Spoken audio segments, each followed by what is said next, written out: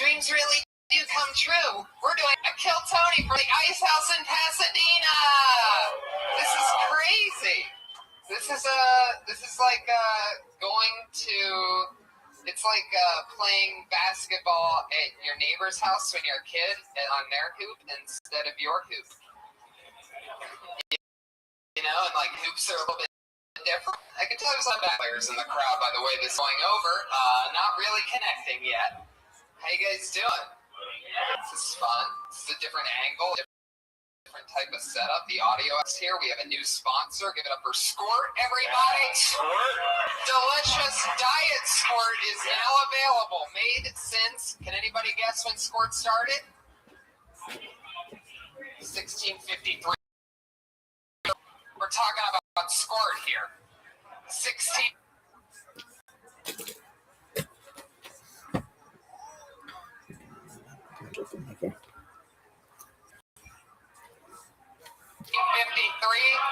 You're saying Squirt predates of the United States of America? I mean, I'd like to believe that for anybody that's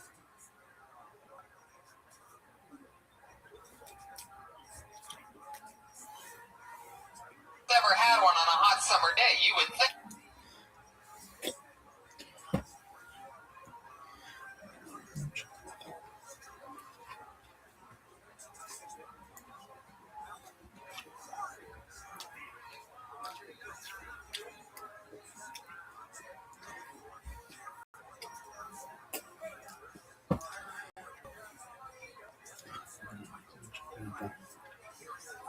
My God, it seems like they've been making this for centuries, but now.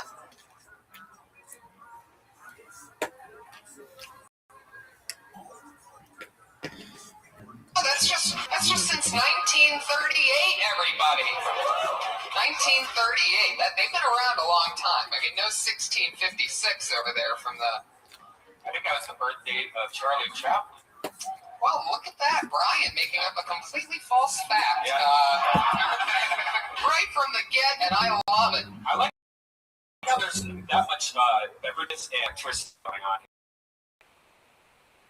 here. Joe is known for it's really dangerous. This is exciting.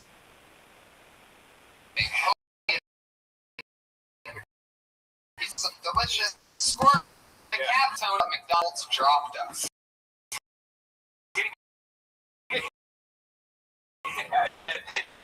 Yeah, we got a call. They said you have to stop saying that we're sponsoring your show. Yeah.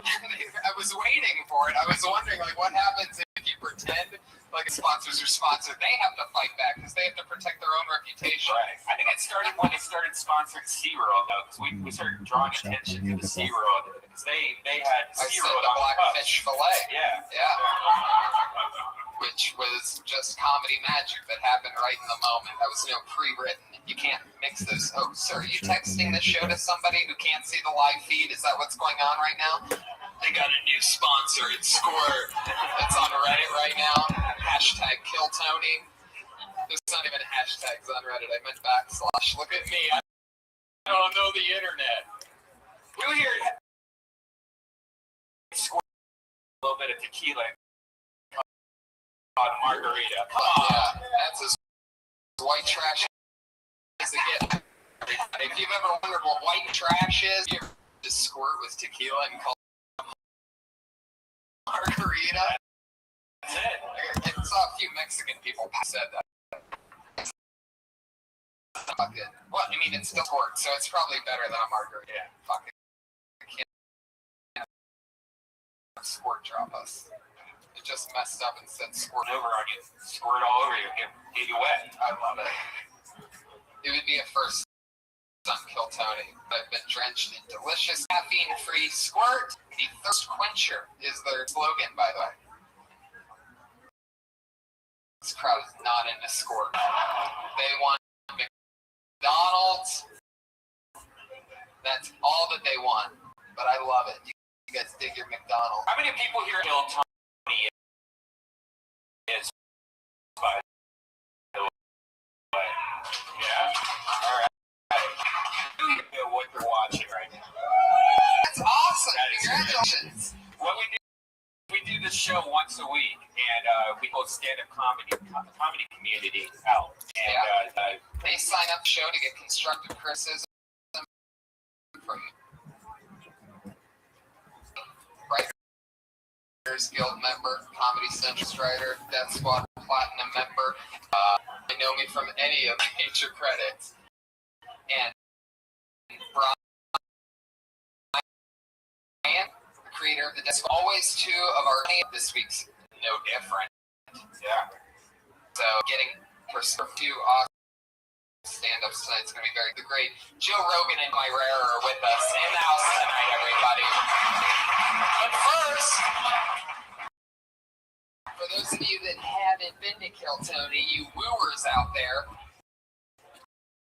it all went woo! It means always have security with us to protect us at all times. It started off, it was the Iron Autistic Man, undiagnosed, in a very fancy $5,000 Iron Man suit. He'd stand next to the stage and defend us. And then when the episodes got in the 30s of episodes, he said he's gotten too big for the show.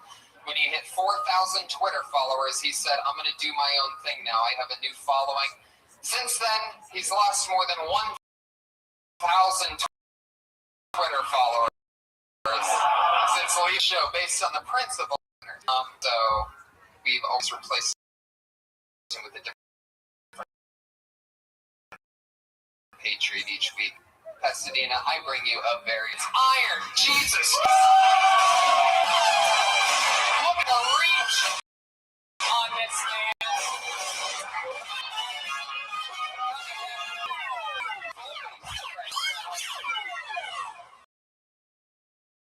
Here he is, taking the long walk. There was only one set of footprint. Put your hands together for Josh Martin,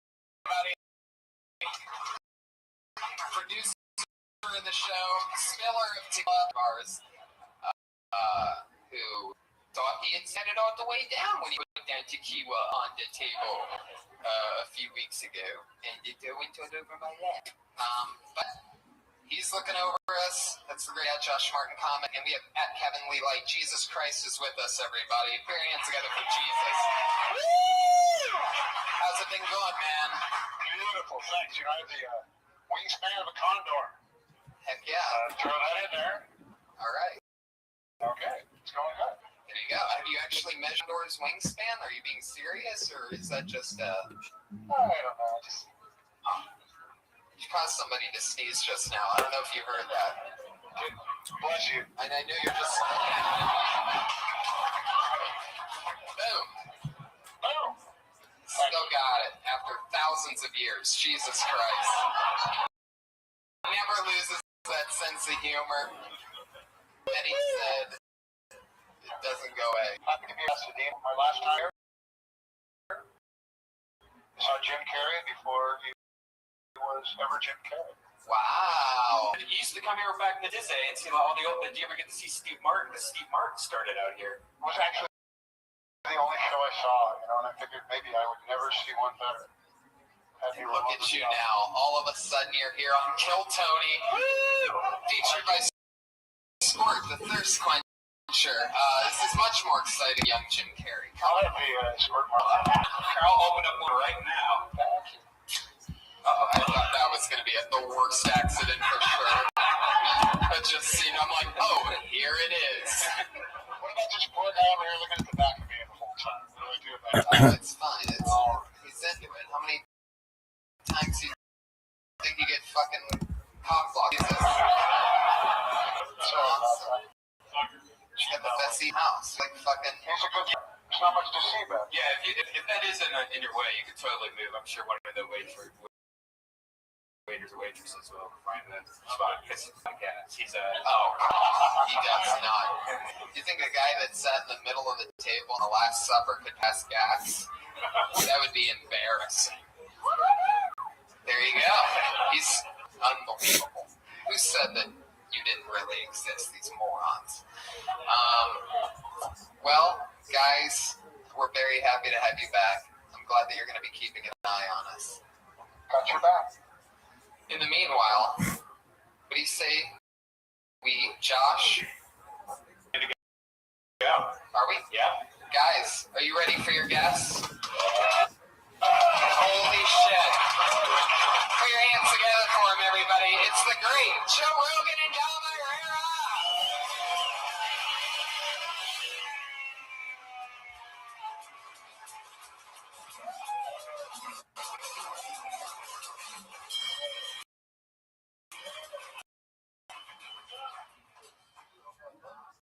Welcome to the show, guys. We're doing it. Now, Dom, you've been on the show before, Joe.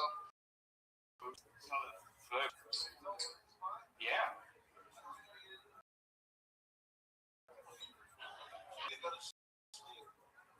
You're not.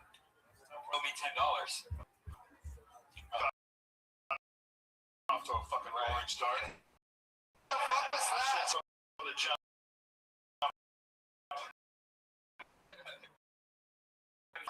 Joe to you, Joe.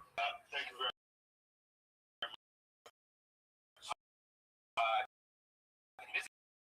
It's actually really fun being. We've been looking forward for a long time. Yeah, we should. It feels good in here. Spot. I'm a little too high contact. I've been crazy. I'm gonna get out of line. No pictures. I was just starting to relax, and then I took that shot of it was that sit stuff. The fireball. It's like a whole different thing. My mind was not prepared. What's like fucking big red gum? Yeah, I was thinking it was probably something whiskey-like, but Surprise. yeah. You know what the fuck you just did after you drink one of those? Dude, you know what the fuck you just did. Big city. So, That's where all babies come from. Yeah. That stuff. That's the fuck it, leave it in.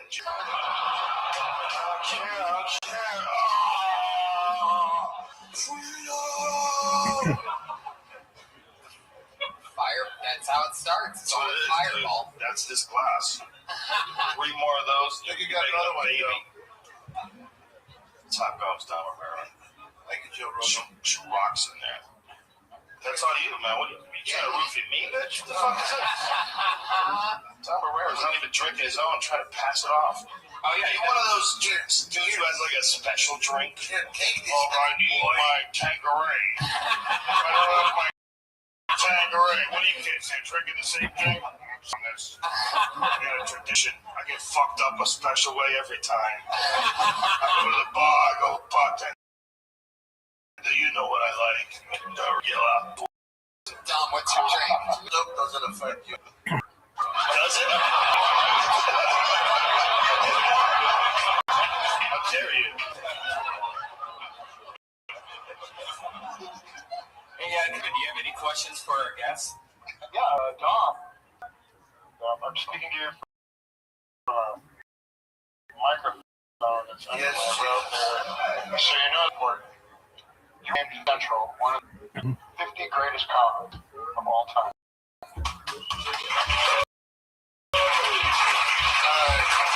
First of all, it was 100, but thank you. 100? Yeah, can I say something before you answer the fucking question? I'm very bitter about that. Because Joe, it hurt, it's very hurtful. I was number 79. You know who beat me out for 78? Cedric the Entertainer. I can't compete with him. He's an entertainer. I just do jokes all over. He has a nice spread. What's the question? That was him. You were asking. Cedric the who? Cedric the Entertainer. Oh. He's a very funny guy. Very funny. It's like Earthquake, but different. Exactly like Earthquake. Kevin, did you have a question? Just you might be on the list. That's amazing. The Joe Rogan, you're one of the greatest, cutting edge, smart, funny stand-up comics ever. Your body is huge and beautiful, and you're always coming up with new stuff. So the question is, I'm getting hard.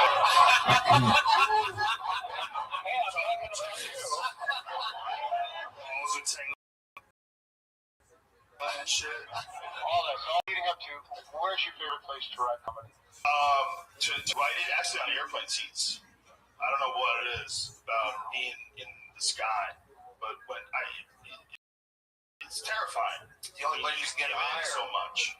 Yeah, you can't get any higher, but it's also the act of being in a plane is somewhat terrifying, especially if you're high on levels. It's a terrifying. So I come up with a lot of shit like, oh no, I come up with a lot of that on airplanes. I love that. Sometimes I put a whole lot of love on it in a loop. Well, thank you both. But after a while, it becomes like a meditation after you heard it for like the 20th time. Wow. Your eyes fuck on a laptop. You have a system worked out. That was a very specific question. Get high and create material. I was being raised by these Armenian What? I was writing like crazy. Somehow my sphincter stimulates my creativity. Makes sense. It would certainly switch it up a bit. Thank you, Doctor. Well, I'd love to just with you guys forever, but fortunately, this podcast is actually about stand-up comedians doing stand-up and doing stage, and then we talk to them afterwards and figure out how we could help them in any way, shape, or form. That's what they all signed up for. Many of them are waiting just out for their name to be called. They come in and do 60 seconds. What can I say before we do? First of all, I haven't even seen these people. None of them have a shot. just to let you know, just relax. We're very special. This is kind of like a boss level episode. You know? It's like these guys that are the other. It's like when we announced it just this week, they went crazy. It really is the best of the entire Hollywood open mic that's out there right now. And they're dressed in shoot, and I usually see them just like it's a Friday night for them. I usually only see them on Sundays and Mondays, but usually only Mondays. But so it's very exciting. It is like the Yankees of the open mic. They've been open micing their whole lives. So close to past. You can taste it. Now, many of them know, but we'll let the audience, a few people that have been here for the time, they know their time's up to 60 seconds when they hear the meow of a kid. Did you hear that? That is one more time. Now that's your 60 seconds. They know not to go any longer than that, or else they're going to bring out the angry West Hollywood bear.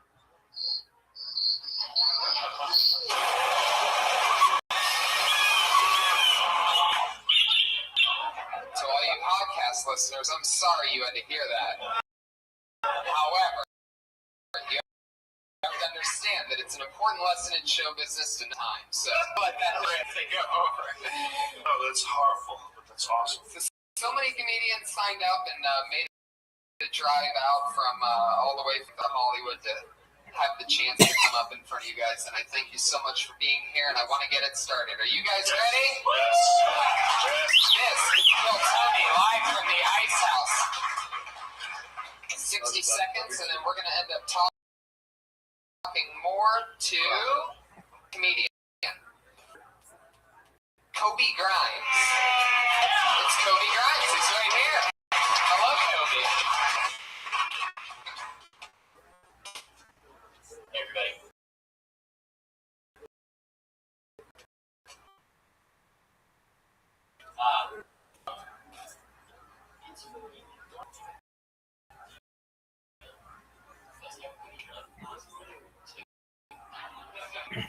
In my class, there was this dude that the whole class collectively named.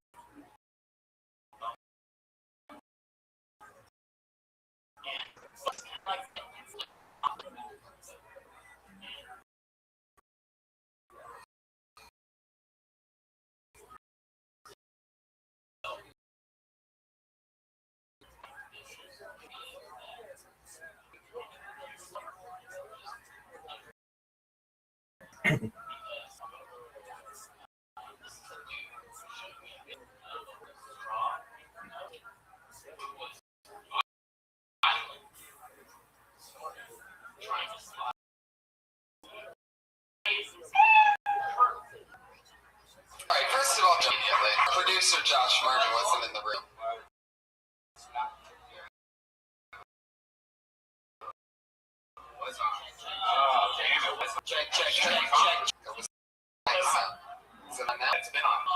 Yeah, I was just doing really talking right. So you were really quiet. Yeah. Really? Yeah. It's my first time nervous. Oh, It's your first time ever doing stand-up? Yeah. Oh, wow. That's your first time ever on stage? Yeah. Kobe Grimes, everybody! Wow. In that case, you just brought down the house.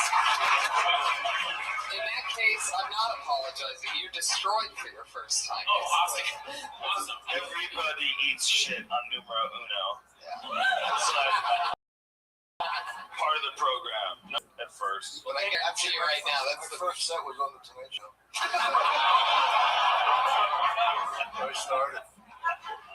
Did you get I don't count that as a set. You don't count it as a set? My first set was on the time. You know what was amazing about watching you? How long a minute can be.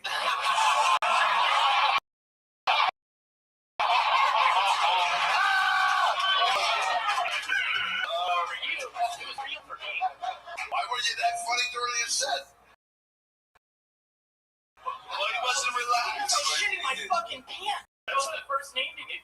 I didn't think to get a movie first time Wow. stage. It's a very alien thing to do what you just did. It's a very alien thing. Do it for the first time. You'll be snagging forever. It'll never be any more alien. And then it'll start being normal. And once it starts being old, then you'll start relaxing and you'll kind of be yourself more up there. It's a weird art form. And it's one that you only learn by doing it. So you did it. You know, you did it. I sucked a fat pile of dicks my first time on stage. Dude, that was terrible. If someone had a recording on it and not release it, that's not me. I'm not that dude. Shit, I can't be responsible for that motherfucker. That was a long time ago. That's your Donald Sterling tape. Dude, everybody's terrible the first time. Everybody.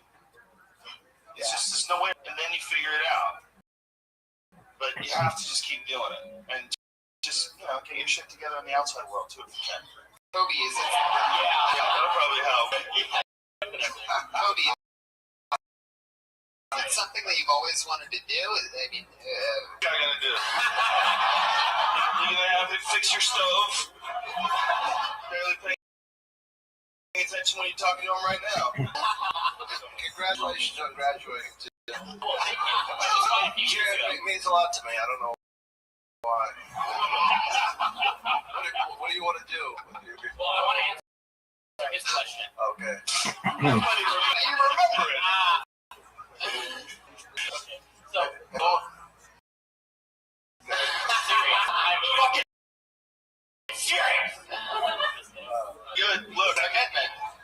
Heck yeah. We've always needed a school shirt comedian. There's a niche for that. I can picture my man with this right now. Yeah. Hopefully I don't look that creepy. no, dude, we're just fucking with you. Young man, you can just try to stand up for the first time. It's very admirable. It's a difficult thing to do. You did a good job. You will get looser, more relaxed the more you do it. But it'll probably never make you shit your pants as much as. What's the finer way to say it? Because I didn't try to follow. I had no idea what you were doing. Don't make him do it again. I'll do it. I don't give a. What was the part? Like, what were you getting at? What was the line? Was it's ridiculous that me and this dude seem similar because this dude showed me a video of a lady with a stronger nose who was violently snorting a giant pearl. Okay. It's like best we didn't hear it. That was going out was your friend Jesus Christ over your shoulder taking care of you. Jesus threw an alley-oop from 4 feet away. Here you go, buddy. You're going to need this. Now audio 1. All of a sudden the main mic is just gone and then it comes back. Don't let this discourage you. You can still make it. Yeah. Just don't tell that joke again. It's a part of the process. You're going to do a bunch that don't work at all, and you're going to beat your head against it out. People told me not to do this. Those people were the right people.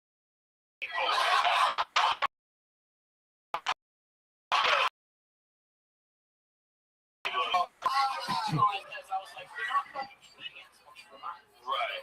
Well, everyone that you kind of did it now.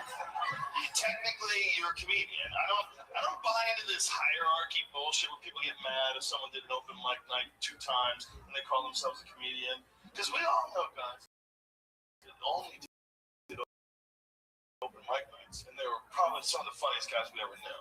Like for the longest, and all he ever did was just spots at the store. You never saw anybody ever knew. You know? Back of the room with comedians. It's incredible. And he always had a job. You know, to try to pretend that he's not a comedian because he made it strictly professional. Ari should. You're a comic. He's like, I would never say I was a comic before, so I just tried. Anybody tries it, I say that. Yeah, not really every once in a while.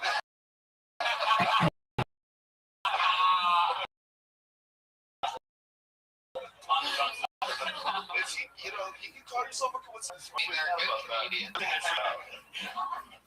know, I mean, if you pick up a flute and you start fucking around with it, I think you're a flutist. Probably playing. You can't tell me I'm not a flutist, bitch. I'm trying. I'm working on it right now. Are you perfect with your fucking flute shit? I'm just really sucky at the flute, but as long as I fuck with it, I'm a flutist. Jeff Flowers. What is Flowers? The proper French part of that ball. You know what I'm saying, Tom? I kind of disagree. I mean, I remember I was in New York, and this guy was a really mean gay guy, and I was trying to become friends with him. I said, I heard you were an actor. And he goes, I had done a lot of plays, and so he goes, yes. So what plays have you been in? He goes, I haven't been in any plays. Yeah, but I studied with Udo Hagen. I'm thinking, well, how can you call yourself an actor? Well, I guess I'm a jet pilot then. I've never flown a plane, but, you know, I'm just saying. It's like, well, that guy was a fucking liar. You stay out. Kobe, thank you so much, by the way. There you go. It's Kobe Grimes. It's first time, everybody. Come on. Started off with a bang. Oh, yeah. He's on Twitter at Kobe Grimes. If any podcast. I'd say, Kobe, if you listen to this, you know, after this is all over, pay attention to whatever, because you're kind of fucking crazy. Settle down, bitch. Get it all together. Just do a yoga class or something. Yeah, you gotta breathe a little, take a breath. Don't watch it, just listen to really pay attention to it. Try to show it to you understand. I had no idea what you're saying. It was like a ramble. Yeah, I just couldn't hear it, and then every time I tried for a second, I just didn't want to hear it anymore.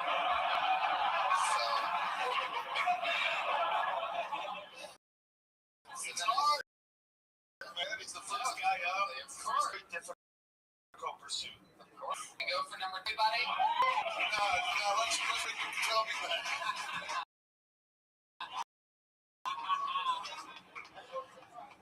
Comedian tonight. He's a funny guy. It's on me often lately. A funny guy named Tyler Mesnarek, everybody. Here he is.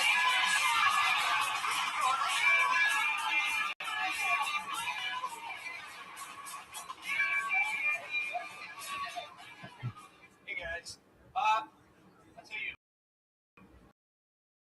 I don't get the movie Forrest Gump. Do not understand. I'm just going to other people fight in Vietnam. I'm just going to say it. Because I'm pretty sure graffiti didn't have to go. But somehow the guy who says his name sent him over. Who cares? You know, what's really confusing about that movie, though, is that guy, Forrest Gump, he got a degree from the University of Alabama.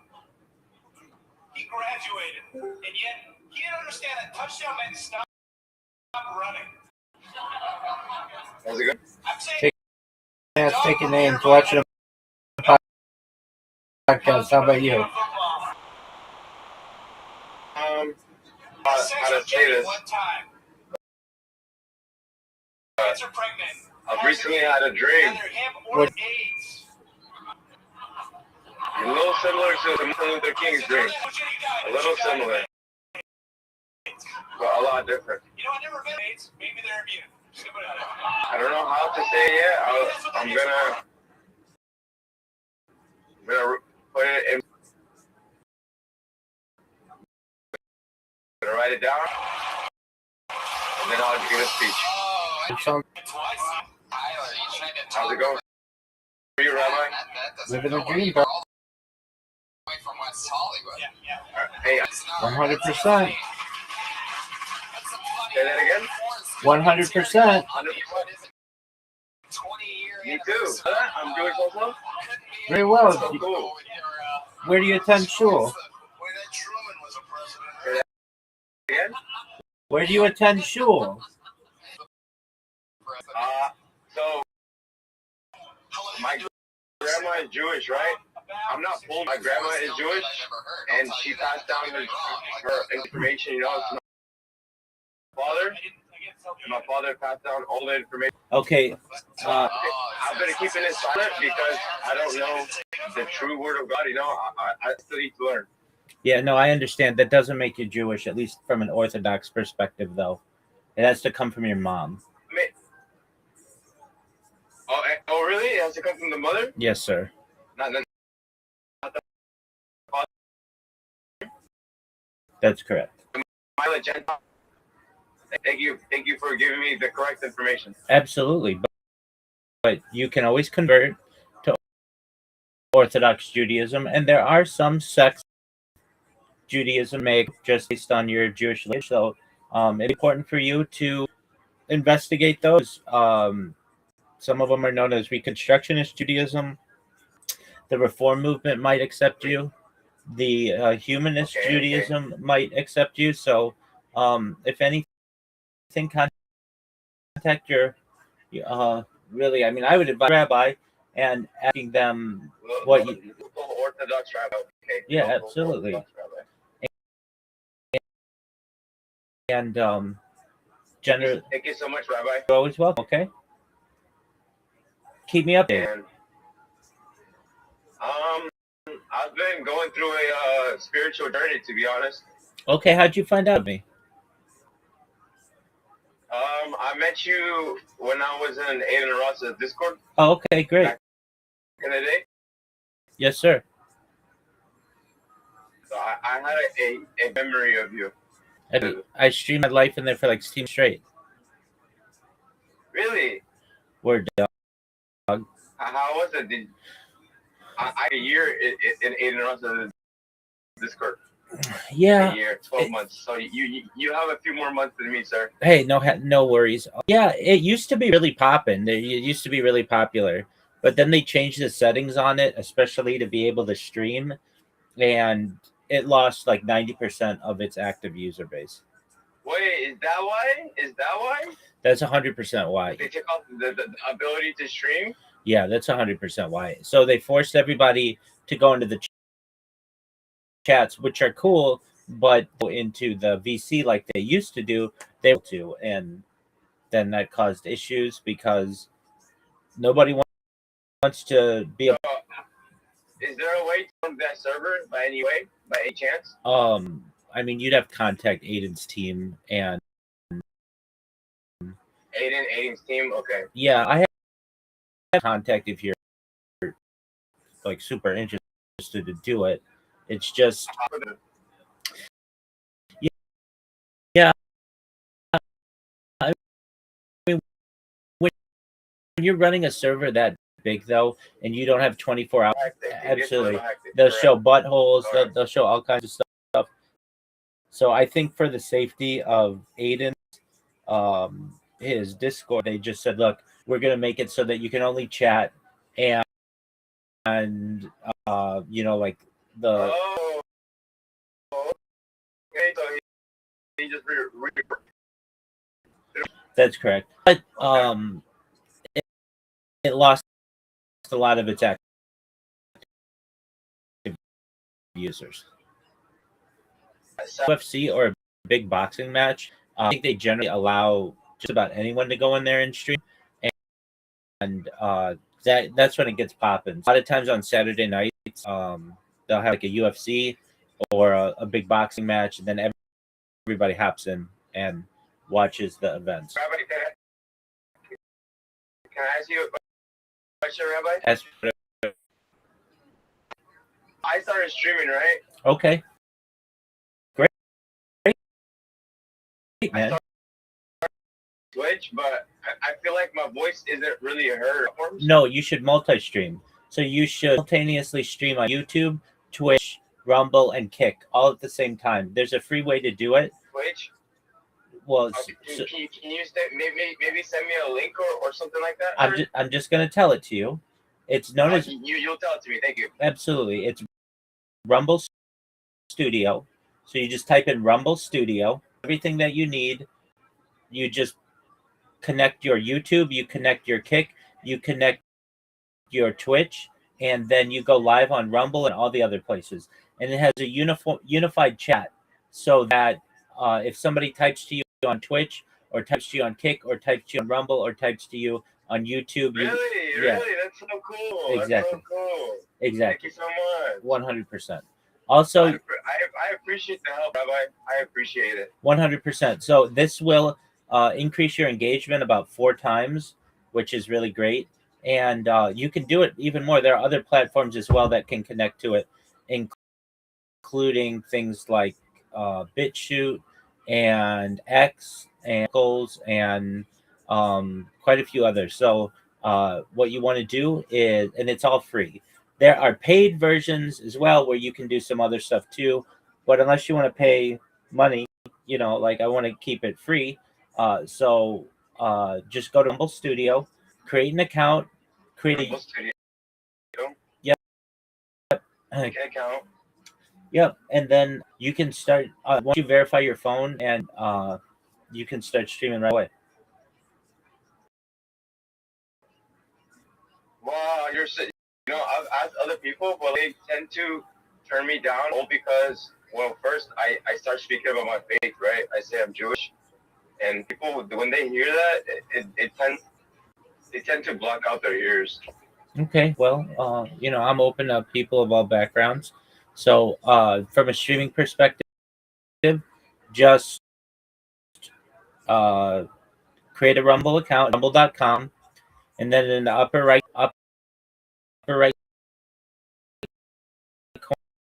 corner, it'll say sign up. You sign up, you create an account, or go live. There's a section that says studio.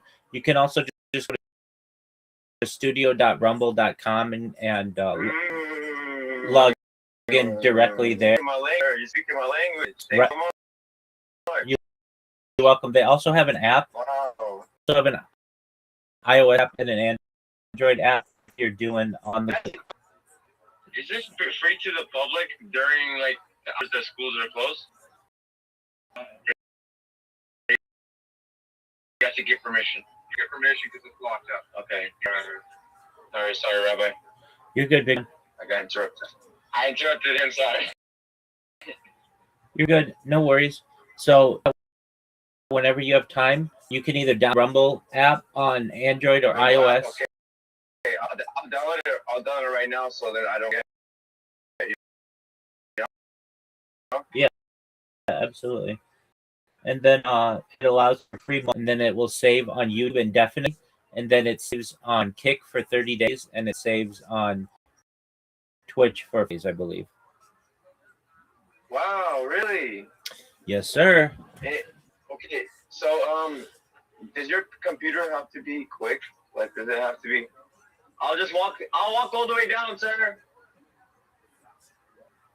Sorry, I was just talking to the security guard. You're good. Don't worry. I didn't want to trespass. You're good. Somewhere where I'm not allowed to be. All right, we'll make sure you follow the law.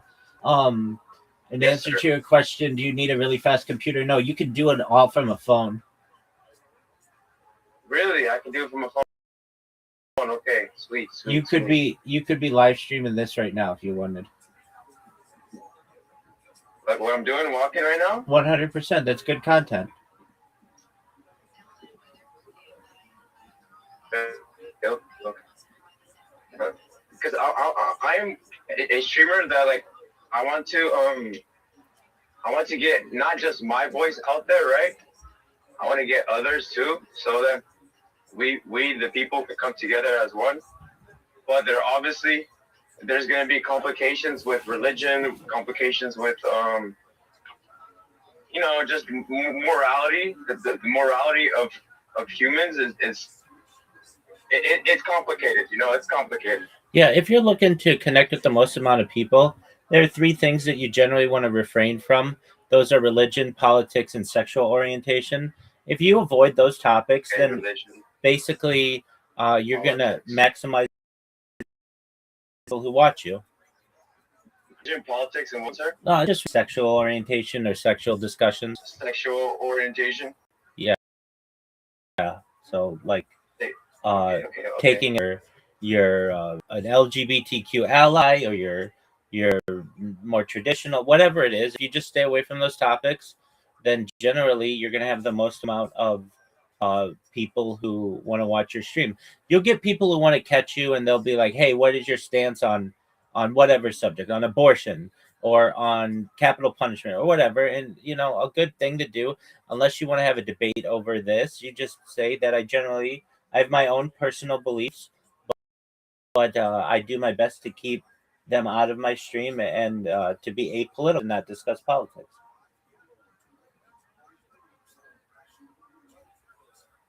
Okay, I try my best to keep them out of my stream. I my best. Yeah, you just Thank you so much. You don't even know how much you're helping me. absolutely. You just basically say I do my best to stay out of politics. I've got my own personal beliefs, like we do, because if not, what ends up happening is, let's say, just say, like the color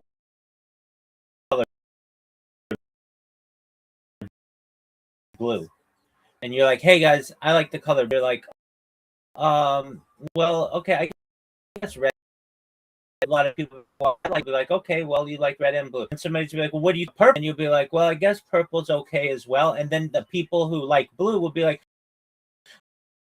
"You don't really like blue. You like red and purple." Red and purple. And you're like, "Well, I kind of do like red and purple, but I like blue the most." And they'll be like, "Oh, orange is okay color, I guess." People will be like, "Oh, you don't really like blue. You don't really like red, and you don't really like orange." And it's like, you to whom you are broadcasting.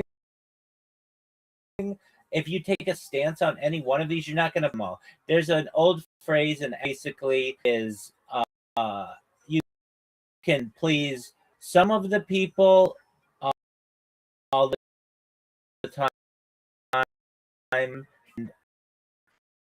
love the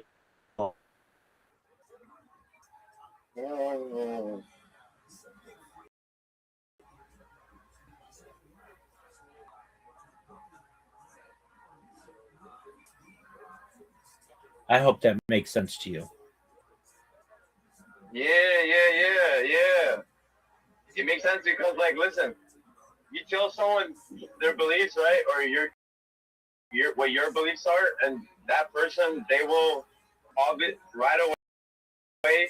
They will start contradicting you because the talk, what they know, what they speak, how they pronounce their words, their syllables, everything was taught old-fashioned manner in a little bit. It's all supposed to be core-aligned, right?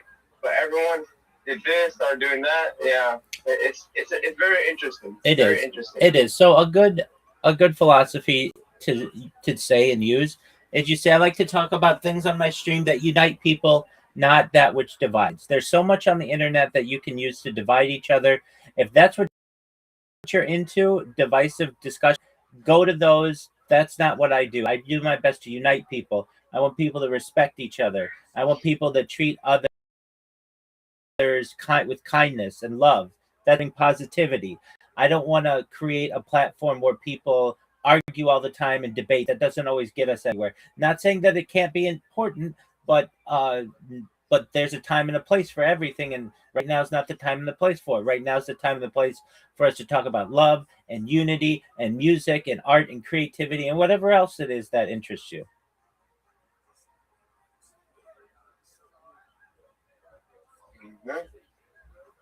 Under interest. Okay, Rabbi. Okay. Absolutely, and I'm live streaming. I'm live streaming right now myself. Nice. I'm live streaming right now myself. So if you want to go back to these conversations, what you should do is just go to any one of my live streams. In the upper left corner of this Discord, you're going to see a red circle that says 24/7 live YouTube streams. Do you see that? Go. That's for 7 live stream. Yeah. Okay. Mm-hmm. Okay. Click that, and then click the link in there, and you're going to see on how many YouTube stream. Okay, so go to that 24/7 live YouTube stream link, open it up. It's going to take you to YouTube, and you're going to see all my different streams. I have like simultaneous streams going right now. I've been live streaming my life 24/7, 365 for more than 4 years. Really? More data archived on the internet than any person, the biggest content creator in global history. Right. So if you want to go back to any of these things, you can just go back to whatever link is there, and then you don't even have to take notes. I can watch your right? Absolutely. I can watch your okay. You can watch it. Don't you have videos that you post, correct? I have videos I post. I have podcasts I'm on. Do you post? I have videos that I post. Okay, I'm nice. I'm on podcasts. I was on a podcast yesterday. I was on 2 podcasts last week. I'm on another podcast next week. So like I do a lot. I create memes. 100 memes yesterday. I am live. What? Really? Word. Absolutely. I create. No way. That's. Which I think is really smart. I take pictures of like old school, really pretty ladies like Marilyn Monroe and Audrey Hepburn, like old style 10s, and I take their pictures and I put, I make it a meme. Just please type Rabbi Rothschild in YouTube and filter by, and then with my link, and then people learn about from like just they get it. They see a picture of a picture of a hot chick. See my YouTube. Dude, Rabbi, did anyone do your Thank you, my friend. I get that often, but I never get sick of hearing it. Thank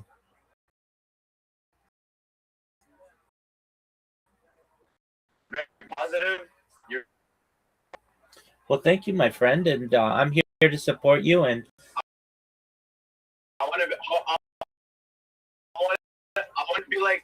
to be like you. We'll help you to do that. So first thing that you want to do is Thank you so much. 100%. I'll help you. Mm-hmm. The first thing that you want to do is when you have time, get your well, frankly, I think this is really important. You want to get your logo and your brand together. So what's your brand? Like, what do you do? Okay, I'm starting to realize that preaching is not really getting me far, right? Yeah. Shut their ears.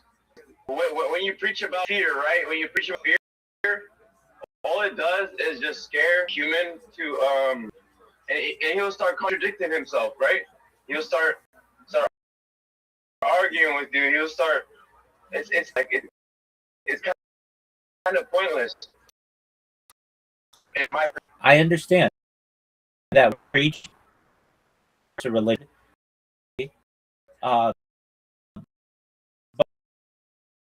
Yeah, so you want maybe something more neutral. So that's the thing that when you say you preach, but people are much more. Oh, absolutely. That's what you're trying to do. Is you're trying to get the word out to people of what you feel and what you believe in, like the good things that are going on in your life, and how you want to help others, right? Yes, sir. All right. So then, what you want to do is just perhaps to the thing.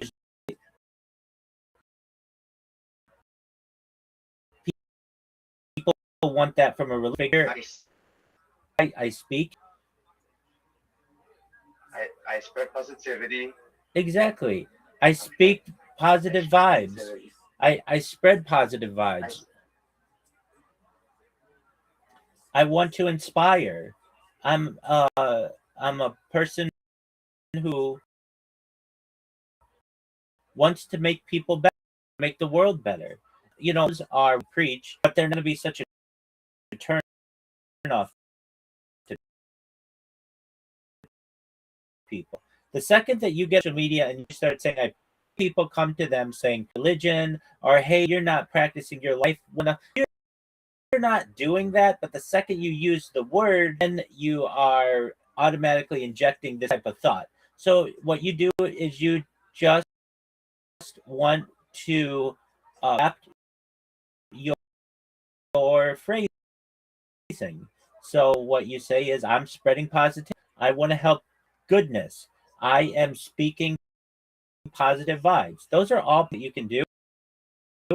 And then people, then for that, then they don't think it's a religious thing.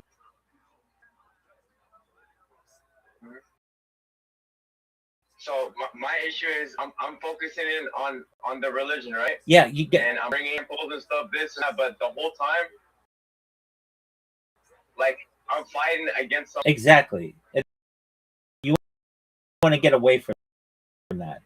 Like basically, Okay. like basically everybody, you're coming in saying the best color is yellow, and it's like, well, it's yellow. You can say, I appreciate all colors. I think in their own way, all colors are special. And if you like yellow, if you like blue, if you like purple, if you like green, your color is, no matter who you are, you should know that you're special, that I value you, I appreciate you being here, and I want to vibe in the future, in the audience in the future. And like that's how you make want to stay on your stream, as opposed to you have to.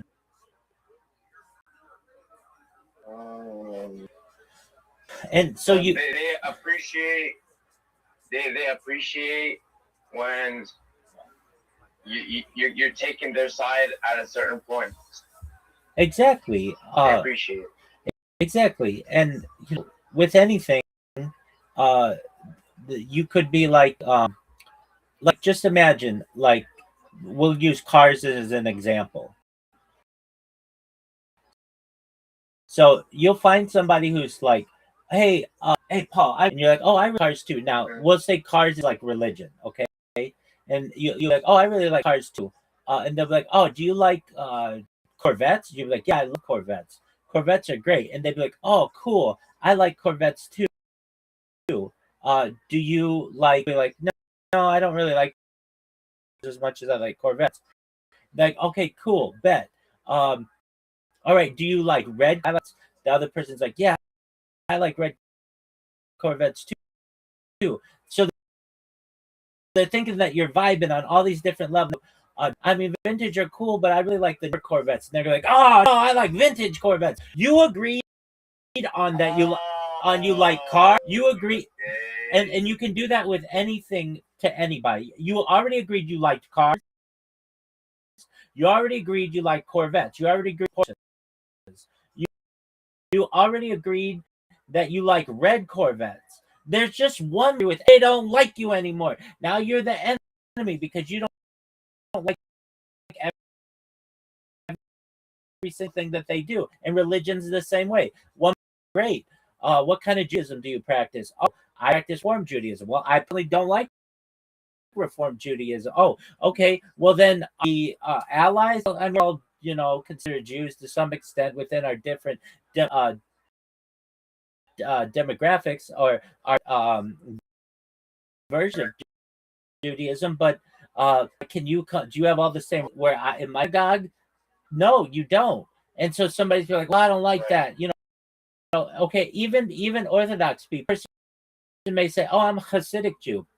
Oh, that person may say, I'm a modern Orthodox Jew. That's cool. You're both practicing Orthodoxy. However, those are two very separate strands of ways to believe.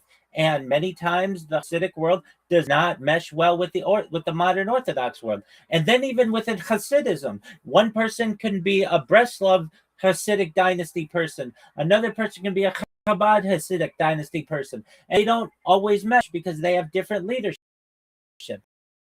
Like you can always break it down. So you want to do your best to avoid whether it's politics and focus on the things that are positive. And so whatever it is, in a case like you can say, I have an appreciation for older Corvettes. I personally like newer Corvettes, but I think it's really cool. We both like Corvettes. I think that all people who like cars are cool. Corvettes. Maybe you do like Porsches. Anybody want to talk about that? Tell us about their experiences of being a car lover, and you'll find that, wow, the people who love the Porsches for the same reason that I love Corvettes, and we have a lot in common. And maybe we don't necessarily jive because I like newer Corvettes and my friend likes older Corvettes, and this other person in my chat likes Porsches. However, I understand now why they like Porsches. I understand it's the same thing that I love about Corvettes.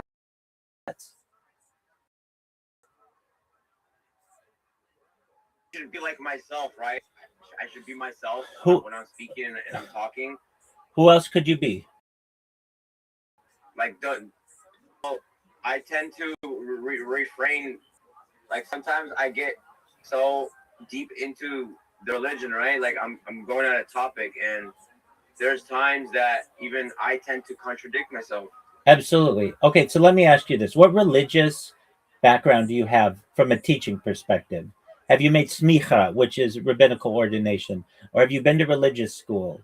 Jesus teaching.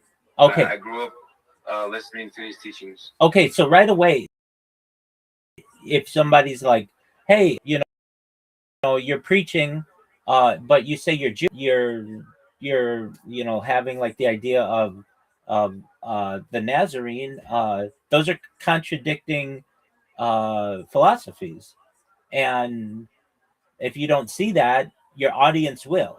So basically what I'm saying, contradicting philosophy. Oh, absolutely. I mean, we within Judaism don't recognize the Nazarene to be God. We also don't recognize that person to be the Messiah.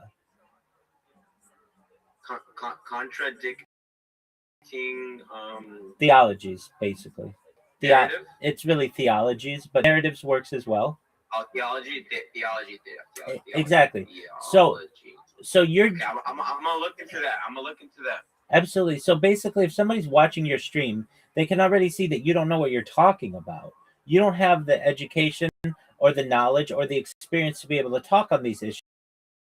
So they're going to move on to the next person. So you want to avoid that. One for you to talk about in general terms. So are there some things that within perhaps different religions that may be positive, like loving, caring about others, feeding the sick, and taking care of the poor? Are those all good things? Yeah, absolutely. Just don't frame it from a religious standpoint. Mm-hmm. Now that doesn't mean that that someday you can't become educated and you can't build up your knowledge base and be able to talk on things from a religious perspective, to pop your bubble there. But you currently have the knowledge base to be able to speak on these things, and it's even more dangerous. You're right. It's even more dangerous because you don't know. Like, it would be one thing if you had you had more experience perhaps in teaching on religious topics, and you knew that at some point you may have to say, you know what, I'm gonna have to look that up so that you don't contradict yourself. Religion many times though is full of contradictions, and so don't feel contradict yourself. That can happen. Here's a paradox. Is God all powerful? I mean, So large that not even God can lift it. Paradox. It can't be both. So if God's all powerful, then God can create any rock of any size. He can. It's paradox.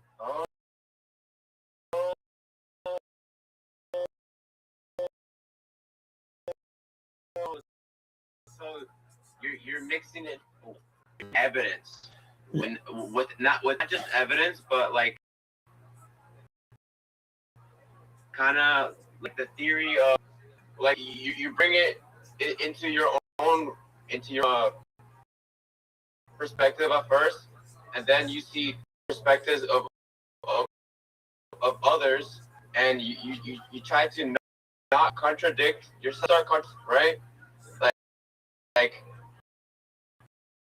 people will start saying this, saying that, like when you want to speak. So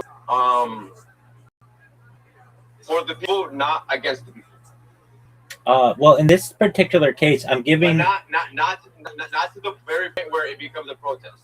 Not to that point. I'm not necessarily saying that. I'm saying on this particular point, there are some paradoxical parts of religion where you will end up contradicting your. One may say, "Hey, Paul, What is the paradox? What does it mean, sir?" That's a great question. A paradox is something that is inconsistent. So, Logically inconsistent. exactly. So we're gonna get the exact definition right now. So what is a paradox? Jesus, right? Like he would contradict himself a lot by saying this, that, and that, right? I mean, here's a classic contradiction. The Nazarene. Yeah, here's a classic contradiction. He wanting to be right. Yeah. Okay. Allegedly. Exactly. Okay, fine. Within some belief systems. Okay, then died on Good Friday, right? Yeah, Good Friday. Died on Good Friday. So the earth didn't have God for 3 days. Is that how that works? And also, how can you kill God? If God is all powerful, how can you kill God?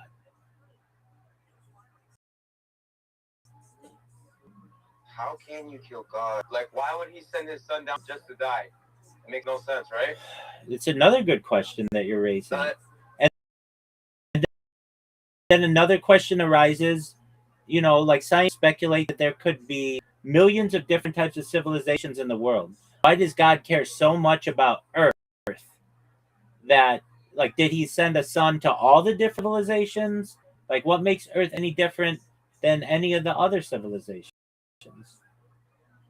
And then you recognize that religion was as a philosophy for people thinking and weren't exposed to much science as we are. And you recognize that perhaps the people have made some mistakes. Now, as to your question about a paradox is a statement, proposition, or situation that appears logically self-contradictory or absurd, but often reveals a deeper truth or coherence among closer examination. So here's one. If I say,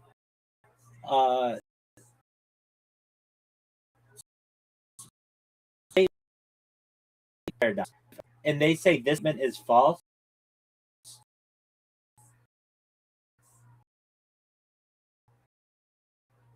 can you believe them? It's shouldn't believe them because they're saying that this statement is false, or that right there. They don't even have to be lying. If I just say this statement is false, it causes contradiction somewhat. Here's Contradiction. Exactly. So,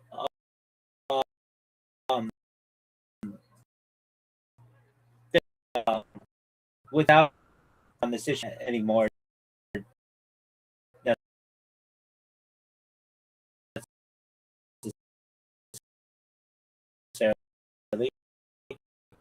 you just got to understand that the people in the internet. So, if the theme of your theme is religion, you're already alienating your audience because most religious people don't stream. The people who care about religion are going to be in synagogue.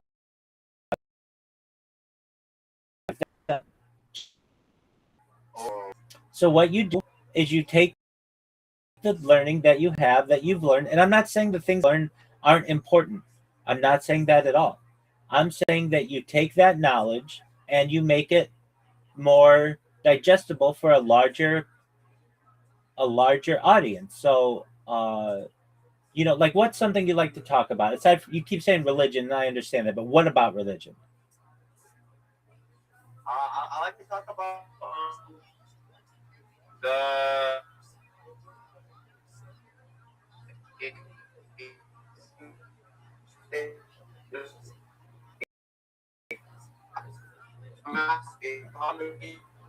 Big dog, you're cutting out. You're cutting out. You're cutting out. I can't hear you. I like I like to talk about my perspective through that I see through my eyes, right? Okay. And when I talk now I realize like I can't be just looking in my perspective, understand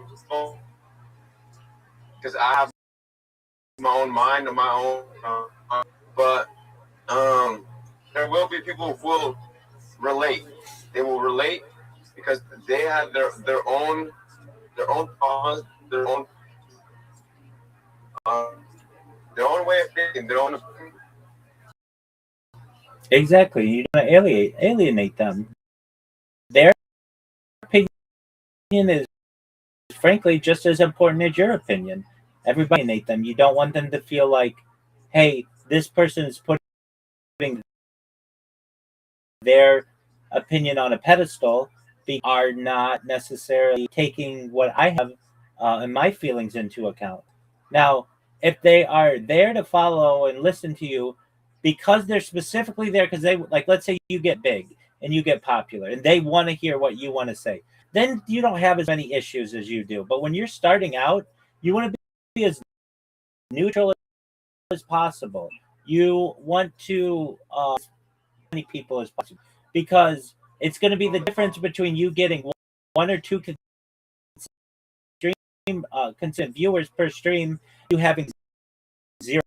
A point where you have 100, 200, 300, 1,000 people watching you at once, then they may want to hear more about what you do. But right when you're starting out, you super divisive because nobody's going to want to watch you.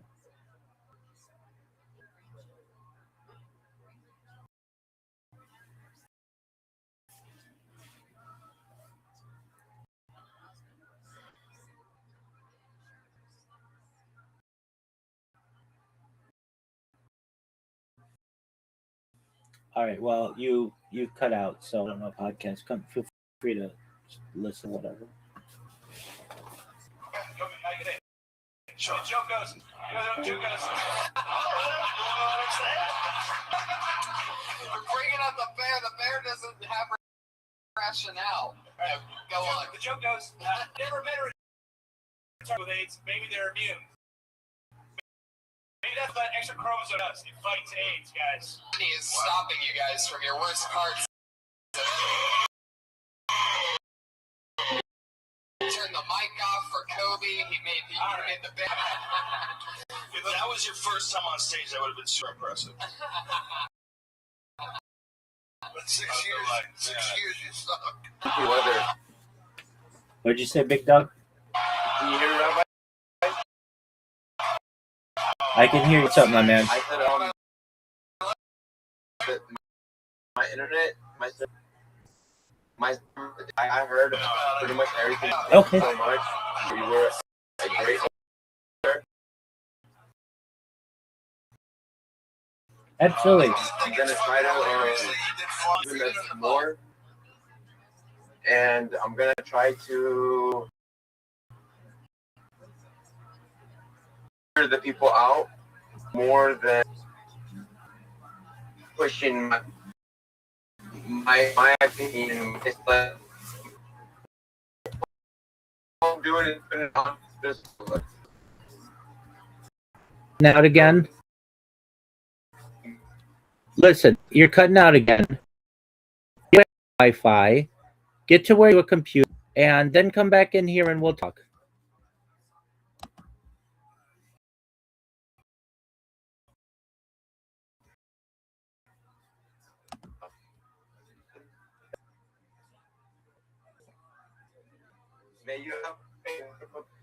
I hope you have a good day as well. Take care, my friend.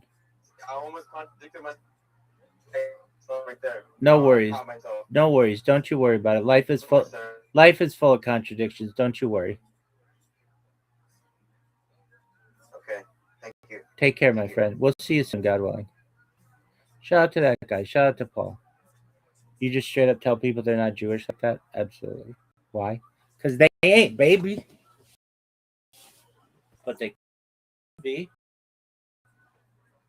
Other movements, no. That's not a thing. Some rabbits, it's going to be like in the Olympics. So what's happening today?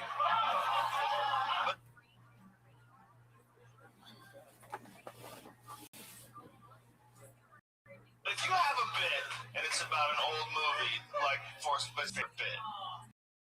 No, it was a good bit. But I knew after he got into the bit that he was too slick to just. I mean,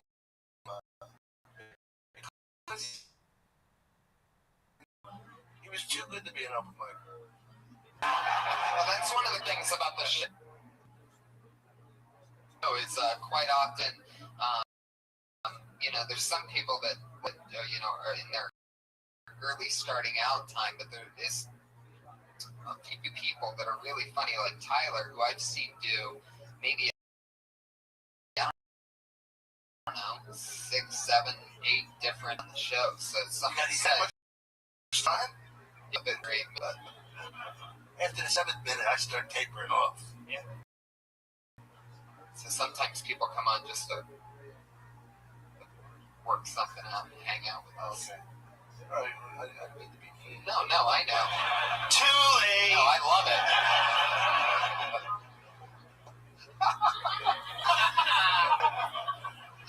Great job, big fan.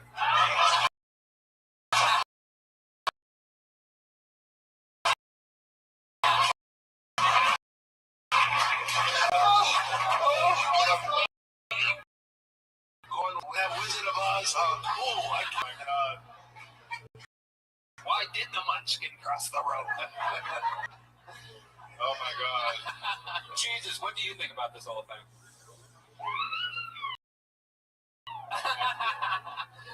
Yeah. The Lord has spoken. That's the 11th chime right there. It is weird doing a joke about Forrest Gump nowadays. Because, I mean, I don't think I could do one or have a joke about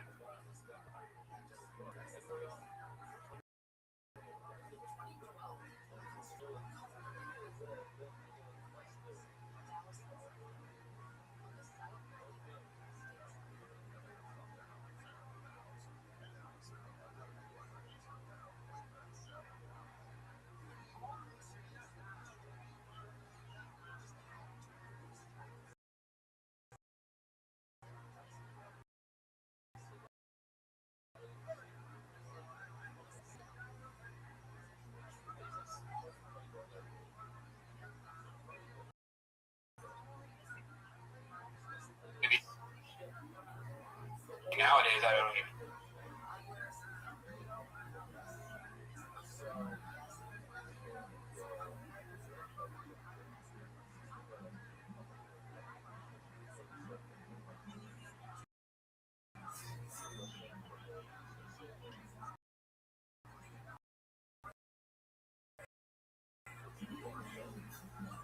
Know what I would do.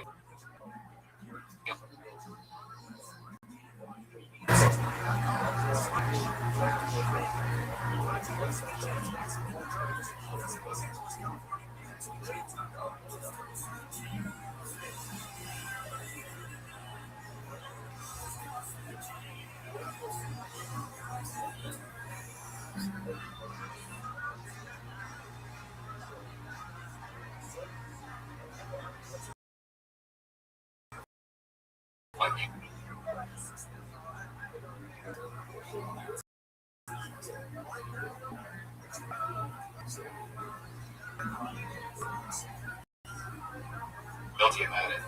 I'm not gonna do a Transformers joke because in 3 months that joke's gonna be famous joke ever. It probably never was going to be good in the beginning, but Forrest Gump, that's hard to. What the fuck are you rambling about? Oh my god. Forrest Gump's hard. What made you decide to just write a Forrest Gump joke? I really like that movie. I really like that movie when I was like, I was like all those things. Well, what about a classic like Star Wars? You could do a joke about Star Wars. Yeah, there's certain movies definitely, but Forrest Gump is better.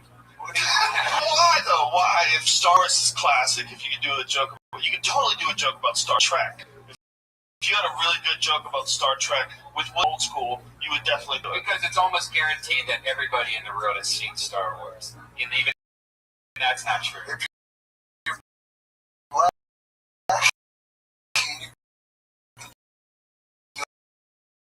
A joke about anything. Hey, what's up with Princess Leia? Yeah, I'll lay the bitch.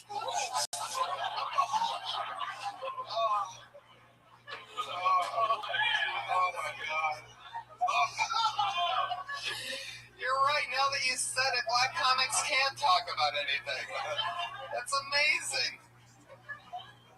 I'm eating frozen food. Defrost the motherfucker.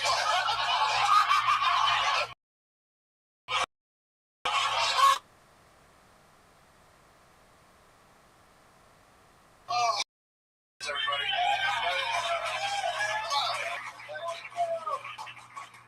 Oh my god. Holy shit. All right. Tyler, you're still here. Hey, good job, dude. Yeah. I really do like the bit. You know, fucking, if you can figure out a way to keep rocking. We all knew the Alabama, but he didn't know to stop for a touchdown. I think that's as American as apple pie. So I think that if you just come across as likable and not like a Dexter villain, you could probably get that happy-go-lucky stuff to work. Like, I'm an evil fuck, but I like to talk about evil things and try to make them funny, you know what I mean? But you gotta go with something. Yeah. Good luck, Tyler. Forgot what my point was there at the end, and I tried to go slide by Tony just went deep. What was the point? Oh yeah, Dexterville. Anyway. A question that I always ask everybody on their first time on the show is, can you remember anything embarrassing that you did on stage, or not embarrassing, but something that you can't believe that you did when you first started out? One time I was doing okay. It was like in the early days. I was like real shaky, like a cold, just coming out of a vagina. Like a terrible set at any given moment. And I would be doing good, but then something would go wrong, and I'd just go right to it. I was on stage, and things going my way. I knocked over my drink, but I tried to ignore it. I knocked over my drink, and I was like, fucking don't look at it.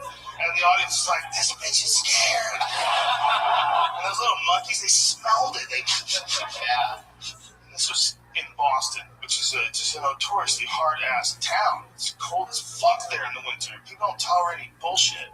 And so I found that there's a lot of places where you can sort of pull yourself out of a ditch and stand up. There's towns that let you get away with it. There's certain towns where you just don't. In socks.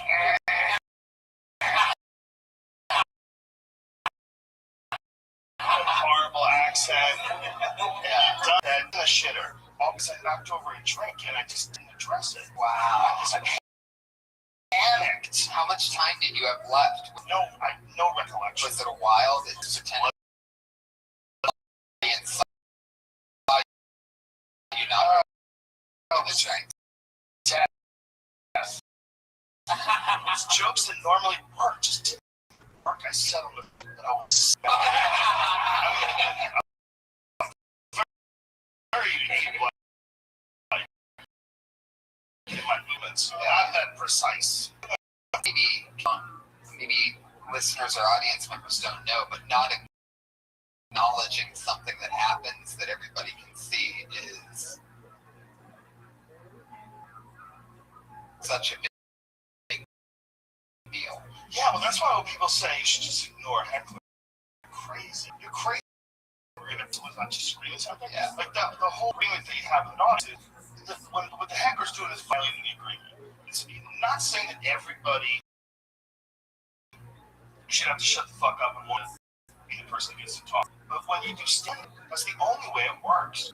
And the only time it can, like, any banter can be possible at all is if the audience is super cool.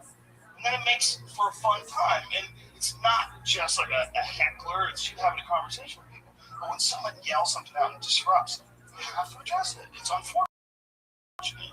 It's like a violation in the little agreement. The agreement is we try to come up with crazy ideas, figure out a way that piece them together to make you see what we're seeing. And when someone throws their bullshit into that, it fucks up what you're trying to create for everybody else in the room. Exactly. And it just gets weird. Even if I don't hear what a heckler says exactly, but I know that the rest of the audience heard it, like you make a judgment call in your head, I'll go, what? But normally I'll hear what they say, but I'll even bring it back up. If I hear a heckler like sort of chime, then I'm like, what are we doing here? We going for it? Yeah. Because if I was quiet at the time, it would have been a pure heckle that I would have been able to hear, but only I didn't hear it. One of the cool things about being Joe compared to a regular comedian is not only is he witty, but he can beat me. I'm always around people that can beat the fuck out of me. My other job, constantly around dudes who can fuck me anytime they want.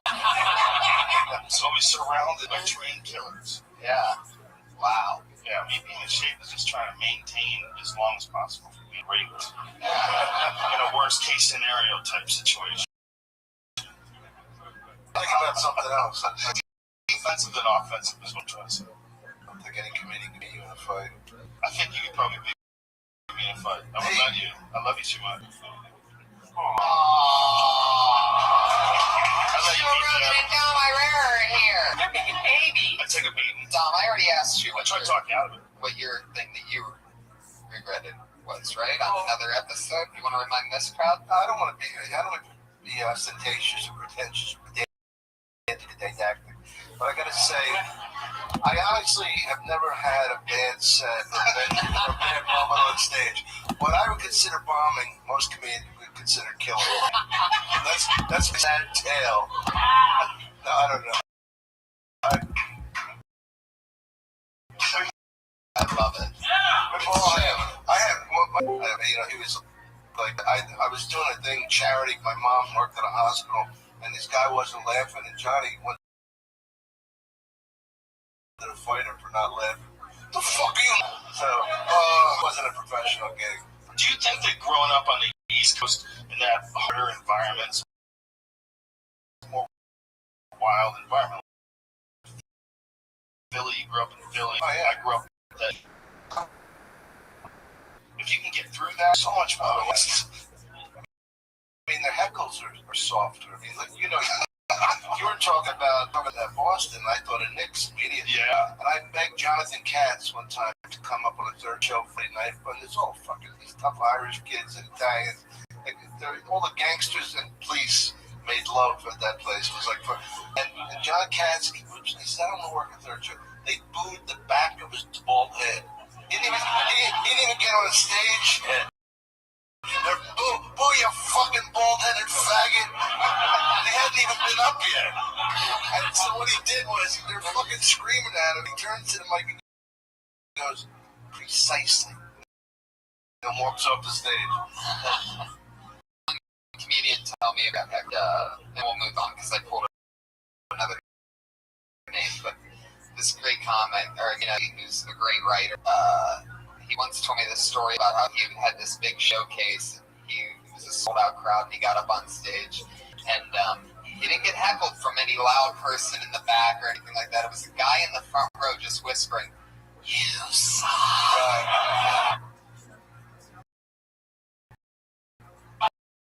And he knew that only he could hear it, and he still his stand up.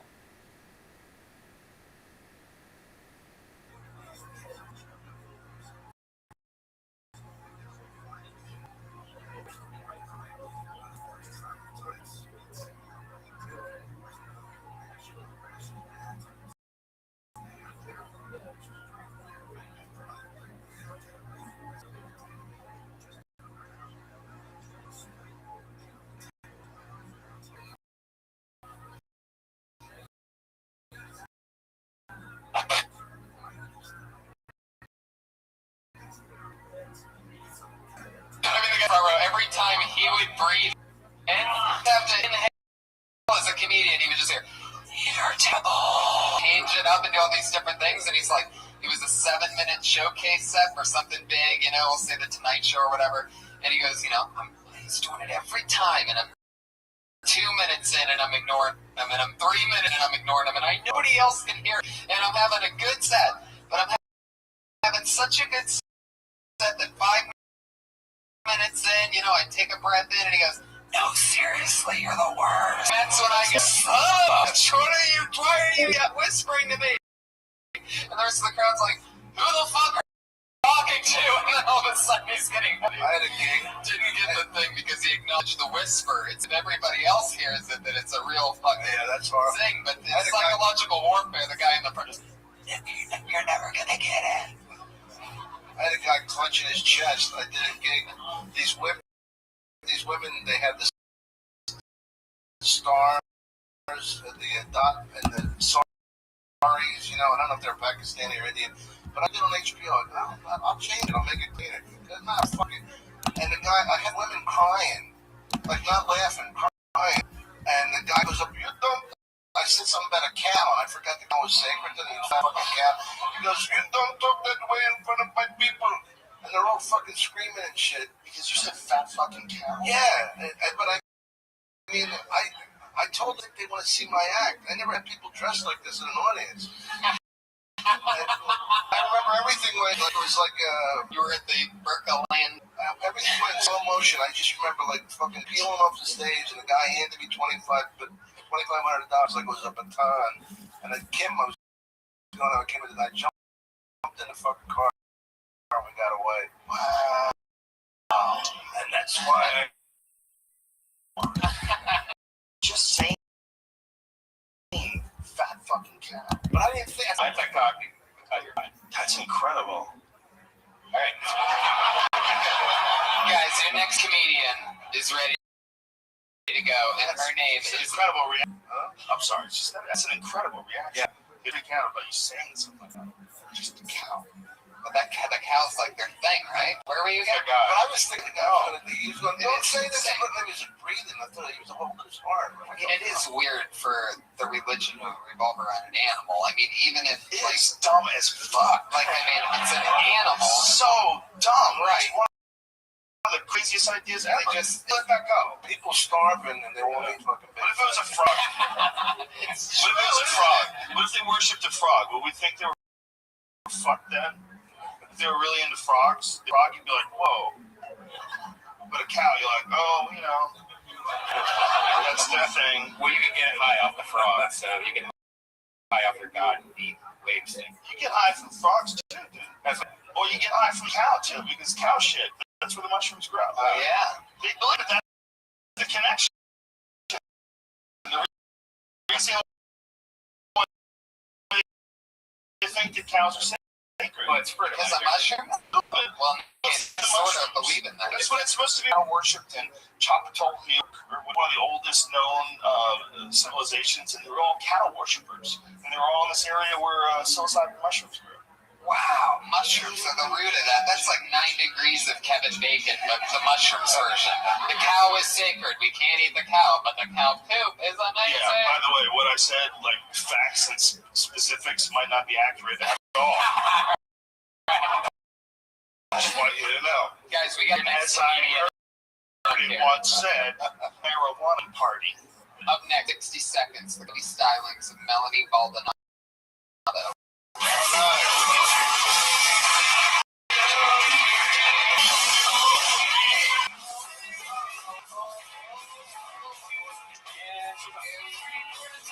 Melanie Baldonado is here, everybody.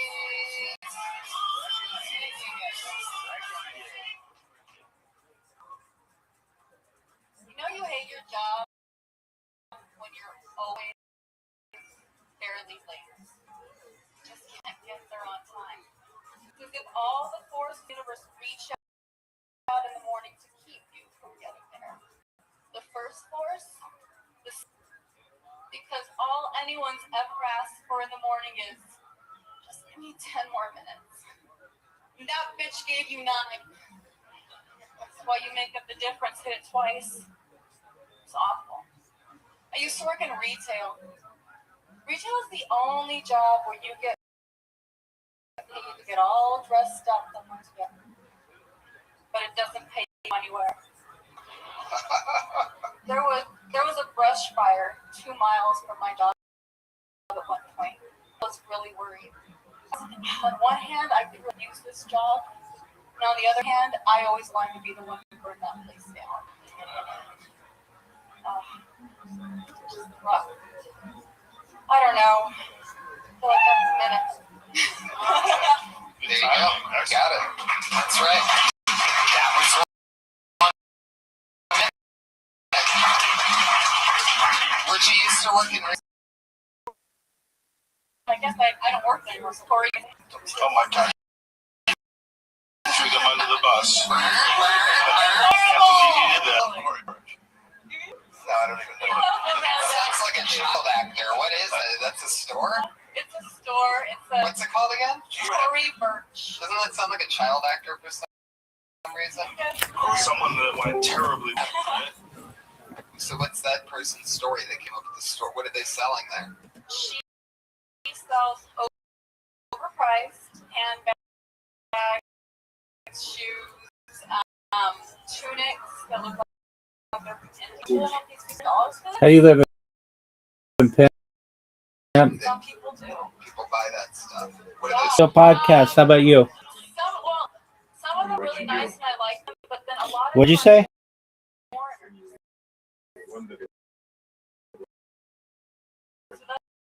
like come in and they like drop a lot of Okay, cash, well. but also demand.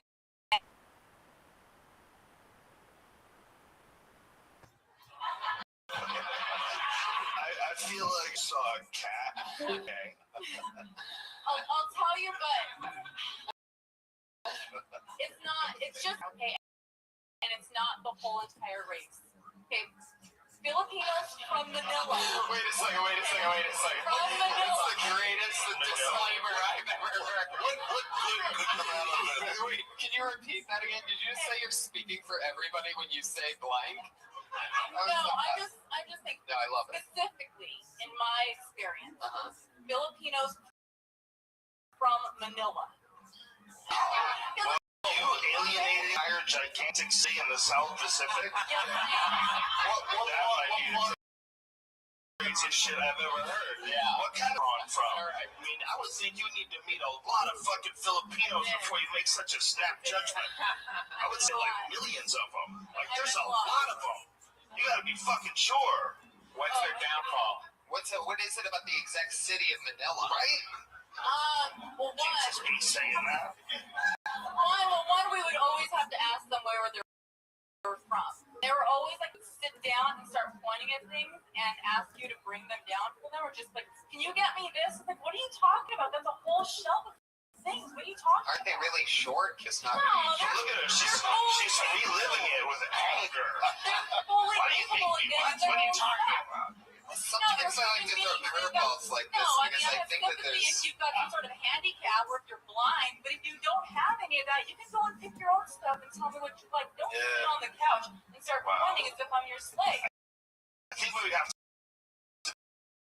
be there in your shoes to understand what the fuck you're talking about. You would be. How you're dressed up like, but you can't afford. I laughed. It's true. It's kind of fucked, really. But think about it. Okay, we did. I don't know why. You've been thinking about that for 3.5 minutes. Just sitting on it. I can relate to you. Thank you. Well, see, that's what I was going to say.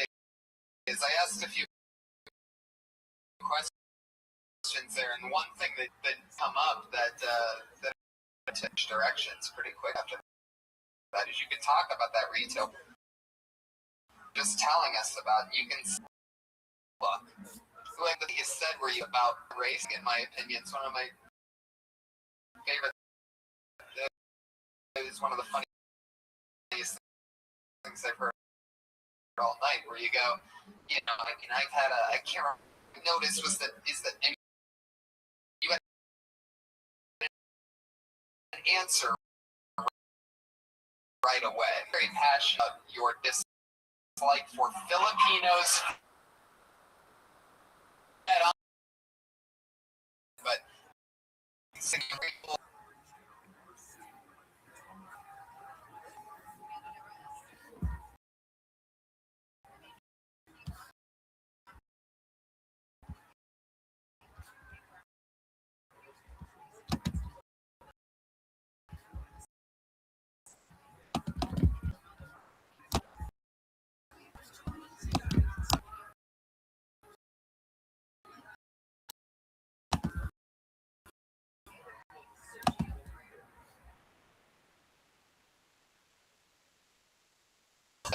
funny stuff afterwards, you know? Does it make sense? Am I crazy? No, totally. It makes sense. You should be allowed to say it. Yeah. You have a lot of passion behind it. If that's fucked. But what if you're not from Manila? Because Extremely proud. That's what I'm saying. but if you're Filipino and not from Manila, you're like, yeah, fuck them. This is.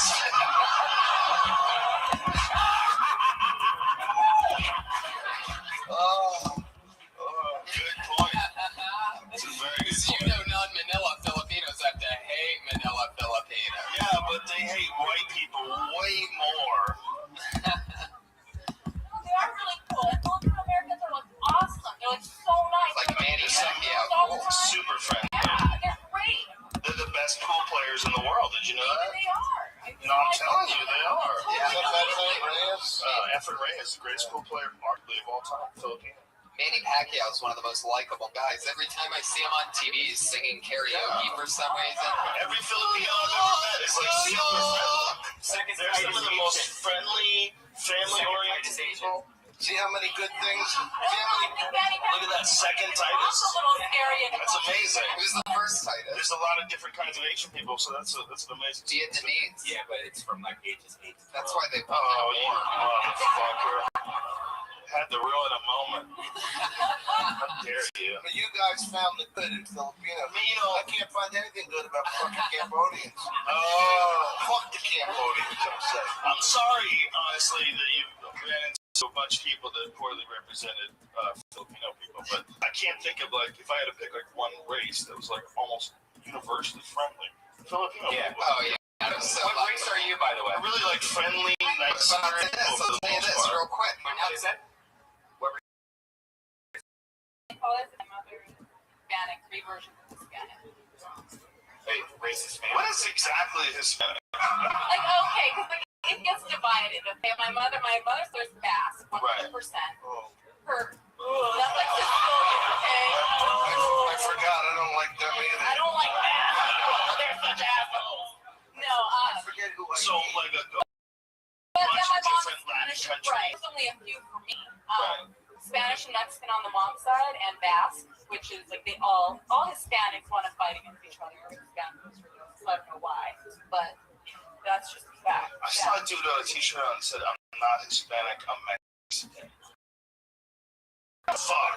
I was like, are we micromanaging this shit? Well, there's like this Latin title, and there's Hispanic, and I'm under the umbrella of Hispanic. 100% black. I'm not 100% father's Basque, so I or someone will correct me, and they'll let me know that I'm not Latin. Oh, wow, that's so crazy. What? What else I are don't you? know all the rules. My dad's Italian. Oh. How many times have you Is that what that question was for? For you to go A? Yeah. That part's fucking with you, trust me. Italian. Yeah, that part too is very aggressive. That's the Italians are crazy people. Yeah. They come from a mad monkey deep rock somewhere. That's what they are. I've never been with an Italian girl. That's my people. Yeah. I got rid of those when I was young.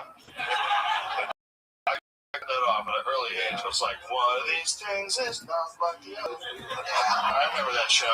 They're too hairy for me. Yeah, they just swing at you and shit. They They what? fucking swing at you. Oh yeah, exactly. But not all of them. I'm not Yeah. generalizing. Right. Just the ones who were willing to fuck me at the time. No, yeah. Were all They are swinging at me too. And that's that's like Bitches. they are. That's an Italian thing. Savages. Very Tom bad. Amara, look at him there. dumb. It's a product. Yeah. The Italian people. Look, But don't get me wrong, they make awesome food and their cars are pretty. Yeah. You know, Really, really there's smart, a lot of creative great shit people. about. I Great love it. artists. A lot of times, great people just.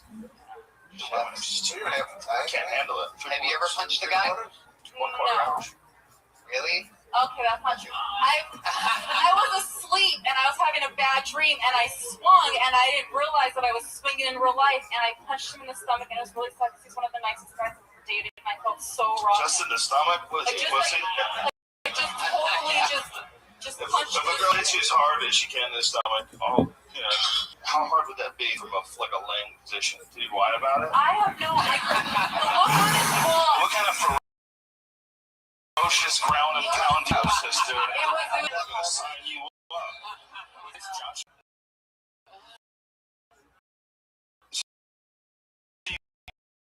Ground and pounded him with like some sort of a rib type. I have no idea. You by based on what I know about the human body that wouldn't be happening. All I know is that I felt like, and I woke up and his eyes got out of his head and his hand and I was like, oh shit. She get turned on by the moment, like shit just got crazy. Oh my god, no, I Just a don't little feel- stitch. I thought it was hitting you. So crazy. I was in that dream-like state in the morning when you wake up because you have to pee. Just wailed him right in the liver. If he had broken up with me, I would have understood. I looked at his face and You would have understood. Oh my god. totally was like, this relationship's done. What My did he god. say?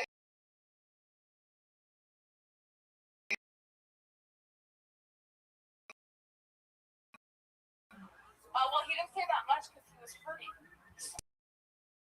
Super nice. Well, he was. Okay, I mean, It's like a now. douchebag. Is this guy? Is he Mr. Polite? Just goes around Yeah, I thanking like people nice for guys. nothing? Okay. And his her ex-boyfriend. He's got a point there. He No, really does have a point. he wasn't a fighter. He was a golfer.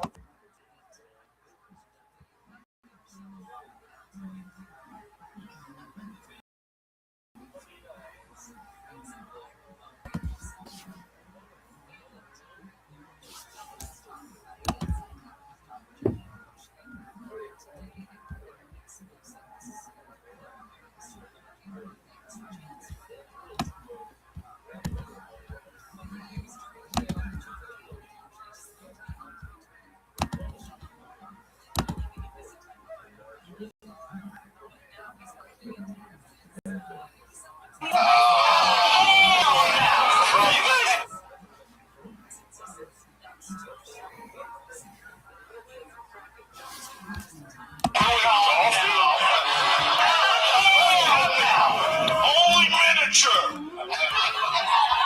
Miniature nothing. You take it serious? Fuck you! Out there chasing your score, you fucking asshole. I'm under par. Super nice. That translates to small freckled cock.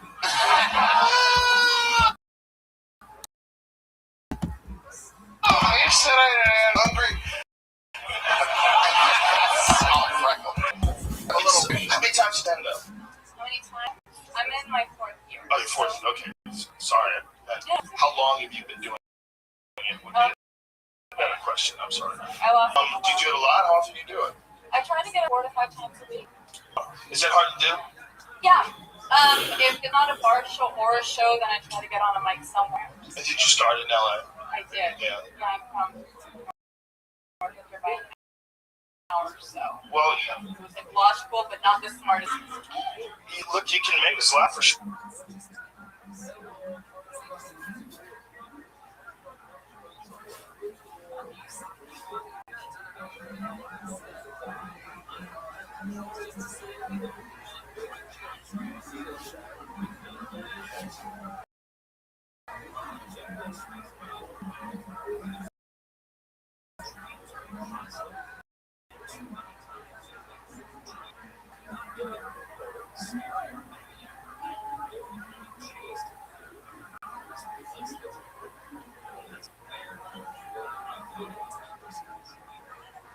Or you'll you'll get better at it. Just do you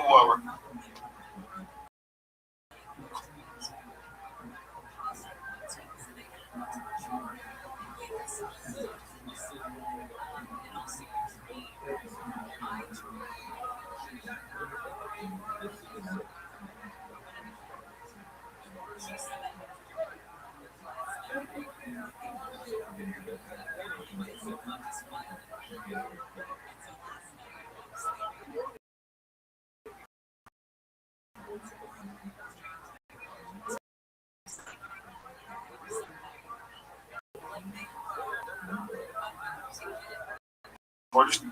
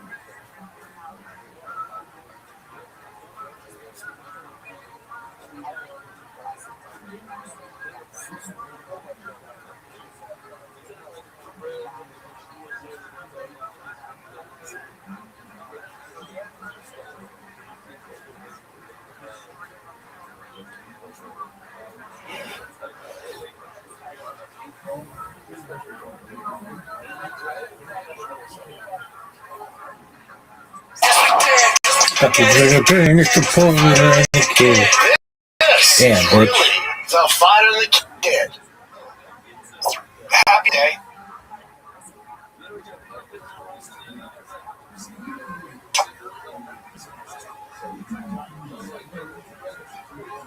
Talk about fight stories. The old fisticuffs. The old fisticuffs when you got arrested on All-American.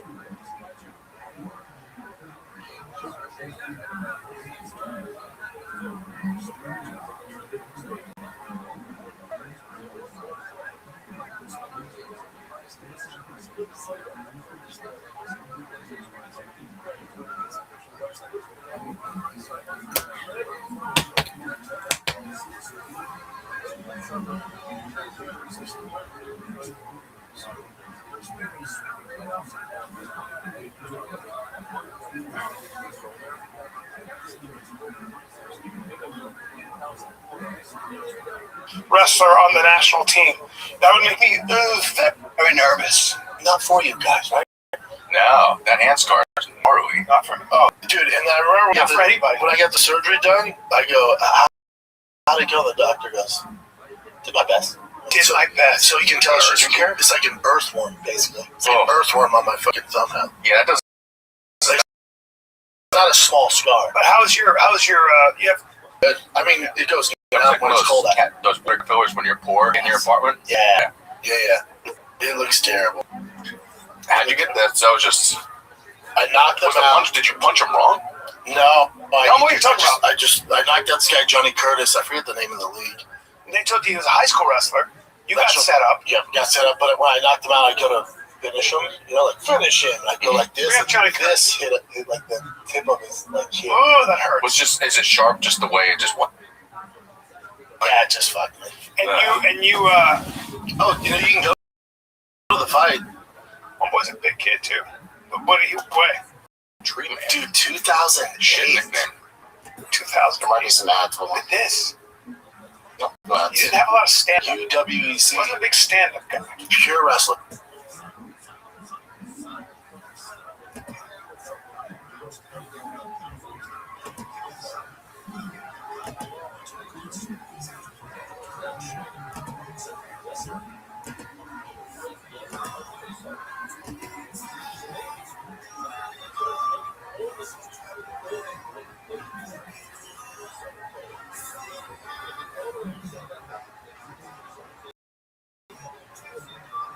An old Oh, shot. turn this up, Jen. Out of Denver, Colorado. Look at young Brendan there.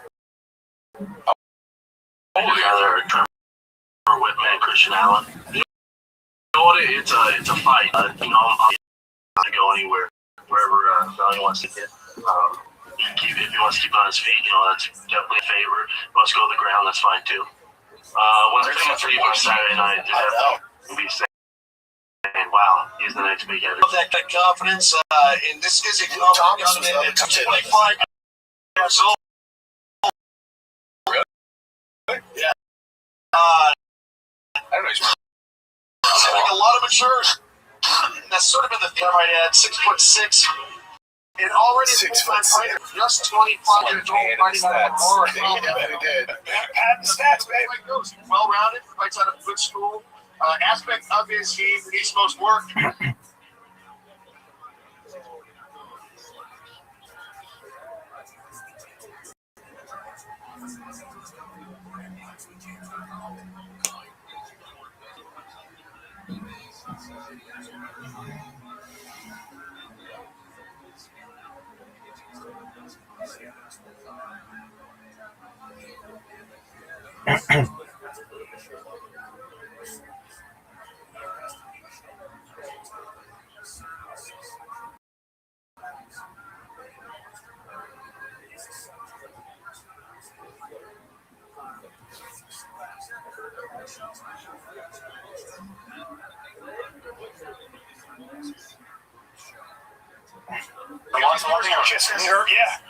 Nervous as shit.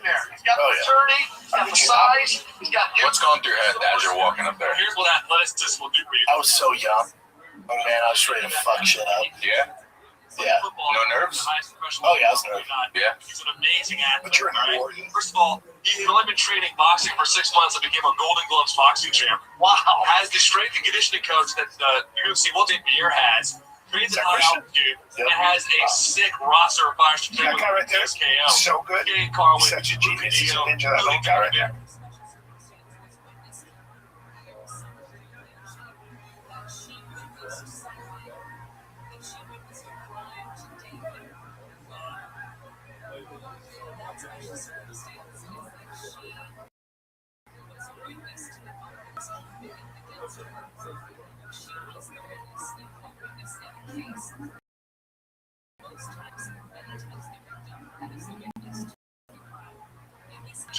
He's like one on the right. This goes on. Yeah. You know, this guy is green, no doubt about it, but man, he's got all the tools and the proper handling to go big far. By the way, bald guy, the Elliot Marshall, who is this season on the Ultimate Fighter. My name's Johnny Curtis. I'm fighting with One Spirit Martial Arts. That's a thick dude. Strategy, I'm certainly going to come out with my hands up and chin down and wear some on the feet and eventually try to get to the ground. I'm in good shape. I own a Freedom Tree Service, and so it's physical, but I train 6 days a week. Good advertising. Service. I was trying to throw that promo in there. 8 years old, I feel in good shape, feel strong, and good health. I'm an athlete. This is a two-time All-American wrestler out of the university we're in right now, George Mason University. Just adored here by everyone. Phenomenal wrestling days. Actually, pretty good submission.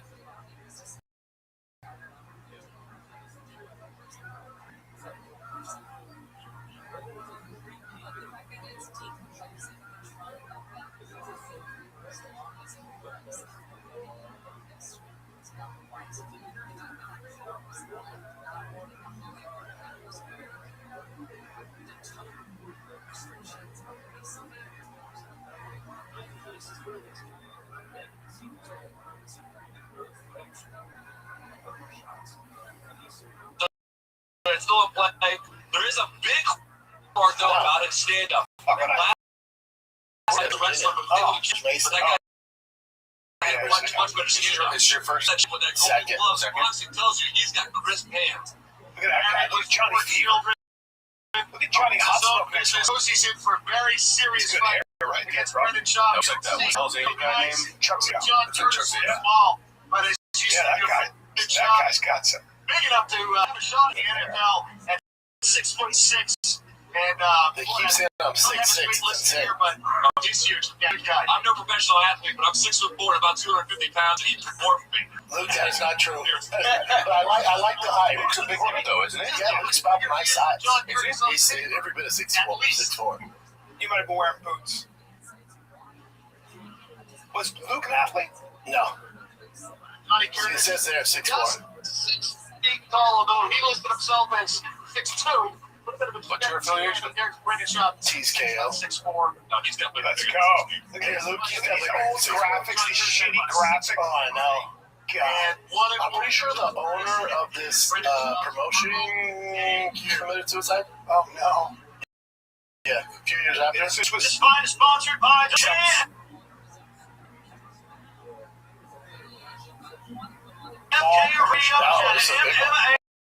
Oh, yeah, that's a big one. Hands up, let him fly.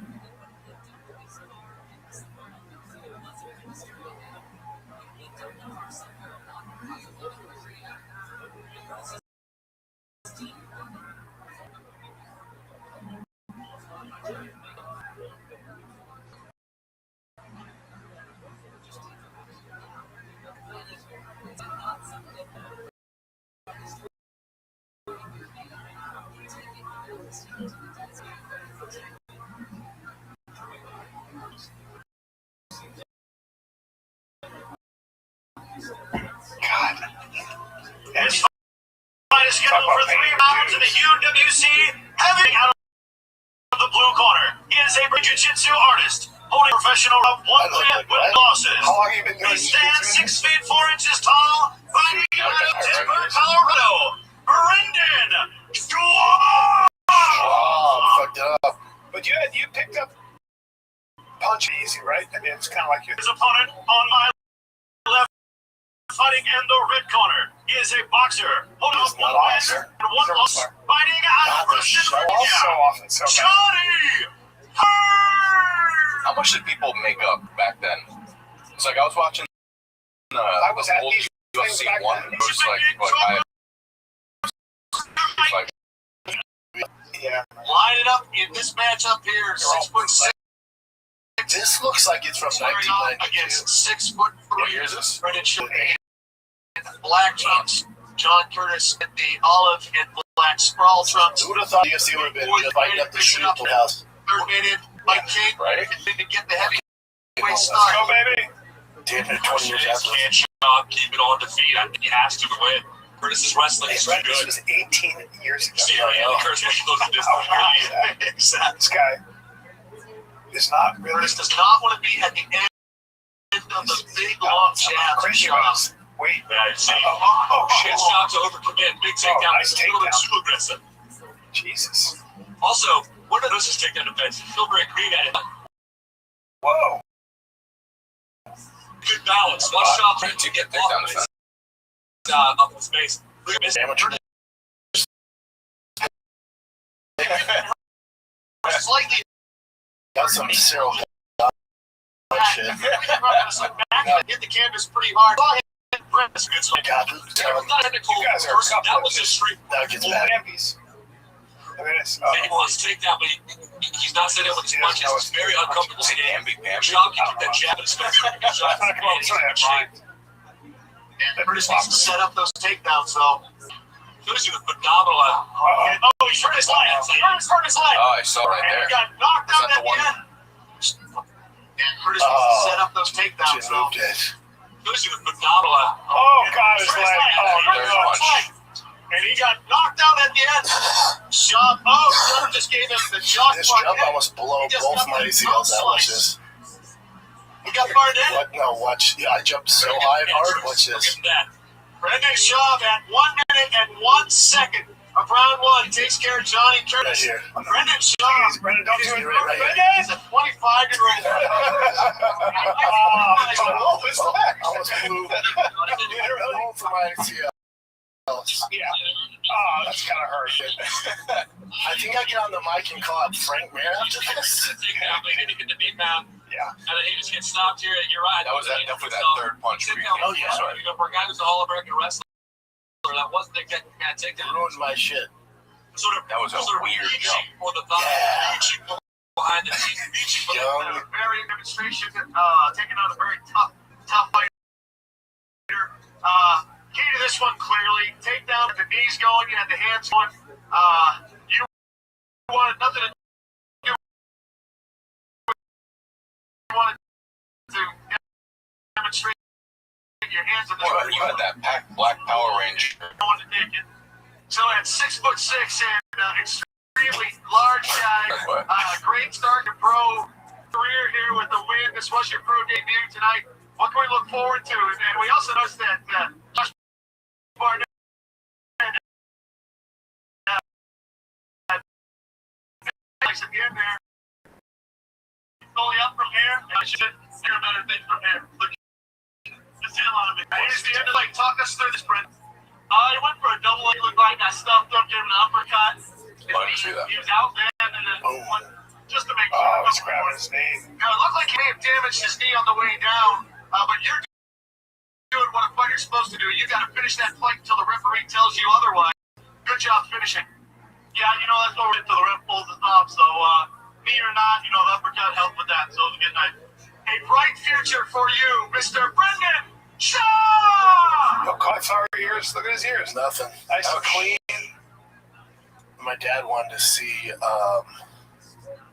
Washington, D.C. after that. Yeah. And didn't give a fuck that my thumb was throbbing. My hand got like Did it slice open? It was just puffy, just disgusting.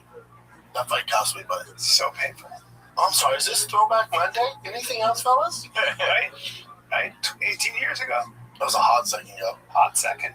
Dude, boys start tackle football. I had to get them in football gear. Yeah, I saw that. I bought them football gear. Dude, the difference between those helmets and pads now to when I played. Really? Oh, night. Technology. Can you imagine when Brian played with leather helmets? Oh, Yeah. bro. Yeah. Dude, night and day difference. Really? Oh my god, the Well, when I pads. played, they had Rydell helmets with the all the different little pads inside. They still are like gel and shock absorbing and Yeah. so much lighter. And the pads are all form fitting and they're thin.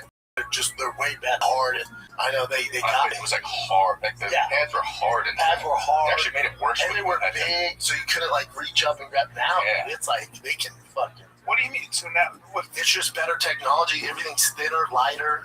It's just way better. Why didn't they have that when we were younger? Mine was made for the New York Giants, and I was fucking 75 pounds. Oh, I know.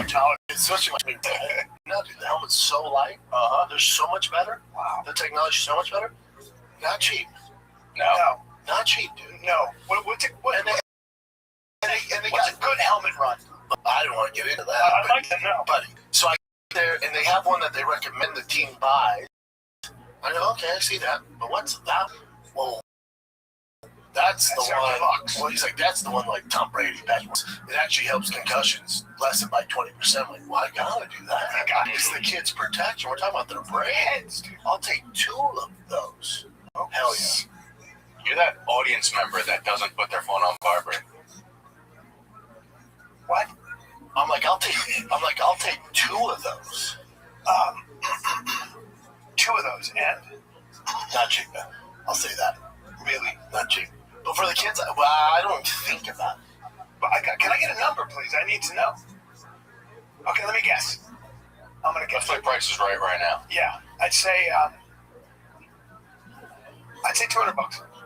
I would say 201. Who's closer? Both way up. Okay, hold on. Because this is technology. Now I'm gonna actually say 300. Getting up to 350. $800. What? Wait a minute. Hold on. What? $800. Per buy a new kit Per helmet. Yeah. For the helmet. Yeah. For the deluxe one. The light Apache right there is $408. Damn, even the Dick's Sporting Goods specials fucking almost $200. All together, $800. $400. Yeah. Rydell too. That's Yeah. on this one. Wow. But you're right. You gotta get. Now, what are the big helmets they have now in the pros? Oh God, that the bitches wear. It has like the Megamind sponge on it. Hey, bud, just don't play if you're that big of a bitch. You know? They had those at Dick's. I was like, Tiger goes, Dad, do I need this? I'm like, if you wear that, you're not playing. See, I'm a moron. I thought that maybe they were having like microphones in there or something like that. No, that's just added protection. Now I understand where it maybe in practice, but If you're the quarterback, maybe. You know, you don't want to take some head damage as a quarterback. I mean, I guess, man, just don't play. Just don't play. Just don't play. Dude, T's like, Dad, I need a visor. I'm like, no, you don't. How No, many you don't. eyes? No, you're not. No, you're not. So cute. Visor, you wore one of them. I did. Yeah, I did. You gotta earn that, buddy. You're not getting a visor and the back thing. Get the fuck out of here. Dad, look at these Jordan gloves. No, I see them. I see them. But this is a $400 helmet, Bubba. Yeah. When I was a kid, my helmet was $40. Yeah, that's And it was used from Played Against Sports. It smelled like shit, buddy. Dude, this when you got hand-me-down iPads. Oh, the word. That's the other thing. The leg pads, now they have like a girdle. It's like spandex with all the pads built in. Form-fitting. They're thinner, harder. Damn. Just 17 years. Yeah. Oh. Yeah. Yeah, and now they have like, you know, your pads, you have to like air them out. Summer, because it'd be like mold up. You know, now there's like dry fit state. Yeah, but I told them my time before we start camp because you got to get used to having it on. So then we come in, they're both sitting there watching TV with their helmets on. I told Nick, dude, I was woken up this morning, hear this rough on breaking in the house. Nope, it's Tiger Boston at 3:40. Come on, with their helmets and pads. He's all dead. They thought I was gonna be mad outside. You guys are all wicked. Oh yeah, I told. What time do you go to bed? 8 o'clock at the latest. 8 o'clock. I mean, they have a suit. Join had to get them on suit. No, fuck no. No, their school. They have to be there at 7:20. They're about 6:30. Okay. But I told them, I was like, hey, I'm all about whatever, getting used to your football pads. Dude, your guys' day is so fun. Yeah. Now I'm driving to school and they're both asleep in the back. Shock. Get ready. Shocker. I'm not mad at it. I think most dads are like, what are you doing? I was like, oh, let's party. You were pumped? Oh, dude. So, fuck yeah. Hell yeah. Do it. All right, let's take a little break, guys, because Mother's Day is coming up, and you know moms love flowers. Yep. Let me get my mom some flowers. Flowers are the number one gift to give on Mother's Day. What else are you going to do? What else you can do? I don't know about you, but I've been using 1-800-Flowers because I leave everything to the last minute. And for 50 years, 1-800-Flowers has been helping people send beautiful bouquets Mom will love and express, and all the gratitude You know, dude, this is what I'm gonna do. And right now, listen to this. Listen to this. When you order 1 dozen roses from 1-800-Flowers, the double that, so you're actually sending 2 dozen for free. Twice the flowers for your mom. That says I love you, mom. Like 2 dozen roses. For more than 50 years, 1-800-Flowers has perfected the details that matter most. All right, it's carefully packaged and backed by a fresh guarantee. We got you. So Mother's Day is Sunday, May 10th, and bouquets are selling out fast, so do not wait. Get your double roses offer before they're gone.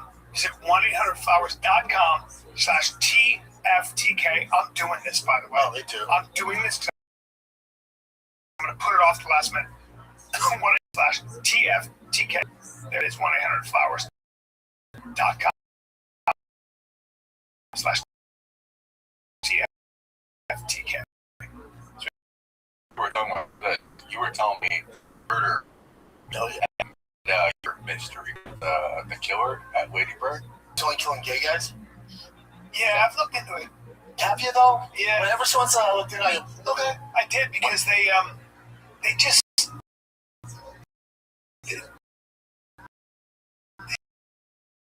It's just not enough evidence to suggest. It's enough about It's not, though. It's not, Gay guys. well, gay guys go down to the bang, right? So sometimes they're high. They fall in the water. Yeah. Is that a thing? Are they black gay guys? I'm not answering that question, but the answer is yes. Now, yeah, I would say that when you tend to be a little curious. Fall into the water. Hopper action. Yeah, when you got pop shoots. Go type in how many people have died at Lake Austin. Are they mostly gay? They're all gay. So if they're targeting, Now Brendan is being. Go. if they're targeting gays, me and you should not be out there because we look like. Yeah. Yeah. The serial killer's like, I guess. Because he's about to come in like, dude, I'm telling you, I just dress like this and I have body dysmorphia. I'm not actually gay. Yeah, exactly. So there's that cases, no evidence of a serial killer. Yeah, is this Google? That makes sense. That indicates that over 3 Hold dozen. on. Since 2022, 38 bodies have been found. Yeah, but that's normal, though. Yeah, that's normal. It is Actually, fuck It's actually not a lot at all. And there's have to be all white in their 20 game. I talk about it. No, you fucking. I did actually. I did. Get the I fuck did. I out said, of here. and he goes like this. He goes. He goes. He was Covering like up. this. He was like this. He was like. He goes. I go. But they find a lot of bodies because any body of water in a city, you find bodies all the time. All the time. People kill themselves. Vagrants die. So the 19th person to be found dead in the water 3 years. The Rainy Street Ripper. But we haven't had one of those. We haven't heard in so long. Rainy The Street Rainy Street Ripper? Nobody's making merch, bro. That's a good name. That's a good name. Weird, found by a paddleboarder. 5,000 signatures last July. Beg police to consider the deaths part of the wider issue. Keep scrolling down, Chin.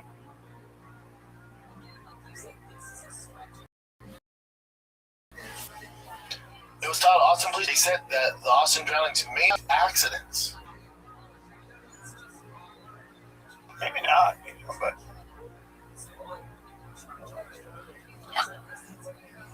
what do you think? I don't know.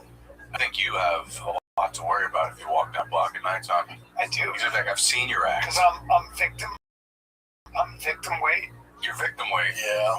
Questionably gay. If one can hold you down, two to fuck you. Yeah. No, I'm just out there looking around, guys. I'm fishing. How many active serial killers are actually? Is that still a thing? Like, What do you think about that? It's like 53 currently, I think. Really? Yeah, at all times. But again, serial killers are loose, right? 3 or more killed the same way. Yeah. So I could just be one guy who saw 3 people banging his girl. What'd you type into? How many of them were gay? Oh, no. Type in how many current active serial killers in North America. Oh, you're a dumb The big one's in Yosemite. How many people go missing in fucking Yosemite? It's wild. What do you mean? You ever looked at how many people go missing in national parks? National parks are kind of crazy. It's fucking wild. Is that theory that there's aliens or some shit like that? I don't know about that one. I don't think shit. I just think people. The one thing, if you are a serial killer, dude, Just camping out, killing. That does happen in Appalachia. Appalachia people go. So look, FBI estimates there are 25 to 50 active serial killers in the U.S. at any given time. Never hit higher on a worldwide scale. No shit. Chin, go to how many people go missing at national parks. Yes, this connection. Both case investigators first. What are you gonna do? You know what? Here's how I know that this could possibly just be people disappearing. Have you ever seen Brian trying to find his car? Oh, that At the other night? every day. You know, Brian cannot go into a national park at night. I was a half hour late. I looked for my fucking car. I've never been with you. 40 minutes. I looked for my car 40 minutes before when I came on Monday. It's wild. I usually don't believe it either, and I get it. Dude, I don't know how this isn't a thing. It said, it said 600,000 people go missing in the United States. Hold on. Every year. And y'all worried about COVID. No, 90% of these missing people are recovered annually. Both dead and both alive. dead and alive. So let's say it's 30%. Yeah. That's fucking bananas. That's just like 10% of 600,000, 60,000. Yes. I believe that there are probably right. Am I? they're probably like animals that eat you. It's hard to chalk it up to serial killers, but something's going. We gotta. That's crazy. We gotta solve cancer. 600,000. 600,000, and we're just like, yeah, it's every year. It's like, what? Wait, how many national parks do we have? A ton. A lot. A lot. There's a lot of. But is there one where it's like this is where it happens the most? They're massive. All right, so we were reading. So the headlines: how many people have disappeared in America's national parks? But then it goes, has said them more than 600,000 persons go missing in the United States every. So they're just saying the total of this. That's a. National Park Service says that has 24 national parks, and then it provides 69 parks. They can't give 8.9 million visitors, and 34 go missing, or 34. That's all. Missing persons. I was in a great.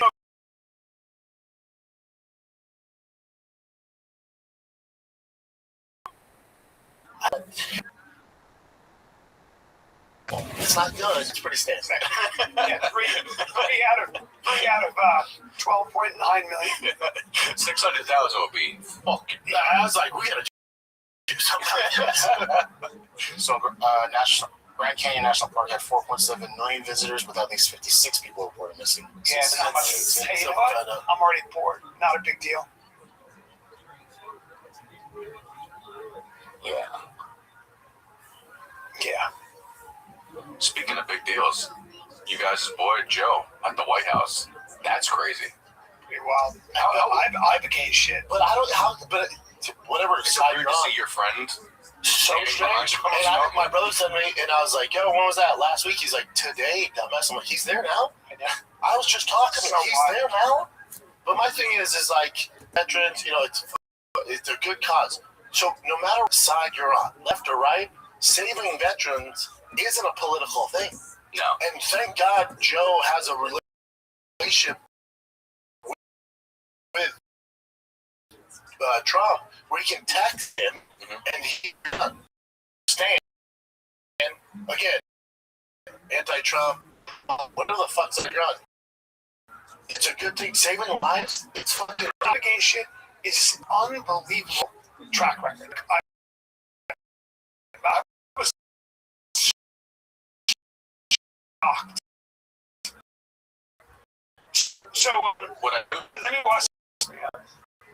For 28 years, drug prices had it down 1/4 a week. I was so proud of myself. The only one that in 20 years got them down at a new conference.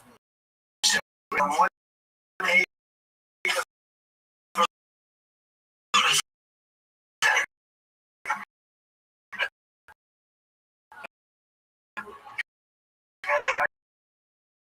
years it went up. And my That's that's all the favorite thing about That's Joe. that's what's his name, Marcus. Right. Yeah. You know, my favorite thing about Joe being there is he's wearing the same outfit he would be wearing if he just got knocked out in the UFC. I know. Oh yeah, Just those blacks. I'm sure. But yeah, but I'm saying It's like he's from about Joe to- hate. It's like, hold on, this isn't a political thing. This is good for veterans. I don't understand. He's calling him hate. Are you out of your mind? He's making like such a difference. Now, I've seen some people. Well, they're so Yeah. dumb. He's literally going there to like use everything he can to get people to have healthy. To save lives. Opioid addiction is such a major problem. I've lost a lot of friends. Yeah, Ibogaine is actually a lifesaver. Apparently, I had no idea, but I know he had Governor Perry. That guy on a soldier. I don't know, but. And what is it? It's a hallucinogen? Yes, I think it's so. Marcus Luttrell, who had major pain from That's Lone Survivor. Lone Survivor. yeah, and he had major pain from all of his stuff, and he had to go through. I think Ibogaine helped him. So it's for more than just that. It's also like what PTSD as well. Oh yeah, big time. Yeah, look up Ibogaine. It's Psychoactive compound right from Bloomberg. It's amazing, man. PTSD, brain trauma. You know, But thank God Rogan has that relationship to get it fucking done, man. Who gives a fuck? Because Rogan would have done this if Biden was off. Wouldn't care. Kamala, no one didn't give a shit. Now he's mine. But it's like, you know, it's a very politically homeless move to go, hey, I want to help out everybody. People who That's are not overdosing. a party line to be like, I want to save veterans who are dying of overdoses. Yeah, how can you be upset? It's Because boring. people are so compromised. You know, teams. Mm-hmm. Who gives a fuck what team you're on with, man? It's weird to think like if my team is not the one saving people, then You're in Soto. Yeah, especially this. Mm-hmm. It's not we're addicted to opiates. Trump's here is a disaster. President Trump some information. We have a gigantic opiate problem in this country, obviously. In 2024, more than 80,000 people died of overdoses. It's a horrible number. This country, with one dose of Ibogaine, more than 80% of people are free of that addiction. With 2 doses, it's more than 90%. I sent him that information. The text message came back, sounds great. Do you want FDA approval? Let's do it. It's literally that quick. These drugs are illegal not because they're harmful. They're illegal because of the 1970 Controlled Substances Act that was passed by the Richard Nixon administration. They did it to target the civil rights movement and the anti-war movement, not because these drugs harm people. And for 56 years, we've lived under those terrible conditions. We're free of that now. Thanks to all these people that we see next to me, and thanks to President Trump. that's legitimately the coolest thing Joe's done. That's Yeah. so fucking cool. Probably the most powerful thing he's done. Yeah. I agree. Let's take a little break here, boys, because the NBA playoffs are here. My Nuggets are doing the damn thing. They're the Achilles heel. They're the kryptonite to the Minnesota Timberwolves and New York. DraftKings Sportsbook, an official sports betting partner of the NBA. Boosts every game day, the whole postseason. When the lights get brightest, the best players in the world move around, and DraftKings turns it up too, with the profit boost available every single day, from the first round all the way to the finals. New sportsbook customers, yes, this is good. Bet just $5, and if your bet wins, you get 300 bonus bets instantly. Download the DraftKings Sportsbook app, use the code FIGHTER, so you're ready for the moment. The code FIGHTER, turn $5 to 300 in bets if your bet wins. 1-800 New York, call 877 minor tax on behalf of Boot Hill Casino in Kansas. Wager tax pass-through may apply in Illinois. 21 and over in most states. Void in Ontario. Restrictions apply. Bet must win to receive bonus bets which expire in 7 days. Minimum odds required. Forms of responsible gaming resources. See Sportsbook. And if you, it's like, you know, people complain about who he has on this platform. The fact that he's using his platform to actually save, Get something it's done. so amazing. It's incredible. Yeah. That's badass. So, Well, you know, as somebody who's known him for 30 years, whatever you want to say about him, I can tell you that if you talk about what, like, he is a true person. Like, we want everyone all the best, but he also is very honest with himself and everybody around him. Dude, he's jacked right now, huh? Yeah, he's big. Yeah. He's a thickie.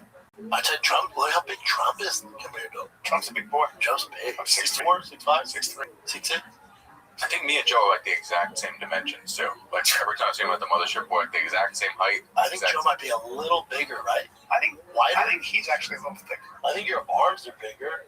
Joe's legs are, and his feet are gigantic. Yeah. But I think you're ultimately dick on him too. a little thicker. Yeah.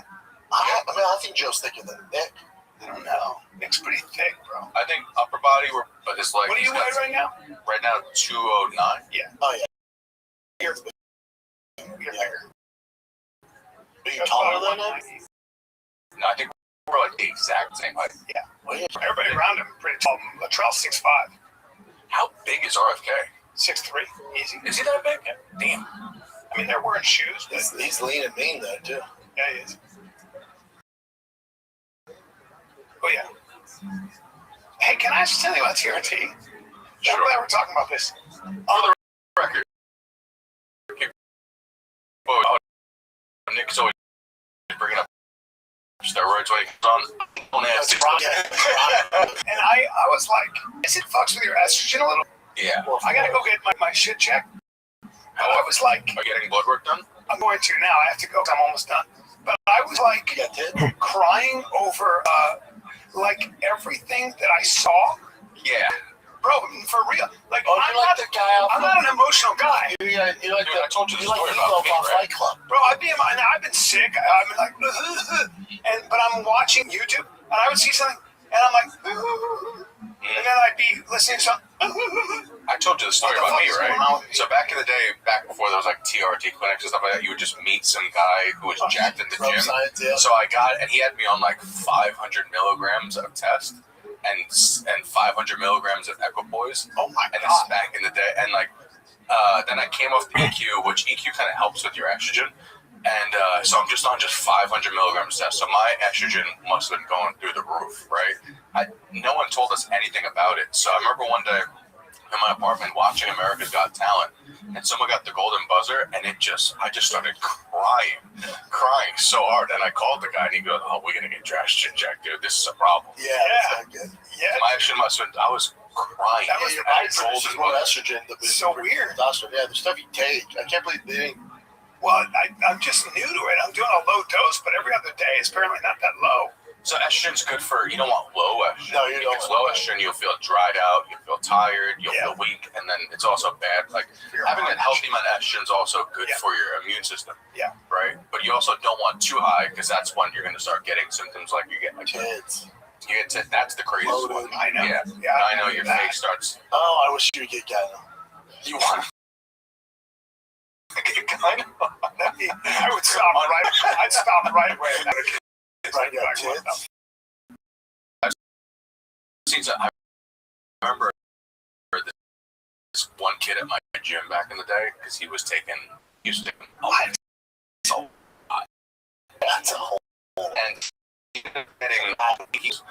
I was like, "What do you mean?" And he goes, "Feel them," and it was an F ball behind his nipple, like an actual golf ball. Sometimes start lactating. And that's what happened. One day he was on bench and he was addicted to people all the time. So disgusting. And while some kid was benching his max, he squeezed his nipple out and brown milk went all over the dude's face. Dude, I would lose my fucking mind. There's nothing more disgusting. It was brown. Also, don't do that much. It was so crazy. Get that taken out, right? He never did. He still has a nice, healthy. Dumb. He has a nice. Yeah, and he has such a sick physique, but then you look at it and it's just like a lady tit on top of his back. They fucked up. It's gross. Yeah, you can't have that. No. But you guys did smart. So like it's crazy because back in the day you go on bodybuilding.com and just trust some guy who is on a forum.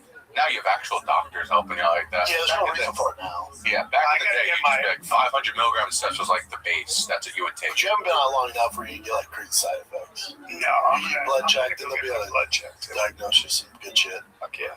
So why do you have to take something else? Just a pill. You would take Arimidex or natural pill that just lowers your estrogen. And And I mean, I'm surprised at 80 milligrams of text that you're getting. Maybe you're just hypersensitive. Or you could just be an older and being a bitch. I might just be a girl. You were before this, though, yeah. No. The only time I was crying was when I was taking that Propecia. And I got they go, your estrogen levels are raised because of that shit. And I'm back to being dead behind the eyes. Now I'm taking tests, and I'm like, you're getting older. Fuck you guys, okay? That's true. It's not like I'm all of a sudden getting more sensitive because of guy.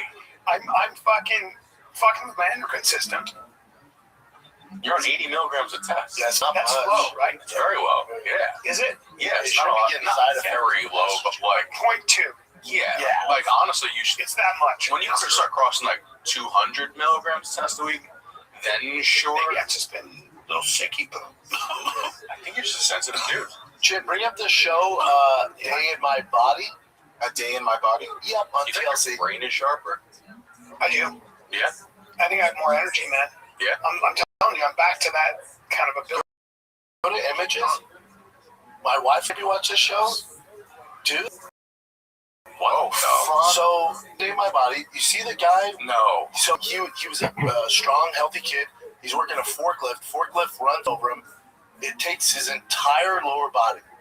His wiener, his ass, all his legs. It takes his right arm and his entire lower body. His wife stays with him. He has infections all the fucking time. I look at my wife, I'm like, just throw me off the side of a bridge. I was literally about to say, before I say what I'm about to say, just know this guy is a hero. That being said, if you have no dick anymore, how? I don't want to be. Well, that's what my wife. That's me. Pull the plug. And then there's another guy. I don't know. It's I'm sure it's not. He flew him, and You're so good. Yeah, You still have a piece? I don't know. Yeah. He's moving that way though. But then there's another guy on the show where I don't know how he might have been. I don't know, but he's missed his entire lower jaw. Oh God. He's a black guy. He has no. I look at my wife. I'm like, dude, this is. I can't unsee this now, and you've kind of. yeah, Okay. he's gonna cry. Yeah, and I didn't know what was going on. Time. I looked at it. Oh, It took me a second to make sense of the picture, It's wild, right? and now I will never be the same. It's an interesting show. Go to the guy missing the whole jaw. What the fuck show is this, dude? How is this why is this called TLC? See the black guy in the bottom left. Bottom left. I do. So he has some syndrome, but you can't eat or No, you can't. don't say. Great. So this is not what I want. Is that his girl? From this? Yeah, but that's the thing. Like, God bless them. They both have girls. Does he have a tongue? No, man. It looks like it does have a little bit of bushy jaw. I don't mean to be mean, but it looked like she was kissing him hard. I know. I'm so. Just be kissing like the I just. lip front. Sucking lip? Yeah, this is such a bummer. Isn't that crazy? Yeah, it is. You know what's gotta be crazy? If you're just a guy who's just walking down the street. And she's pretty hot. Like I was about to say, if you're a guy who can't get pussy and then you see this, that has to be your 13th reason why. Yeah. There are some women that adopt, and so they just can't help but to No, I don't know if that's this, Brian. I hear you, but a lot of rhythm before this happened, like with the lower body. That's. Yeah, but you're You know, trying. some women just they're caregivers. Before they're good people, and their fucking husband will stick it out. I was born with it that way. I don't know. Job. And so Without a what job. happened Well, was she knows he's not going to talk to the women. and Brennan, and she said, "I like the way that mustache sits." I don't know, man. And I'm just telling you what happened. Okay, I'm not. I'm trying to explain to you. And she goes, "You have half a face, and I'm going wing, Yeah, I get it. and that's fine, but there's something going on there." Okay. It's a And I want to quit everything right now. I know. And I don't know what the lady like with the small head. I don't know what's going on there. There's another lady with some skin condition. It's just like it's a disaster. Okay. How about the kid on the fork? Healthy. That's a disaster. The kid, he was driving a forklift, and he went to go move this big gallon of water, and just tipped over, and he flew out, and then the forklift said, "Hold on," rolled down, went boom on his legs, took it all over Jesus. Have you seen that viral video of the guy in the forklift at the store and trying to hold the box up and he's screaming? No. Wait, what is it? It's this I guess they sent this frail dude up to go lift one of the boxes off the pallets, and he's slowly getting crushed. How would we type it in? Forklift? I don't know. It's so fucked up. That's the guy. Which one, top? Yeah.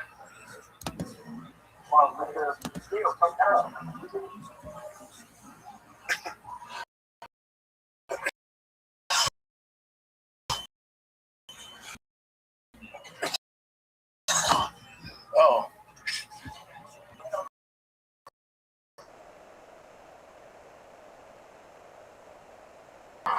He died. There you go. You can't be scared. Roll with it. That's what I'm talking about. Hell yeah. He's doing good.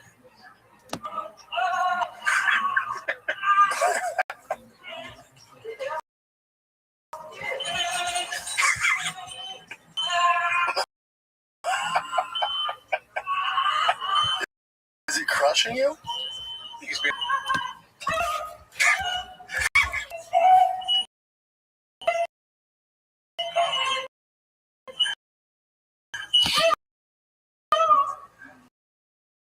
Come down. Just. Well, he's trapped.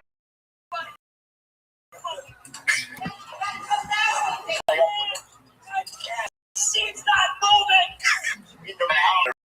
No, he doesn't. But also, it doesn't seem that heavy. No, it's not. Yeah, he's moving it. He's kind of moving it. There's also metal bars, so just duck under, dude. I thought the camera guy was like trying to move a heavy box. Unfortunately, something went wrong, and the employee got stuck up there with the box. As His reaction. He started screaming, "Help!" was a bit tense. I lost. The box does not seem that heavy. No, it's probably like a 7-pound box. Behind the scenes at stores like Lowe's, and risks that employees face in their jobs. It's Just real fast, go back to him screaming, "Help!" It's hilarious. so funny. Go back further. Yeah, he panicked.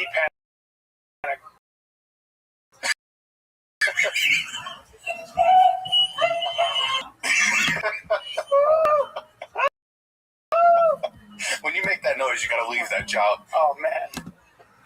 Thanks for watching. Jesus Christ. That's an OS selector. I actually ran over someone with that at work. You ran over someone? Because imagine being in the aisles. That's like in the outside of the aisle. But imagine being inside the aisles. They're like narrow. Yeah. So I'm like stocking these boxes on the top. And you're supposed to tell someone if you're going to walk underneath to go under the machine. And this guy, he purposely went under my machine. And I ran over his foot. And he started screaming like that too.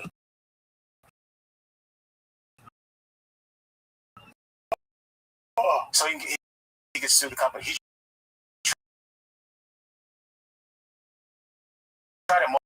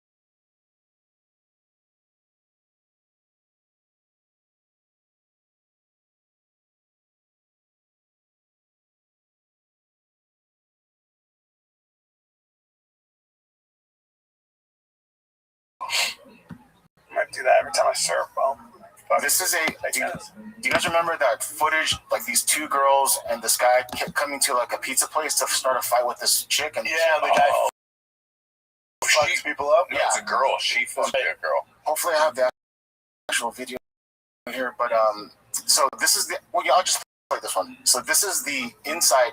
Security. Dude, this chick is incredible. The beating was like something you'd see in like a BET movie. Yeah, but what we saw was already cool. It was on like a little tiny bit, but this is a whole thing. Check it out. So they filmed to beat up this girl. They came in ready to beat the girl. 16-year-old girl with the and she was not having it. She's like, cool, say less. I get my crazy bread, bitches.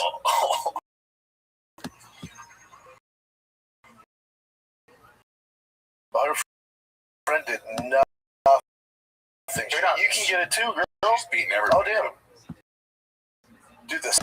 Not her, but she's still going after the same girl now. They came in as a gang. Yep. The blonde girl is kind of giving it to her, though. Nice. No, so that's another thing. She had a wig on. Oh, is that? Oh, is the blonde girl the one? Yes. Oh, she had a wig on. I was about to say that blonde girl can fight. It's the same chick. Same chick. And now these girls are trying to pull her off? Yep. So there's 2 guys and 3 girls. She ground and pound him like the way you ground and pound that Curtis dude. Yeah, hell yeah. Boys are trying to calm her down. Boys like, be cool. She's like, nah, bitch. Hair. The way she swings around is crazy. She beat all of them. But then she keeps continuing here. The guy just put his hands up here. I don't know what to tell you, man. Yeah, the guys obviously can't mess with her, but the guys got in the car. I was like, is that fucking Look at her fucking what the fuck is going on? This is so awesome. What do you do as a dude with 2 girls that grabbing hair like that? You just gotta let them do the thing, man. she's holding that and talking shit to other people. I hate how girls grab hair. This, I love this girl's just about a fucking song. Mm-hmm. The initial swing was crazy. It's great. Yeah. Virtual wig now that I noticed? Why did you do that? Her snap down was sick. So yeah, bitch, Judgment Day. Takes her slippers off. She's like, say less. Let's do this. She knees her and then flips her. That's like judo throw right there. The girl in the red's like, okay, this isn't good. You know, it's like grab onto. Dude, that girl is a problem. The other girls just stopped and went, holy shit. Yeah. Love this. I love it. It's like, all right, we've had enough. Oh my god. Good job. I think this one did an interview about getting her ass kicked. It's okay, Janine. Just pray. On the outside, just like, I'm just going to hang out here. I'm just going to fill. This other girl's an asshole. She's got her phone. She doesn't know what to do. Correct me if I'm wrong. Do you think after watching this, would it make sense for if girls are going to train gi? Because it's basically a distraction. They got the hair, though. I don't know what the fuck you do to defend that. Right? Shave your head. I guess you're about it. Shave your head. Or go into it with cornrows or something like that. Yeah, cornrows. Yeah. That's what the UFC girls do. You don't see a girl with long hair fight. Not really. No. Long, flowing hair. Yeah. Like Mackenzie Dern has the cornrows. That's a shave style. Yeah. Yeah, so the 3 girls actually got charged for felony assault on that 16-year-old girl, but then she's still, I think they're still suing her for some reason. She didn't get in trouble or anything? No, but the girls are suing her for getting their ass whooped? I don't know. And then people are saying, oh my god, the for their car. It was so glad, like, holy shit. So she's fucking George St. Pierre with tits. Are you guys familiar with Ice Spice? What's that? Yeah, I saw those, yeah. Yeah, this is another fight at McDonald's. So, Ice Spice, a rapper. She got a fight? But she was minding her own business. You can see her in the video. This is at McDonald's. That's her right there in the blue. Yeah. She's big time, yeah? Yeah, she's right. And then, so this girl walks in, quote unquote fan.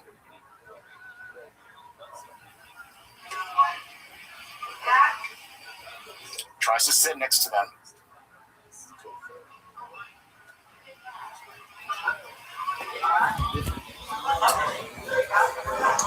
What is she saying?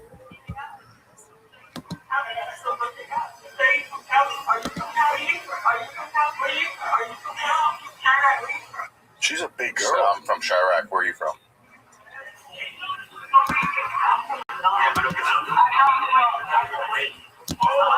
How does Ice Spice not have security? Right.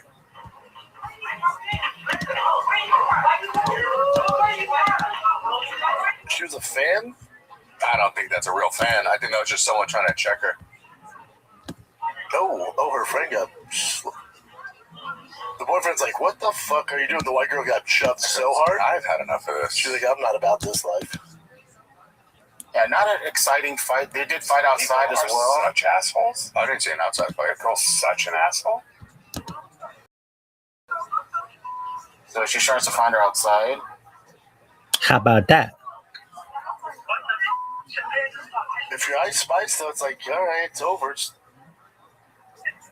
Ice Spice, the one they said that looks like she has mosaic Down syndrome, right?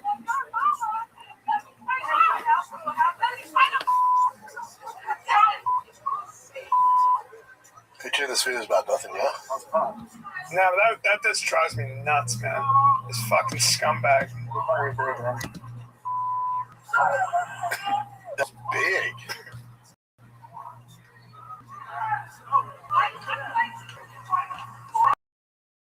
Who fell? Oh, man.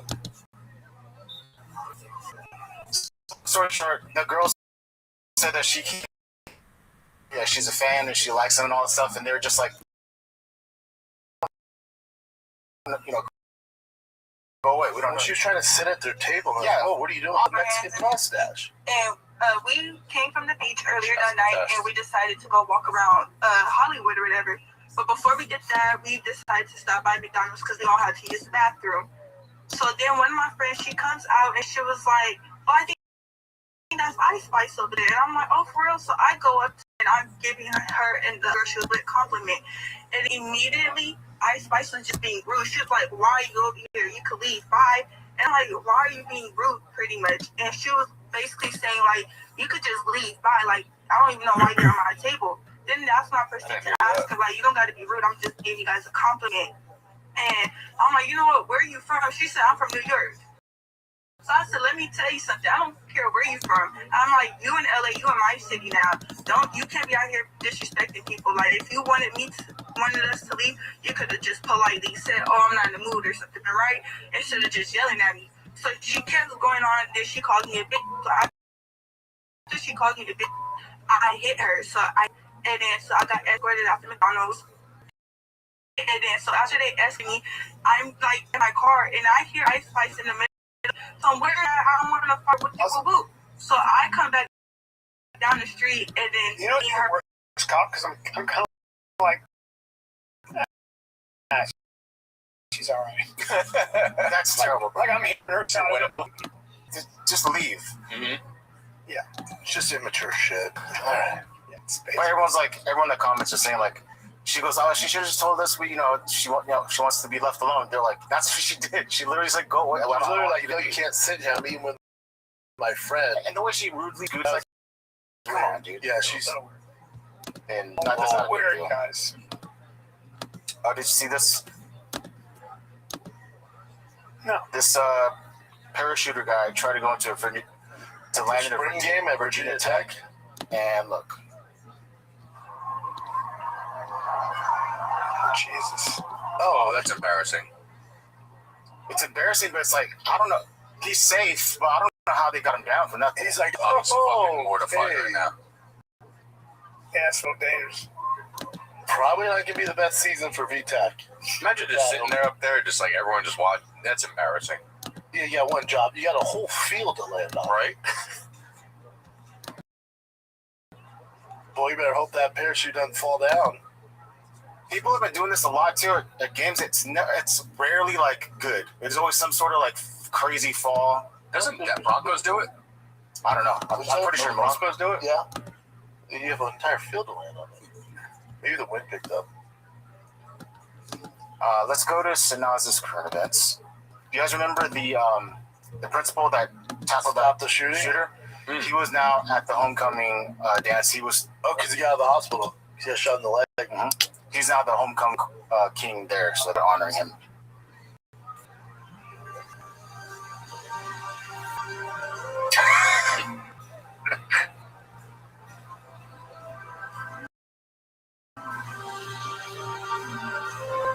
very sweet. So cool, man. He deserves it. Yes, he does.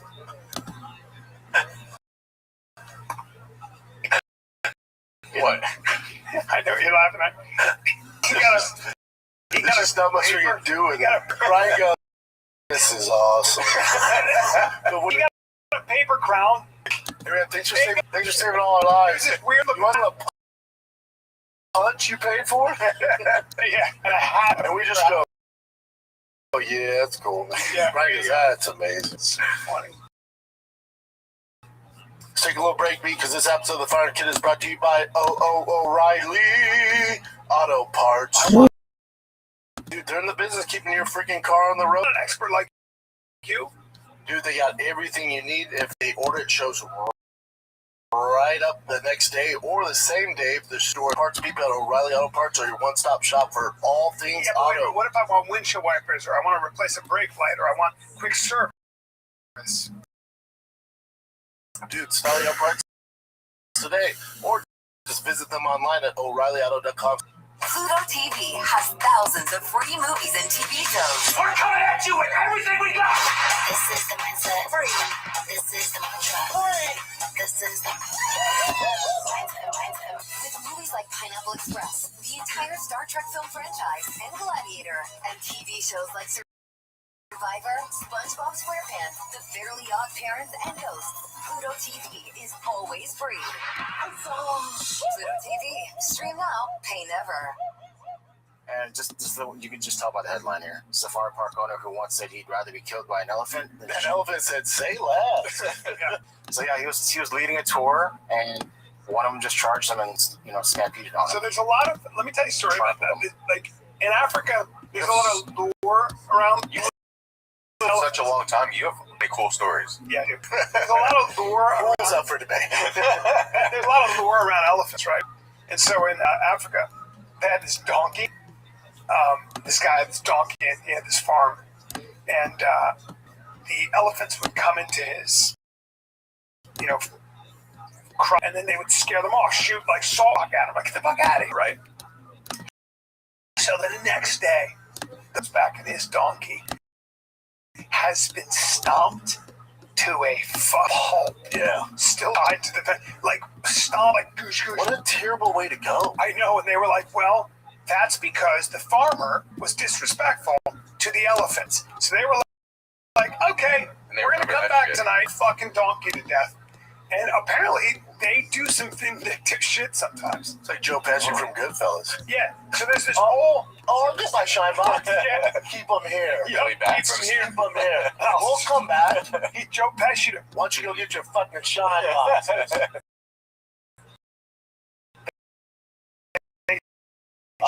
I don't shine shoes no more. Yeah. The elephant's like Joe Pesci. But this guy, he refused to fire a shot. The elephant's like, dude. That's a guy. He had a gun too, yeah. What an awful way to go. I would shoot an elephant right in the face. Stomp out. Would a bullet take an elephant down? You get those giant slugs. You gotta have one of the big, long, Windows 7 guns. Yeah. There's no way you can't one-shot an elephant, though. There's like it's the right gun. The bore is that. Don't they have an elephant gun? Yes, they do. Yeah. How big is that bullet? You can use it for hippos, rhinos, and elephants. Is it bigger than 50 cal? No. No. It's just a big, thick. Some of those guys with those 90-pound draws, the bow and arrows can fuck an elephant up. Really? Yeah, they go through water buffalo. Yeah. What? Yeah, man. Oh, that's a big boy. Yeah. Even that looks kind of small though for me. The bullet itself weighs about as much as Hey, the bullet's not the thing. Look at the guy's fucking big as goddamn fingers. Is that a gorilla? What the fuck is that? Yeah, that's a big. Wait, where does his hand start and his finger end? That is gigantic. Nuts. Yeah. It looks like 3 dicks holding a bullet. Oh. Just like 3 packs of dicks holding a bullet. Oh. Yeah, fuck the bullet. Show him your hands. It's fucking disgusting. You notice that right away. Yeah, there's actual elephant gun, 50 cal elephant gun. Yeah. Well, yeah, that's a guy on a. Yeah, that's guy. What else you got, Jen? She also sent this. I don't know what this is, but we can look at it together. I guess something's hopefully done to people. Don't read the comments, but it says something's wrong with this. A, B, C, D, E, F, G, H, I, J, K, L, M, N, O, P, Q, R, S, T, U, V, W, X, Y, Z. What's wrong? The brain skips over it. So that must be some. Does everyone agree that it looks normal?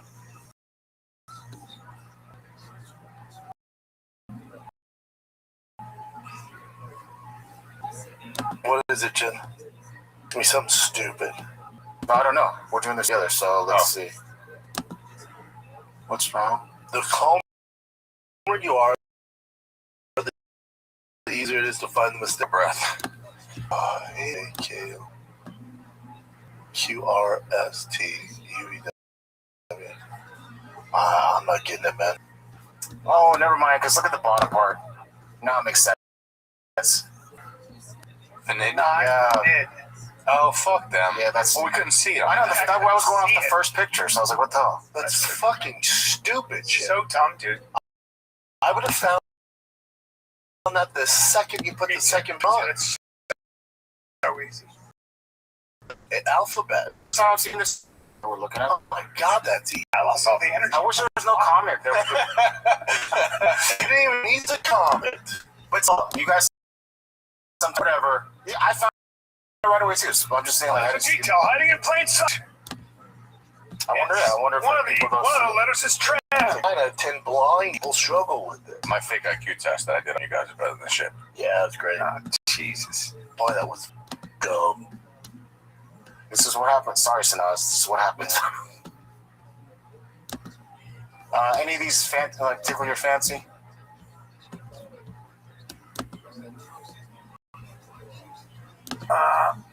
That one's not. Oh, when you go back to a restaurant, how they're banning phones? Mm-hmm. I was at this restaurant, I won't call the restaurant. That's one of my favorites. But it wasn't that big laugh between games, so we went to the lights. And so a lot of people there, but every single employee, including the manager, the cooks, everyone on their phones. Yeah. I told Tiago, you know what the number one thing I'd do if I owned this place is I would ban phones when you're at work. Because instead of talking, they're all just like this. I'm like, look how that looks. You walk in here, you want people just on the phone. Yeah. But there's a speakeasy in Austin that you have to leave your phone at the door, and you actually have to converse with people. Yeah, it's great. Look at what happens at the mothership. You got to check your phone. So the audience is right there. That's the best. That makes every comedy club so much better. That's why. I don't know why restaurants don't do it either. Like, hey, you can't be on your phone. Right. Well, this one is doing, or some are doing it. And they said that more people order, appetizers, converse more food, more drinks, all that stuff. So it's good for the restaurant. Look, remember at Scopa, they had that speakeasy to turn your phone in? That was great. It's great. Old school. I don't know why. Maybe I'm fucked up. Nothing turns me off fast to a restaurant when you have to take your phone out and scan to get the menu. I'm immediately turn the phone off. Just give me a fucking I want to scan and order. I'm like, let me talk to somebody. I hate it. It's like, yeah, trust me. All right, boys, I think that's it. Is that it, buddy? Yeah. We did it. Where you at this weekend, B? Nowhere. Oh, you have the weekend off? Yeah. In Florida? Go to Hawaii at the end of the month. Luno, Honolulu. Both. Other than that, I'm good. And then you got a little run, Nick. And then also you fucking no leg day. I'm so pumped. Dude. I'm so. Next episode is we got Dr. Mike's episode. That one's gonna be But I tell you, it was the most sore I've been after a workout. Really? In years. What? Where'd you guys work out at? In Miami. Oh, damn. Elevate Gym. What was he? Just the details. It was the myo sets. It was the he trains is just so much different than the way that I train. That's cool. Because I train more like a power builder. Yeah. And he just the form is perfect. He was killing us. Damn. So the point where doing bodybuilding. Put it this way, yeah. At the end, we had to do girl push-ups, and we were failing. That's how fucking fried our chest were. And then aren't you? Doesn't it do stand up? How about that? That's gonna be fun. That's gonna be fun. He already showed us. Have you met him? Friend? No. He's great. He showed us some of the stuff I wrote, and I gotta give it to him. The guy is a funny guy. But he even said, he goes, I don't care if I cry. Like, I just want to do it. And was it his idea? Was he like, I want to try stand up?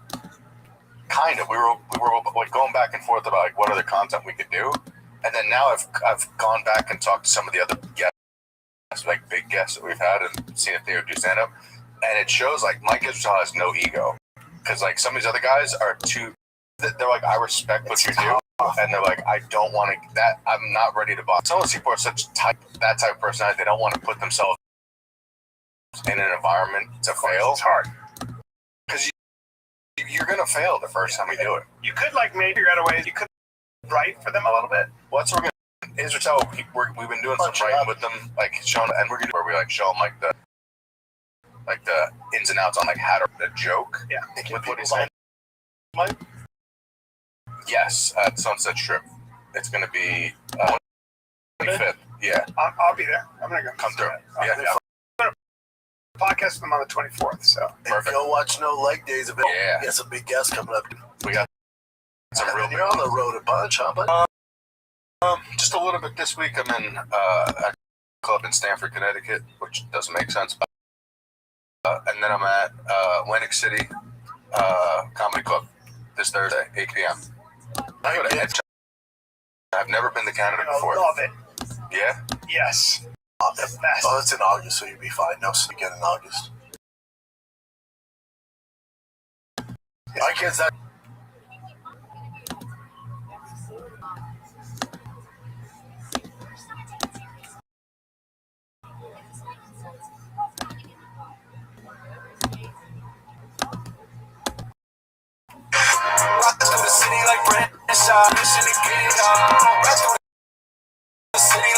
If you ain't think, please don't get involved.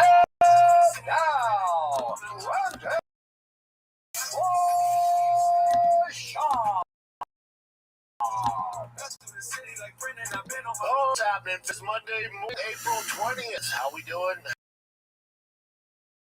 How's everybody out there? How was your weekend? A lot of rain. Get some rain with baseball. They start tackle football in July. Straight up tackle. Bosty's gonna be playing as well. We'll see how that goes. I bought the new equipment. These crazy bastards woke up at 4 a.m. this morning. They woke me up, and they were tackling each other with their new gear on. So, not mad at it. Hey, get your work in, dudes. Get your work in. But boy, you're gonna be exhausted today. They fucked around. They're about to find out how tiring 4 a.m. is, especially when you're 6 and 10 years old. They're screwed. They're screwed. They're screwed.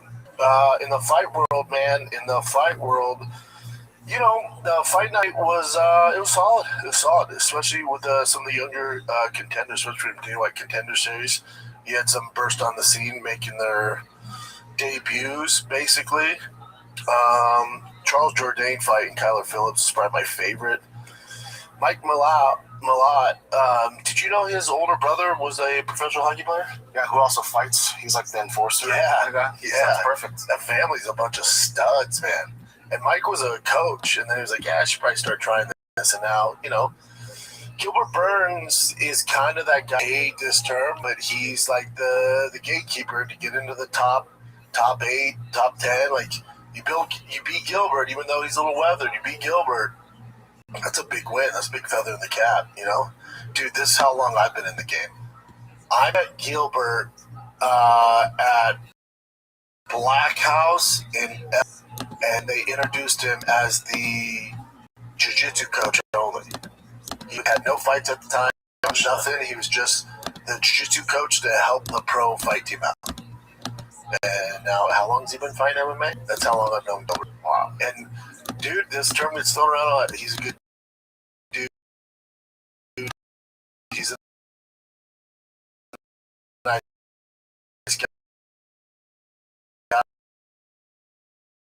guy. Dude, Gilbert Burns doesn't have a burst on.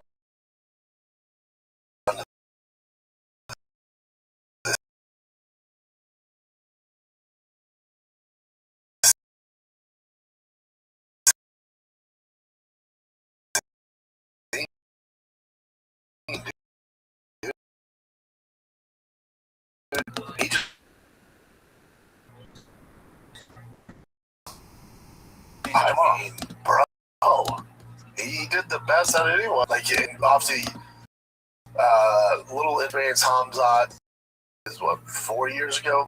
Little Inexperienced Hamzat, for whatever reason, decided to just go Mexican style, like a Mack truck shit. Yeah, and he couldn't really get Gilbert down either, man. People sleep on Gilbert. He was a monster. I think he dropped that back. Yeah. Definitely connected. Yeah, now he's lost. Oof. He's lost his last 7. That's, was that 5 in a row? 5 in a row, and he retired. That's the right thing to do. And here's the thing: I'm sure the UFC should still do it, but when you spontaneous, that's it. And I'm throwing it away. The UFC's like, oh, we don't have a package. So hopefully they bring him back to one of the big cards and all that. Gilbert has done a lot for the UFC, man. A lot of these names. Beat some of the biggest names like Jorge, Neil Magny, Wonder Boy, Woodley, Damian Maia, Gunnar Nelson. I mean, he's beat some tough dudes, man. Tough dudes. Really tough dudes. Yeah, just one of the nicest guys like that. That guy deserves a proper send-up. When you don't give the UFC a heads up, you know, all right, man. Malott looked good, though. Yeah, he looked good. But again, this is how it goes. You know, you're a contender for a lot of years, and then, you're coming off 4 losses in a row. Malott's come, and his brother happens to be an enforcer, I think, for the LA Kings. Those motherfuckers are tough, too. You said Kings like it was some foreign term, Jim. I thought it was from, it's a different air horn. Malott.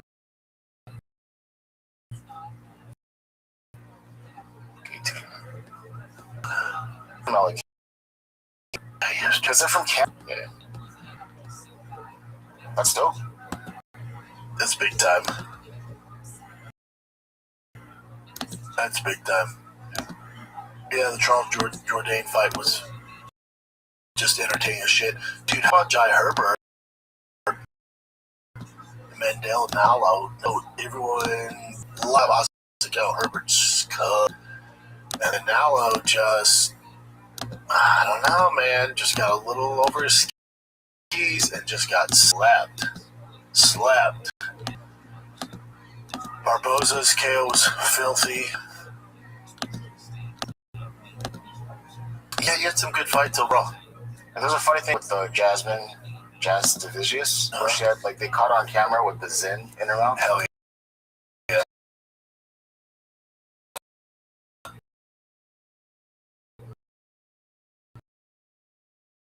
During the fight.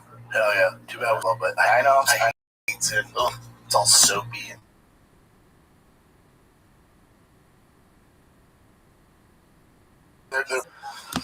Yeah, it was a good night, man. It was a good night, entertaining. Watch from top to bottom. That was a good night. And then, the biggest news of the weekend, in a fight week. By far the biggest news. I guess kind of expected if you're around the water cooler enough. Now, the rumor is it's going to be Benoit Saint-Denis. Yeah. This fight is essentially confirmed. With me. A lot of times, these different, they report news as in almost confirmed, and it's no near confirmed. So yeah, or they make shit up. He teased that his next fight is against an Englishman, like eating some rust beefs, which is a playful French slang term for English. This is a stretch, man. And then they go down the list of the people he's. Yeah, I mean, if he's fighting, he'll fight with that would be the fight. The mill that it's Conor McGregor. As I was driving, I was thinking about it. as far as the winner of that is on the right path, they need either Patty or Connor on the right path, the winning path, right? For both of them, it makes sense. And if you go back, I mean, you're talking months ago, years ago, I said Patty will fight Connor. That will happen. The only issue with that, well, it's not going to be at 55. Patty's a 55er, huge 55er, so really he could be at 70. Coming off us at 55, it's not like Patty's, it's really his first loss. Most people thought he lost. That's different. He didn't on paper, but the fan base thinks he did. But he had one loss at lightweight, but he was fighting for, it was a title fight against Justin Gaethje. If he would have won that, now he's fighting house against Ilya Topuria. So it was weird, even though it is the Golden Goose is Conor McGregor. It's going to do numb to it. It doesn't make sense for just the semantics for the divisions. Does a fight for Patty at 170 because Conor's not making. If the fight at 170 Conor up, and just say Patty wins that, like okay, you beat a Conor in the division.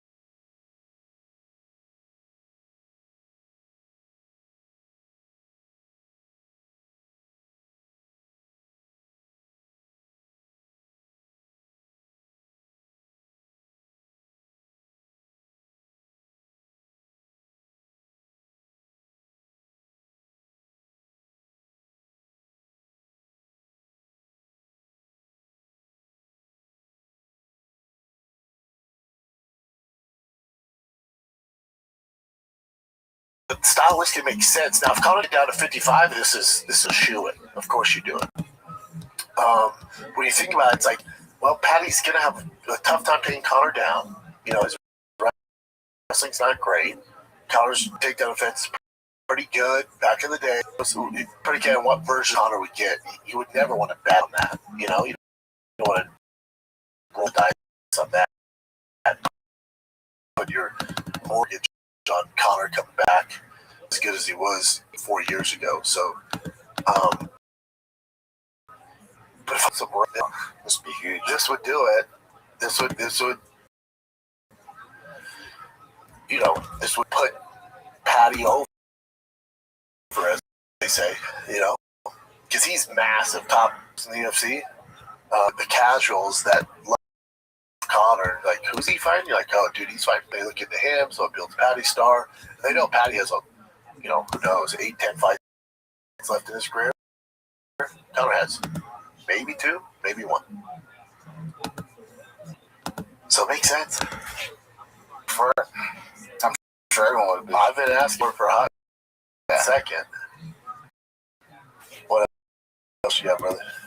All right. Well, you mentioned wrestling a favor and basically this is a cheating move, right? But basically throwing him out of whatever that's called, that platform for wrestling.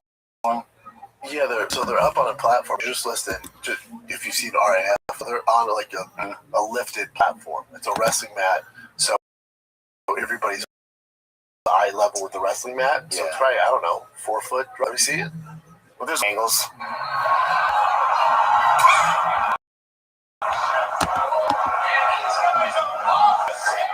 Damn, change him, Bubba.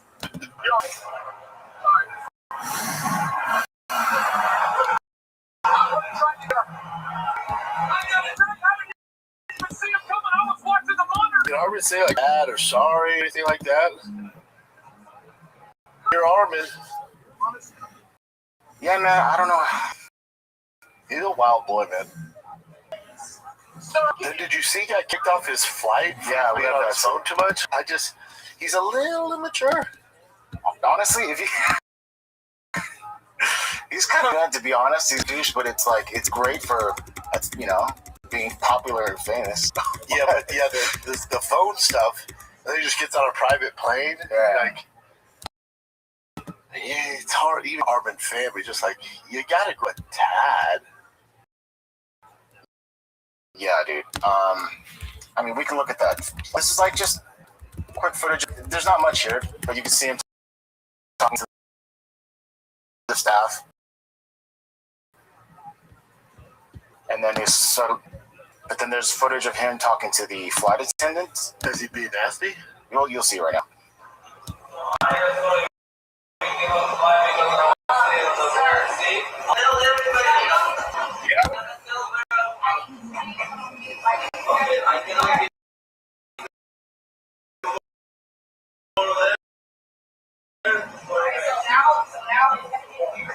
It's a little douchey. You're just take phone away, put it in airplane mode. You can get Wi-Fi as soon as you get to fucking 10,000 feet. You know, let me. At the airplane. What did happen that they escorted you out? So I had a team where of us, we just empty seats. I asked the lady next to my friend, and he's a little bit big, and I said, okay, maybe there is an empty seat. So I asked the lady, can I see? She says no. She said, where's your seat? I said 29A. I said, like, why you rude, like? And then and then I see like then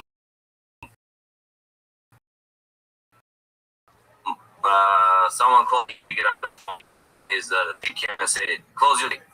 Okay, like I'll do that. And Pucho, someone called Pucho. He took the phone, and then 3 of us we kicked out from the plane. And the other 7 they flew, and then we got the jet, and they said, bro, why didn't tell me you're flying jet? After that we would out.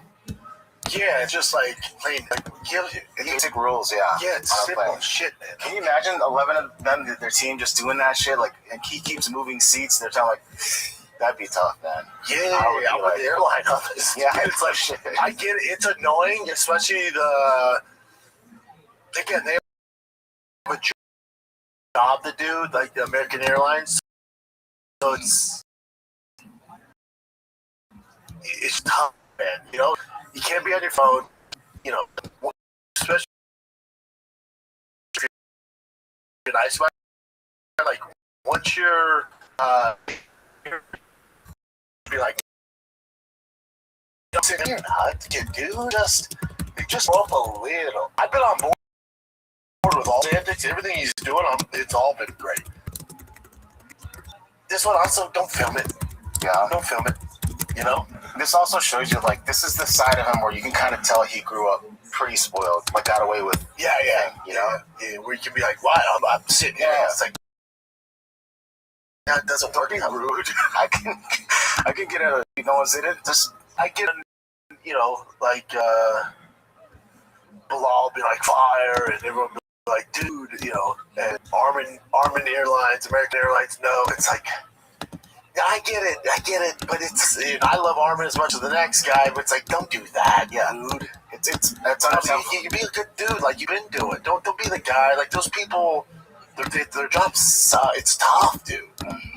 He's just plain etiquette. You know, it sucks. They delay the plane, and like people have shit to get and connecting flights. Like this ain't the way to go.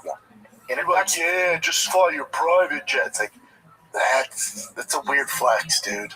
If that's just during takeoff, imagine how much of a headache they might be during the flight. So they have to be like, guys, you got to man. And the other 10, what do you say, 11 total? Yeah, the other 10 you fly. You ain't Armin Farouk. Like, even Armin like that, but those other guys, what are you doing? Yeah. What are you doing? Are you competing in RAF? Are you basically undefeated? Your one loss is just Islam? Are you that guy? You're not? Shut the fuck up. Put your foot away. Yeah. Why are you acting like this? And even if you're associated with Armin, what are you doing? We all paid the same fucking money here to be on these flights. Why? You guys think you're special because you fly with Armin? What are you doing? Yeah. Put your shit away. What are you doing? I hear you. Let's take a little break here. Picture this. It's late night. You're scrolling through your feeds when all of a sudden you see it. For me, it's a car part or a cool car shirt. I'm like, man, I got to have it. But my wallet is downstairs. Like, what am I going to do? I want to hit check out, but I got to fill in my address. I don't have my credit card. What am I going to do? Then you see it. A button.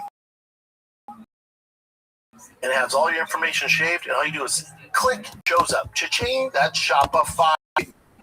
Behind millions of businesses around of all e-commerce in the U.S. from household names like the big boys, Drive Fast All Gas, Fire the Kid. Get started with your own design studio with hundreds of templates. Beautiful online store, which is your brand's style. You know, get the word out like it's your marketing team. They have great customer service. It's 24/7 customer support, and of course they little do things so much easier. They got you Shopify. See, let's go to Shopify and their Shop Pay button. I love that Shop Pay button. I order so much I don't need from it. Sign up for your $1 per month on Shopify.com/lowercase SHAB. Go to Shopify.com. Let's get back to the program. TV has thousands of free TV shows. For everything we got! Free. This is the mantra. This is the movies like Pineapple Express film franchise and Gladiator. And TV shows like Survivor, SpongeBob SquarePants, The Fairly Odd Parents, and Ghosts. Pluto TV is always free. Pluto TV. Stream now, pay never. Yeah, I didn't. Listen, I'm all for Armin. I would never leave a comment on there like, yeah, fuck American Airlines. It's like, that's so weird, you know? It's like, yeah, I like Armin, but don't do that, dude.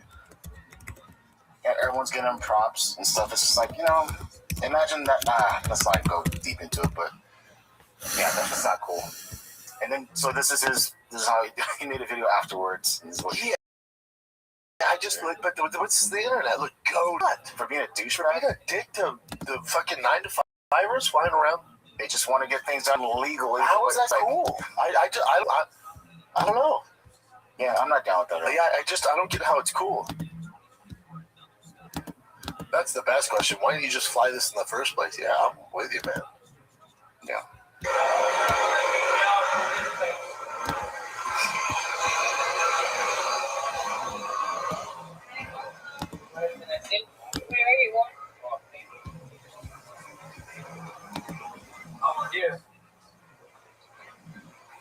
Okay, guys, I'll be in 5 hours in Philadelphia. Yeah, cool, man. What do you think about that move though? Like, even though it went viral and everything, him throwing your favorite out of that platform. What do you, in your mind? What do you think? That's discipline issue. But that's really fun. Discipline issue. Yeah. So yeah, it's a discipline. Again, I like Armin. He's a wild boy, so it's a reason why a lot of us like him. But it's like that stuff.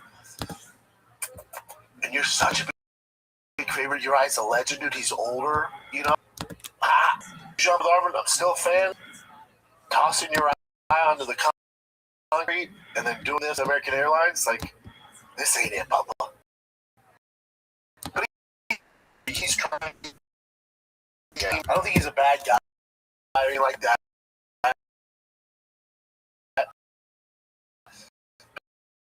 But a lot of times when you're getting all this, you're crushing this, you can get to your head, and then it's, hey man, don't toss your eye on the ground. Oh, but it's a dope highlight. No, I know, but he's older, dude. Like, you should hate him. Like, he was kind enough during the wrestling match, was also like, he's older, he's a legend, like, show him respect him.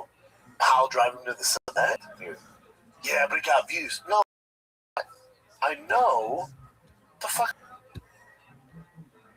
Don't pile drive your favorite in the cement. That's a discipline issue. Don't take down the fucking drink tray.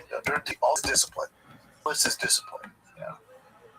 As good as he is, and he's amazing. He's amazing. As good as he is, and I'm not saying this for a fact, when you have discipline issues outside of it, you be crazy discipline in your sport, and then just crazy on discipline outside of the sport, and then it all works out. It usually seeps in, and he's so talented, so good. But if you're, again, who knows? It'll be a weekend thing. I don't know. But I'm just saying, if you see a guy who's doing undisciplined things online, there's no way all the boxes with his regular day job. There's just not. Doesn't work that way. You can't turn that on and off. Yeah. I mean, you could either do things the right way, or sometimes you do things the right way and sometimes you don't. And there's some people that all the time. In professional, like, he was doing the stare off with Dan Hooker and fucking headbutting him in the nose. Like, you can't. That's where it seeps into his professional life. And all these people, like, cheering him on for doing this kind of shit is kind of like, where do you draw the line? Yeah, it's almost like you need different friends.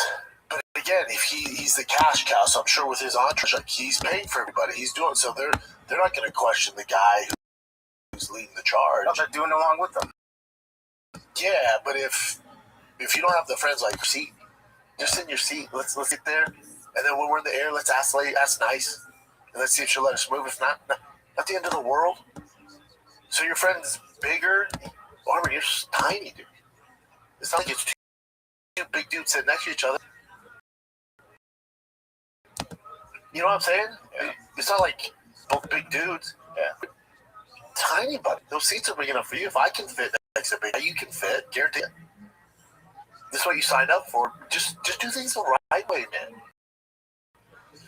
But again, online, oh yeah, fuck American Airlines. like, get him, bro, dude. I wish he spiked try harder. Whatever. Yeah, I'm usually on board leagues and all that. This one's like hard miss. Yeah, don't be. Yeah, live and learn. Don't make. Doesn't exist. If you see a tendency of this discipline shit, it's gonna bite you in the ass because you know if he's not doing this. Really important. Islam Makhachev. Do you ever see any of this? Do you ever see his shoes? And that's so you gotta take the, good luck, but again, Armin's so talented, it's working right now. Yeah, and then we'll see if it still works. If he keeps doing this wild shit, we'll see. And Dana not giving him the opportunity to fight for the title right away. I'm kind of getting a little bit more. Yeah. Dana's like, no, you guys don't know the shit we deal with behind the scenes. This is wild shit. And it's fun and builds the fan base, stuff like that, but maybe this is why. Yeah.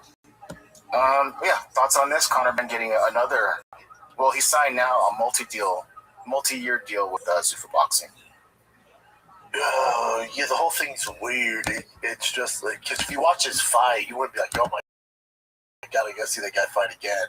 I think he was talking about Conor Ben versus Ryan Garcia. Yeah, he said that's. I went off his multi-year deal. So did he do a? Conor decided a five fight deal? Is that's $15 million a pop? Highly doubt it. Well, you're not going to go from $15 million to $1 million. Maybe that's like the bonus because he signed with Zuffa, so he's like, boom, here's a whole bunch of money right now, but then if you want to be with us, we'll give you this much afterwards. But go through it. Think about how much more he gets paid any fighter in the UFC. But yeah, even the champs. Because you're not for $15 million. That's like see that fight on Netflix. Let's say you cut that. Well, what, dude? Let's say it's okay. They say supposedly that's what Alex Botan's getting. 10 mil per fight, yeah. You're talking about the guy who's about to be a fucking 3-division champ? Conor Ben, make it make fucking sense. This dude brings more eyeball, more valuable than Volkanovski, Ilya, Islam. He's making it Tom Aspinall. Do you think doubling down on the whole, the Eddie Hearn thing, hey, this is what I'm doing for your boy, I'm paying him this much more, blah, blah. Because he has through that Turkey Al-Sheikh, I'm sure, to do this. Yeah, that's where boxing's at. But just to show off, show him more. Even if he's not thinking that Conor Ben's this. But I think Eddie's oh, that's just bad business. Eddie Hearn has Anthony Joshua, who seems to be very, very loyal, so. But it's also, Conor Ben's good. He's good. Yeah. He's good. He's not fucking $15 million good. He's not, there's no way you're making your money off this guy. Yeah, that's what I'm thinking. Where's the fucking return? Again, I know it's a different sport, but the rest of them, it's what the fuck? This guy kind of hit on the nose. He knows that well because he believes Ben is one of the best today when he is only a UK domestic level star. It's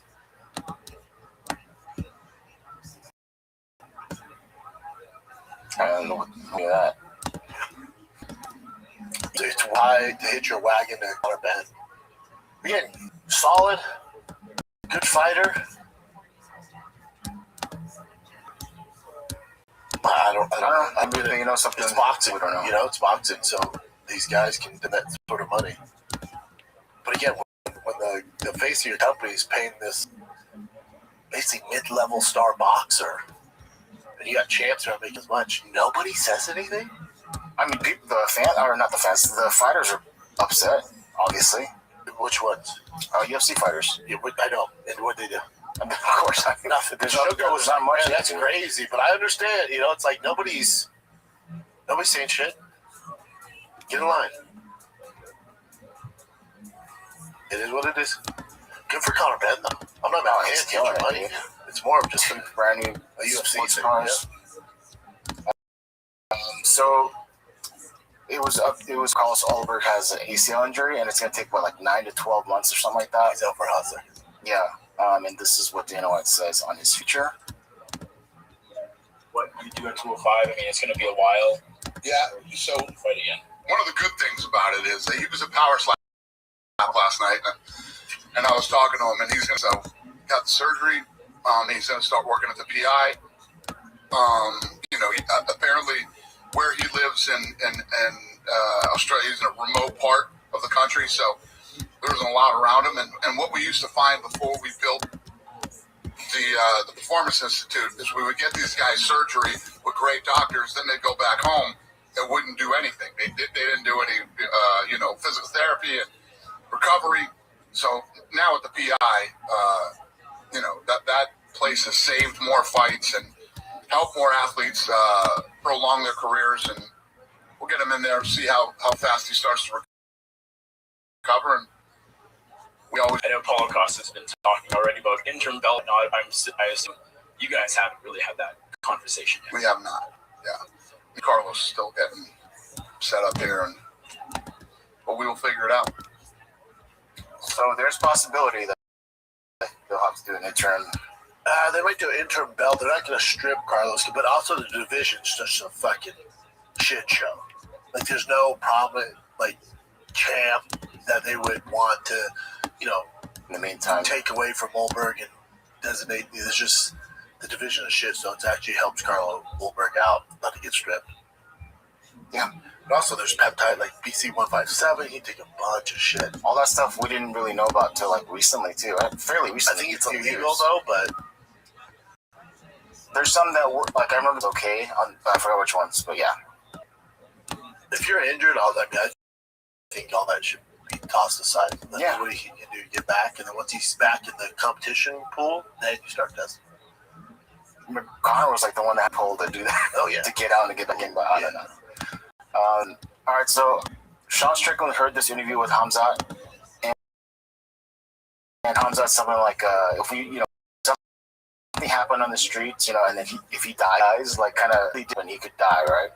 So this is Sean Strickland's reaction to that interview. Hold on. How did it start though? This is what sucks about this thing. I have to refresh. Hold on. See if it starts. It might start with him. I don't post my location on my whereabouts. I'm going to drop pins where I'm at. I just don't like to. But on Instagram, some stupid shit popped up in my feed about Jemiah saying, "You try to fight me or kill me in the streets." So я хочу говорить, Dude, I was 10 minutes from your gym. I was dropping tags and locations all day on my Instagram. Your homies who train with you, they were seeing my story. You had to know where I was at. 10 minutes from your gym, bro. I was probably right down the street from you. Probably you show up. But we all know with Costa, he pulled your car. Hold me back, hold me back. Like the last dude in America you should write it. But I guess if you don't show up, you don't show up. So you guys, I generally don't post my location. I don't know what this. It's weird to post it with guns in the back. It's wait, what's happening? He's trying to posture I got. I'm the last dude. Are you gonna shoot him? He builds the fight though. It'd been great if Hamzat showed up. Dude, I cannot wait for this fight, dude. Yeah, it's such a good fucking fight. It's on sight if they see each other. That's why I love the fact that Dana was no, we're not putting them together on a pre-fight. Yeah, they're not facing off. Something, especially during the press conference. But it's just crazy, dude. This fight's so fucking good. Yeah. So Hamzat also signed with this is Dana White's reaction to it, which is not. This is how you know, dude. Before he plays, I saw this clip. This is Dana got paid and he's checked out. Buddy, if a jiu-jitsu league, boxing, kickboxing, when Dana, this is 15 years ago, when he's coming up, would try to poach any UFC names, he fucking put his knee on their throat, dude. There was either just make him out of business or he would just fucking take him. And they asked him, he goes, yeah, cool. Wow, was that? A couple hours ago, Real American Wrestling announced that they had signed Hamza Chimaev to a deal. I'm just wondering if you knew about that, or if you have... Who signed to do a deal? RAF, the wrestling promotion. Oh, cool. Oh, yeah, okay. Signed Chimaev to a deal. Okay. I'm just wondering if you have any thoughts on that. RAF, a few months, and, they've been with UFC talent. Yeah. Just what do you make of that? How's it going, Rabbi? Kicking ass, taking names. How you living, pimp? Oh, that's how you... I saw that. That's him. Yeah, cool. Yes, sir. What's good, son? That compared to back. Here's what you don't want. For what you told me, sir. Absolutely. All right. So, did you create a Rumble account? I'm on that right now, sir. All right. I'm gonna walk you through. I'm gonna hold your hand like you're a toddler, and we're gonna watch you grow before our very eyes on my stream. Sound like a plan? Sounds good, sir. Excellent. All right. So, let me know when you've created the Rumble account. Okay. Okay, thank you. You're welcome, my friend.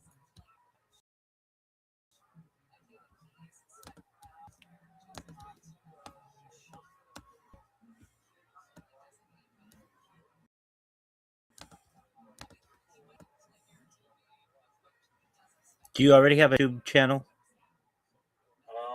Well, I have like YouTube accounts, correct? But like, I don't really post.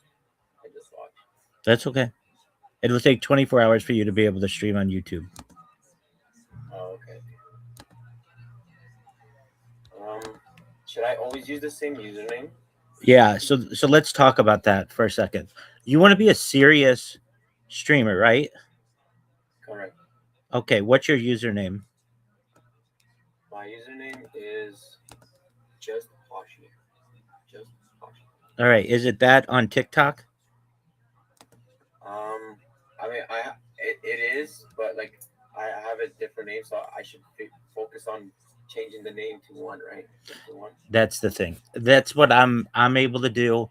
That's what Aiden Ross is able to do. Hey, go to Aiden Ross on Kick, on YouTube, on Instagram. We're all the same thing. I'm Rabbi Rothschild everywhere.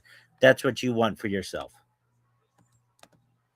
Okay, sounds good. So, the first thing that I would do, even before making your Rumble account, is so do you have Just Pashi on Instagram? I'm pretty sure I do. I have everything on my computer already. So. All right. Well, take your time. Check it out.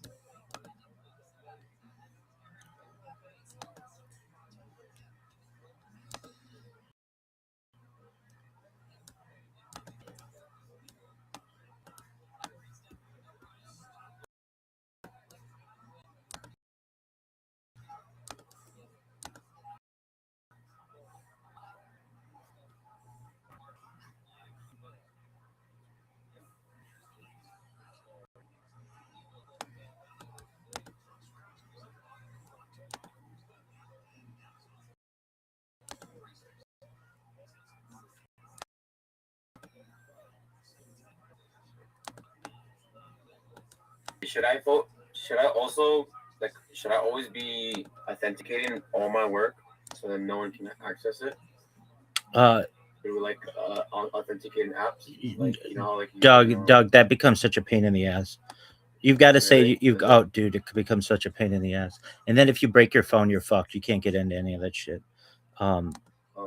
Okay, so here's the thing with that. Right now, nobody cares about you. No offense. Nobody wants to hack you. When you become bigger, yeah, then do all that shit.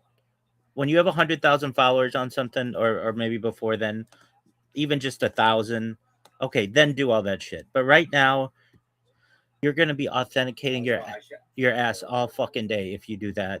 And every time you log in, It's a large process. Where you're trying to film it, right? It's a large process. I think it is. Because you're gonna like today alone, you're gonna create like 30 different social media accounts. Right. And if you get into the 2-factor authentication on all that shit, okay, that's cool. What happens when you drop your phone, you break your phone, you don't have access to it? Like basically when you get into that world, your entire career is in your hands. And I see how you are on a phone. You dropped your phone earlier today. I am. I'm really possessions. Like I need to be more careful with my possessions. Do you have a phone case? No, I don't. All right, you got to do that, man. I mean, I gotta get my phone case right. I gotta get it. Word. Get a selfie stick and a phone case. Those are two big things if you're gonna do IRL streaming. They're really cheap and they're important. But that's not that big a deal. Literally everything I tell you, we're doing for free. So don't think that you're gonna have to buy a bunch of shit. Okay, so answer my question. Did you are you same name on Instagram? No, I have different names. Okay, that's all right. You want to commit to this, right? Yes, sir. All right, then you're gonna have to change your name on some of these. I don't know if you're. What is your name on just what? Pashi. So that's like my childhood nickname. That's cool. That's cool. That's cool. So just see if you can make your Instagram just Pashi right now. I just did it. It worked. Okay, excellent. Do the same for TikTok. Same for TikTok. Okay.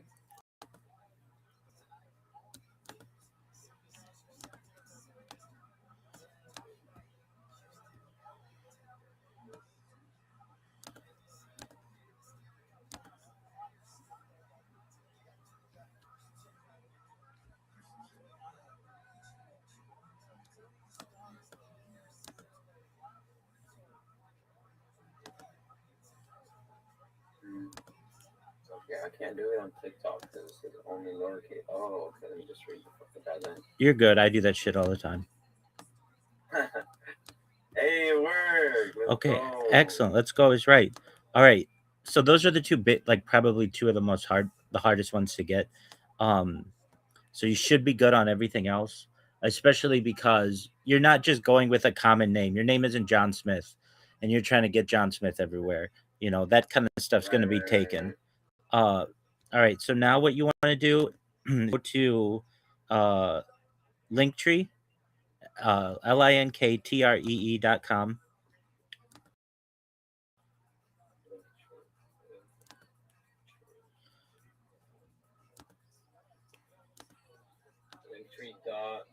Com.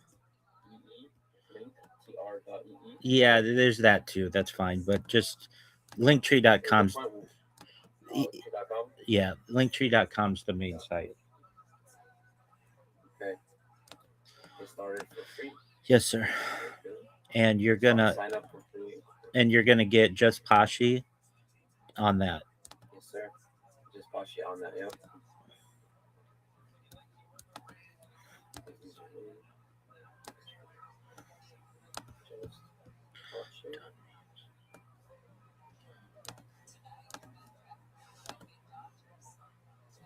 Claim a free 7-day pro trial.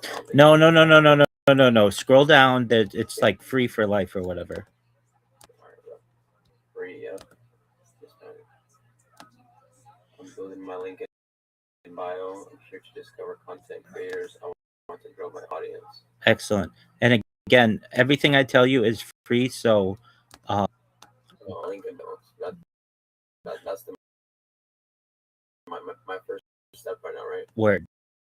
We're gonna build my link. Yeah, we're gonna build out your profiles.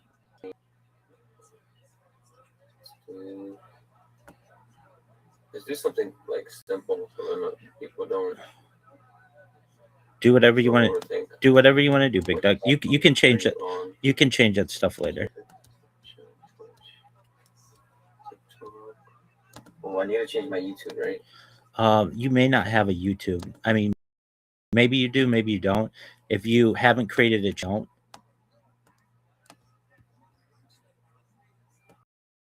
I mean, I've had this channel for a while. It says view channel.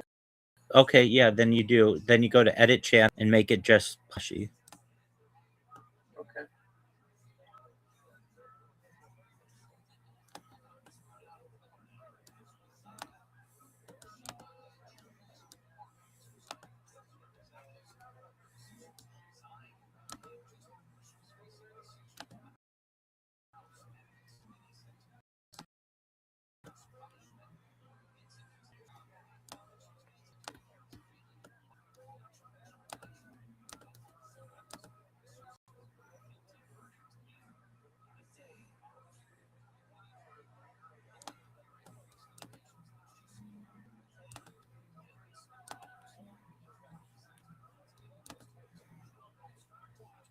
Are you able to change it to just Pashy? Yeah. Tight. Okay. It worked. That's great. All right, so now you're starting to build your brand. And I'm going to give you all the tools that you need to be successful. And by the end of today, like you're not going to leave this call for a few hours. If you have to, you can, but I mean, you're going to be like making accounts and making logos and all kinds of stuff, and you're going to be making your bio and stuff. But by the end of it, you're going to be a force. You're going to be a company. So be ready. And the name of your company is Just Pashy. Exactly. Which is a really great name, by the way. It's connected to you, and it doesn't have numbers in it. There are no underscores. Is it JUSTPOSHE or Y? JUSTPOSHI. Oh, perfect. Okay, great. So it is kind of just how it's spelled. There's nothing like IE or anything like that. Like it's pretty easy to pronounce. It's not easy to make fun of. The worst somebody's gonna say is just pussy. That's so what, whatever. Like, you know what I mean? I'm looking at I'm looking on It's not too hard. yeah, exactly. I'm looking at all the stuff that people are gonna use to online, all that stuff, and you're pretty solid with that name. Okay. Did you create your link tree and make it / just Pashy? I am currently also, so I see that there is different, like I have X, I have Facebook, I have this, so I'm just trying to change my name. Yes, do that. See if I can first change it. Yep, you can. I can do the link for, you know. Y- Profile. You're already, Professional. oh yeah, okay, do that. Say that again. What said please check later? Spotify. Yeah, no big deal there. That's X.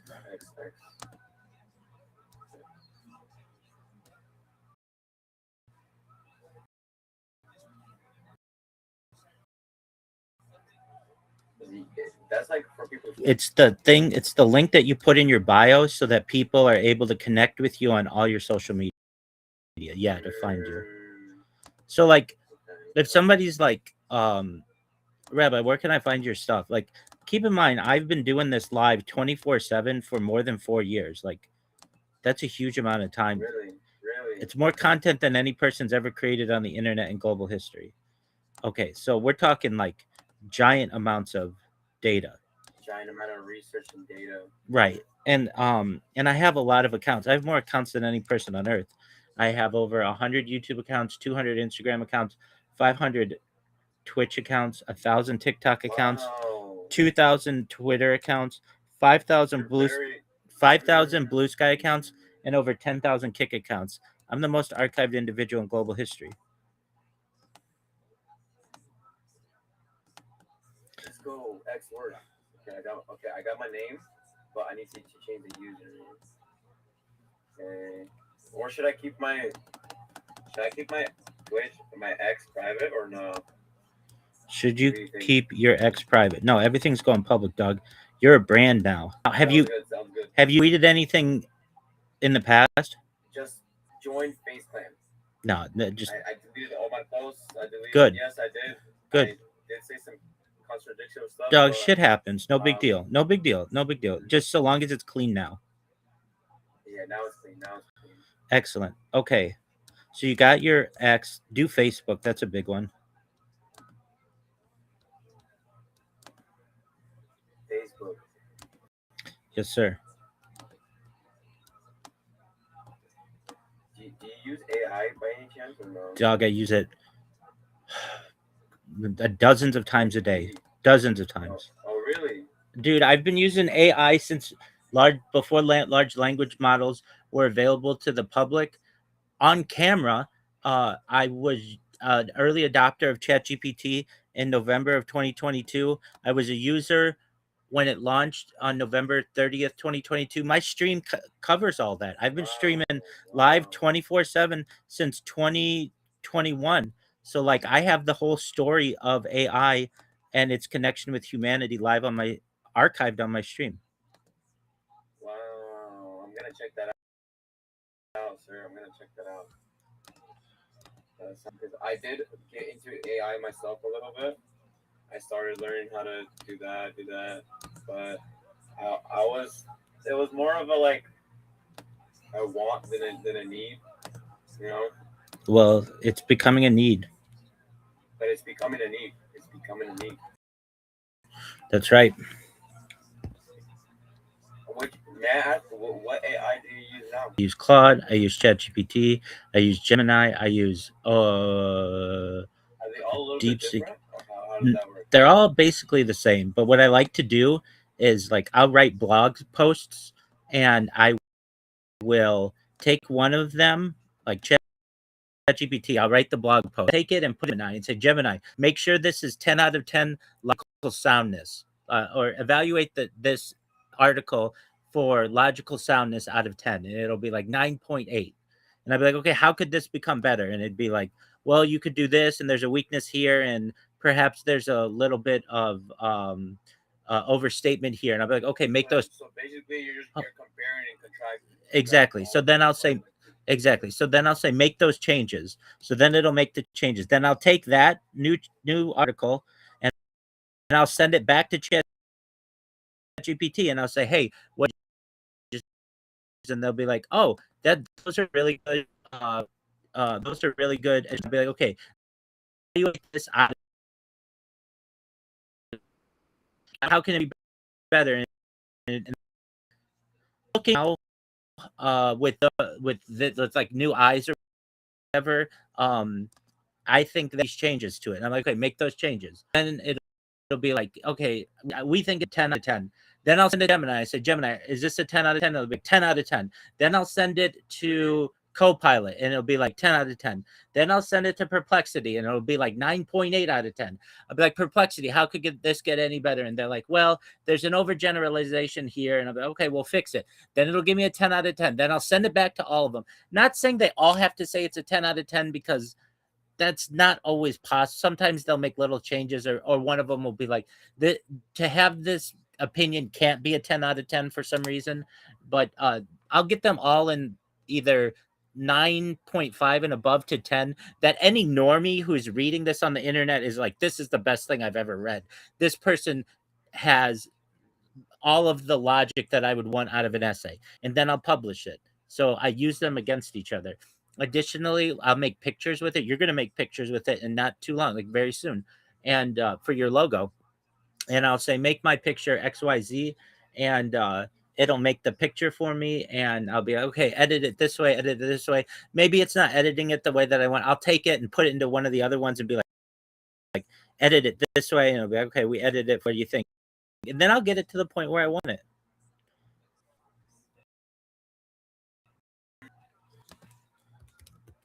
Using it to benefit, but not to a certain degree that it's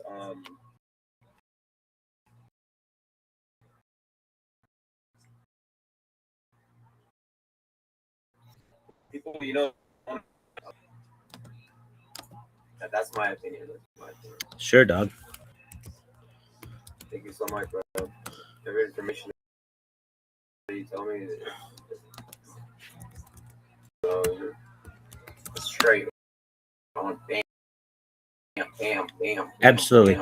Bam. Well, you shouldn't. Myself, right? I tried doing it myself, and it didn't really get me that far. Yeah, no.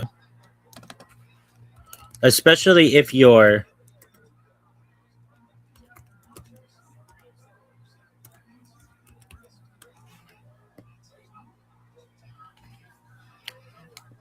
especially if you are not if like you just create your account and you don't have a biography and you don't have a logo, nobody's going to take you seriously.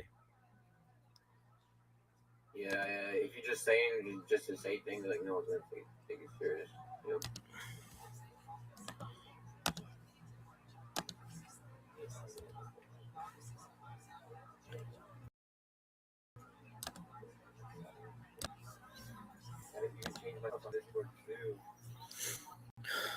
Yo, your microphone dropped down a lot. What happened? Is that a lot better right there when I'm speaking like this? Yep. Okay, I turn on the voice isolation.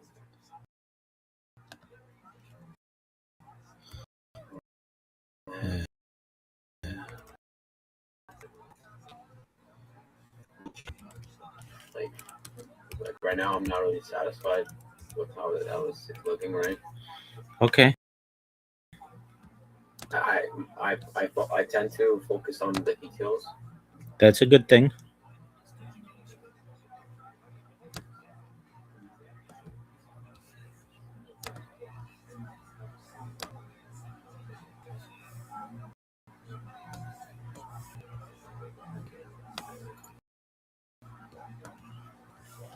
Which turn this on.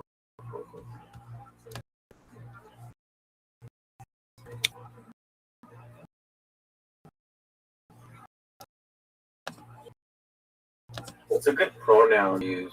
They, them. They, them.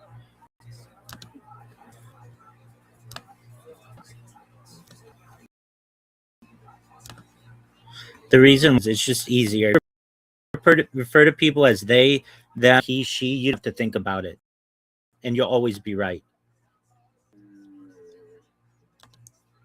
Unless you get somebody who's like, you have to call me Z, Zay, or something like really weird, which like that never happens. Like nobody will correct you if you're like, if you call someone who's transgender they, them, they will appreciate it.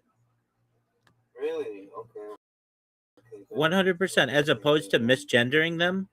100%. I don't want to make somebody feel badly. So, another thing you can learn is just call people. So, like, let's say somebody's in your chat and they're like, "Yo, go check out the UFC fight," and you can be like, "This person's username is, let's say, Sammy1234." And you don't know if Sammy's a boy or a girl, and you'll just be like, "Sammy1234 wants me to watch the UFC. Should I watch the UFC? Should we do what Sammy says?"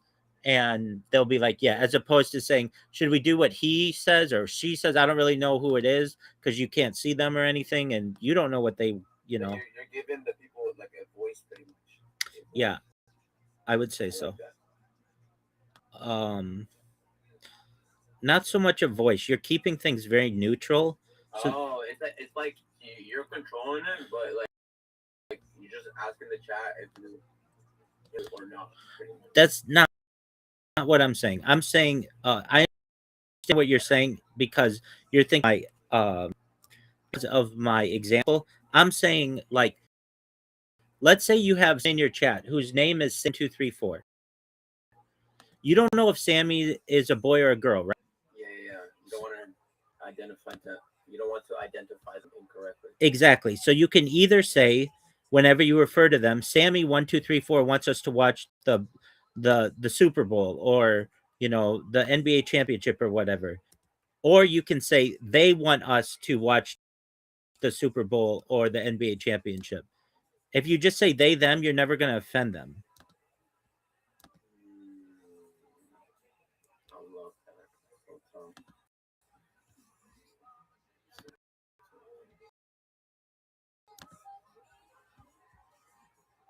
What do you think about the server tag Aiden Planet? Is that a good one or a bad one? The server tag Aiden's Planet. That's fine. I mean, just use whatever you want.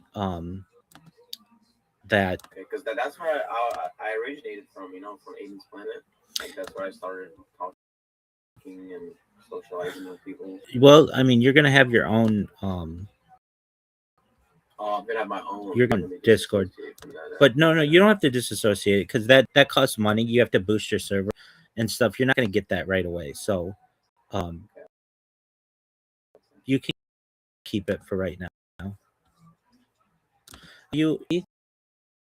And then if you have some money that you want to spend on some cooler shit, you can get into all that. But for right now, don't worry. Oh, so you get started. Exactly. Spending too much time on looking good. No.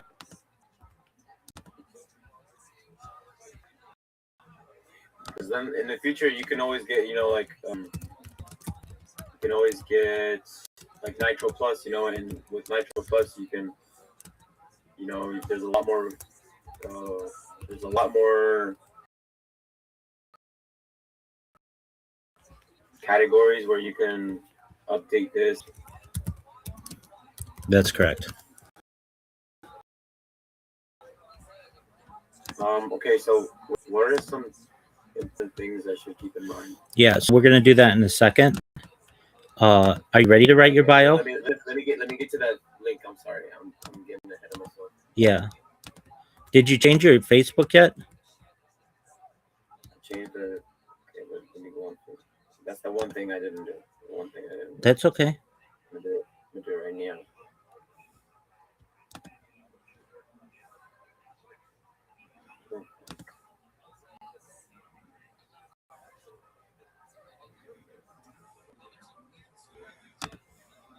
Oh wow, my profile is so empty. Yeah, it's gonna be for the time being. Yeah, it's okay. Let's see.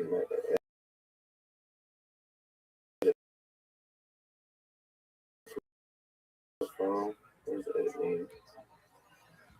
I have my Facebook just my name and my last name. Yeah, that's fine. But you want it? You want it to? Then you can. I understand the link tree. The username is different than your name, your first name and your last name. So you want to make the username just Pashi or whatever. Okay. You're about info.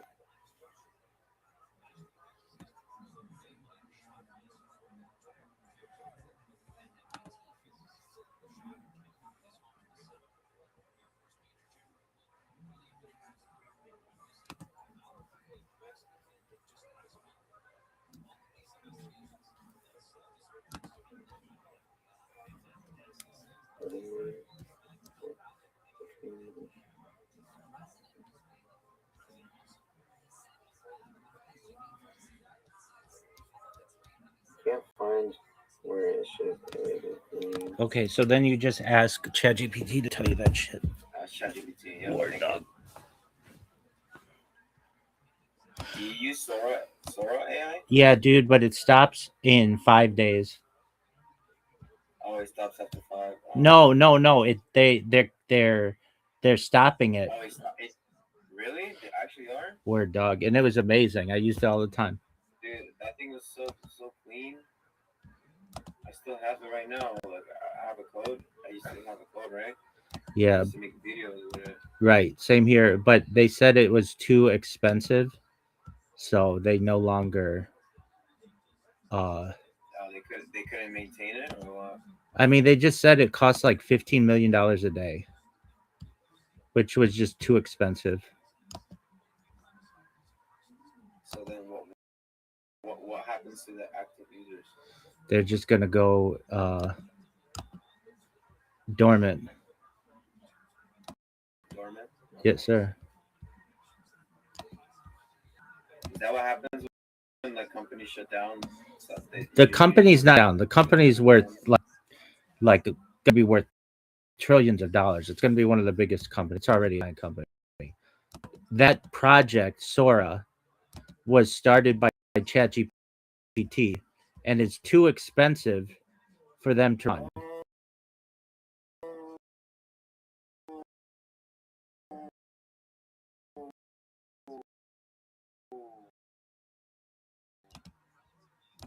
That makes so much.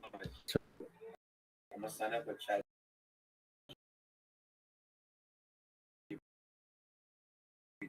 After I'll do that in a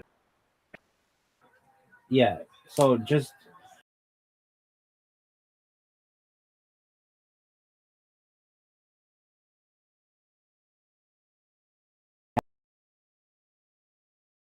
ask it a question.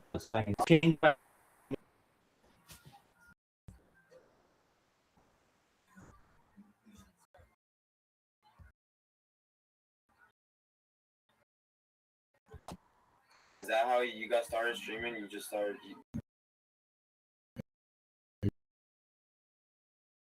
Is that how I? Or is that, or that's one of the things.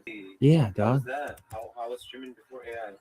A lot harder because you had to like hand type everything and like hashtags and all that shit and biographies.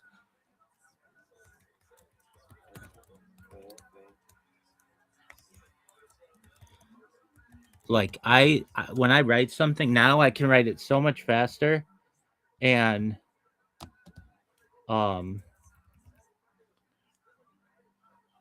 I can make it in different languages and all kinds of things, like the push of a button. It makes me like 1,000 times more. I don't want to say 1,000, but like 10 times more efficient, I would say.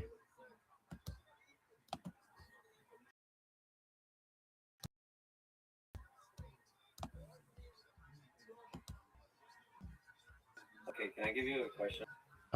You can ask a question. Can I ask you a question, sir? Absolutely, you just did. Let's say you have not the best social footprint, right? Yeah. How can I improve my social footprint? That's what we're doing right now, man. We're going to make you a nice logo, a nice biography. Everything's going to be linked. You're going to create a bunch of different social media accounts. You're going to connect them all. By the end of the day, you're going to have a huge footprint, and then that's going to start getting crawled by Google. And in like a week, when you Google Just Pashi, you're going to be the top 10 results. Wow. Okay. Yes, sir.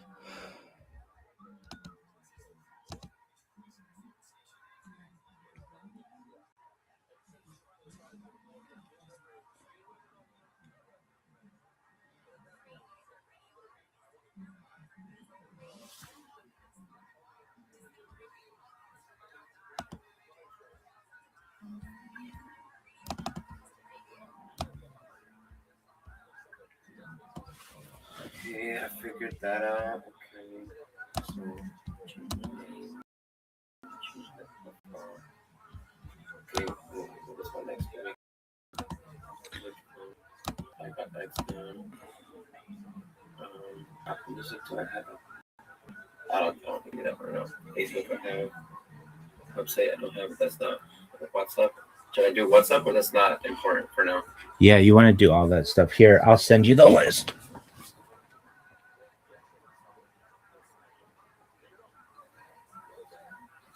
I recommend getting the top 30, and here's why.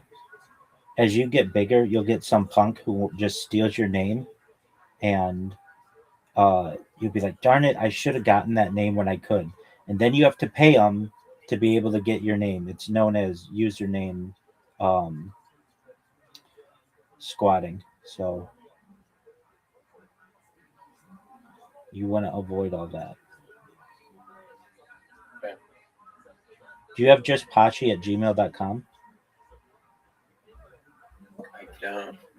Wait, I might. I think I have just Poshy 7. Yeah, that sucks. What about just Pashi? Let me see. It's on my phone.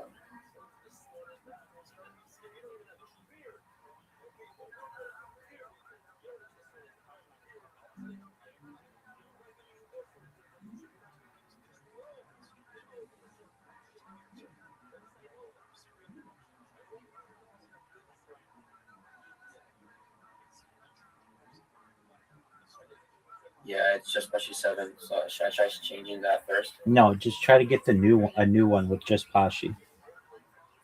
You probably can't, but just try. Oh, okay. My username on my email is a bit different. There's an A instead of of it. I'm gonna try getting that way what you were saying. Okay. Just create a new Gmail account and try to get just Pashi. If you can't, then don't worry about it, and then don't create a new one. I'll try to add it real quick right now. Do I do for my work or my business? You can do business. That's fine. It doesn't really matter.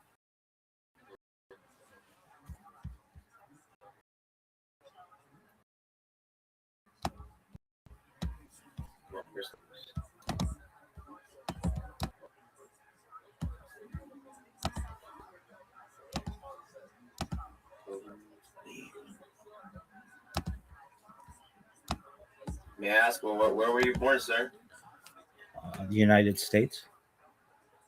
Nice. I'm based out of Irvine, California. What about you, big dog? Well, I was born in Russia originally, in a small little city called Taganrog. But I moved when I was 3 years old to the States, to Portland, Oregon. Baller.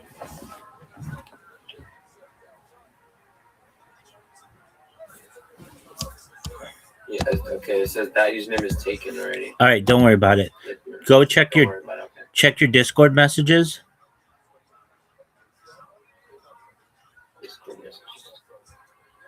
And I sent you the list that you need to go through. Oh, okay, you sent me all the things I need to. Okay. Yes, sir. And Telegram is next. Right? Yeah. I already have Facebook. I already have Instagram, TikTok. I already have that. Snapchat. I have that. Okay, so I have like half the list already. Okay. Okay, that's good. That's good. So connect all your shit to Linktree, and then also I'm gonna send you, like, I helped. Oh man, probably at this point. What about Pashi Just on the Gmail? It's no big deal. You've got just Pashi 7 for right now. Okay, so the next thing I'm gonna do, I'm gonna send you somebody else who I helped, and I'll send you a couple of them. It's whatever you want, but take a look at it. You're gonna want to make your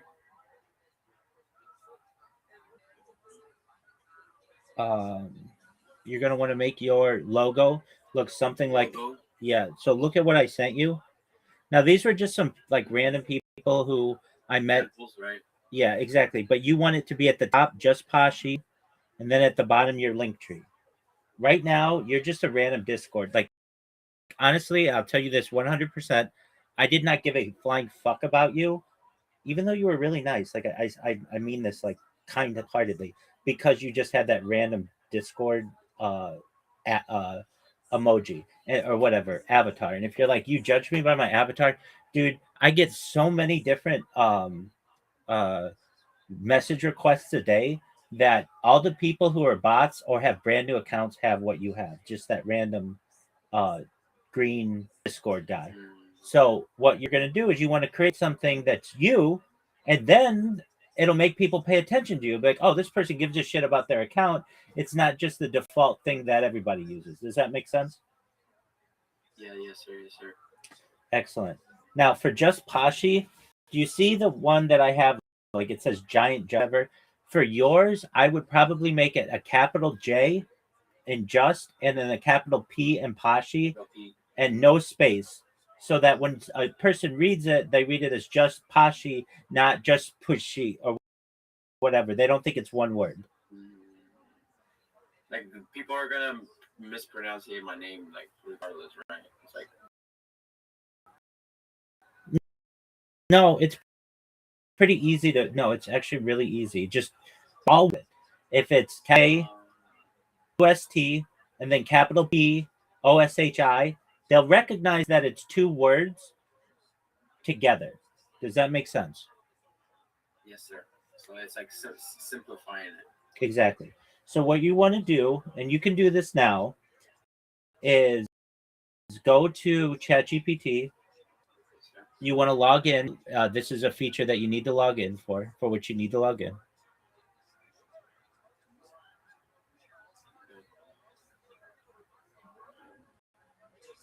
I have an account already, but should I change my profile stuff, right? My name, all that. You want everything to be just Pashu. Just Pashu. Exactly.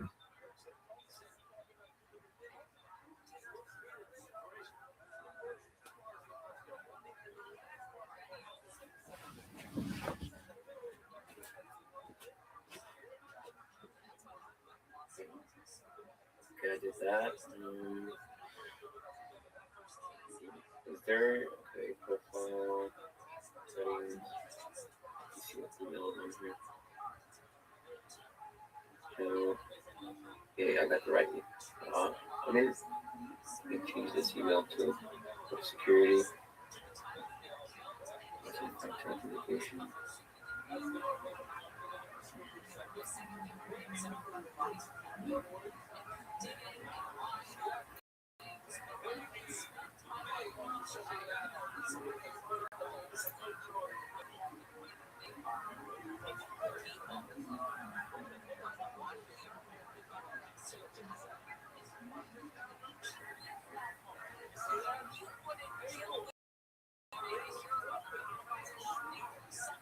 So like the first step in like content creation is just like putting yourself out there.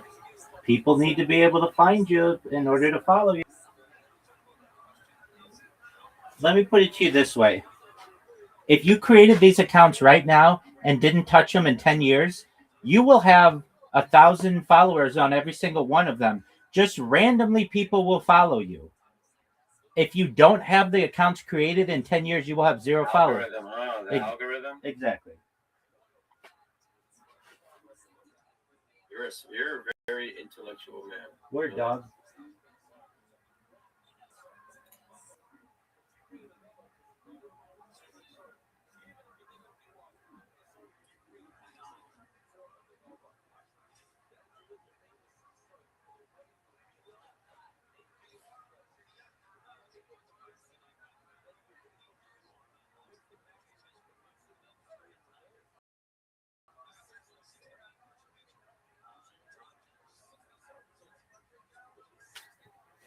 I'll be right back. I'm going to use the restroom.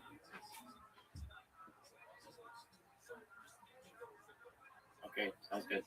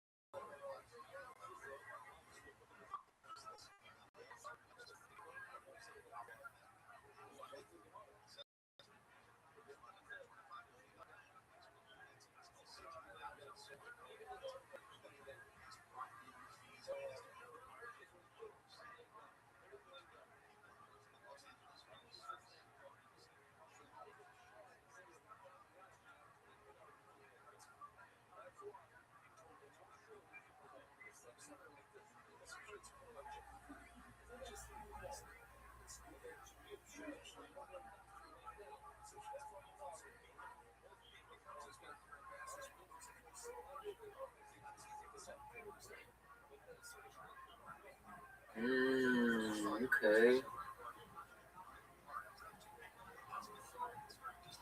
What's good? So I put in, you know how you gave me all those different social media platforms? Yep.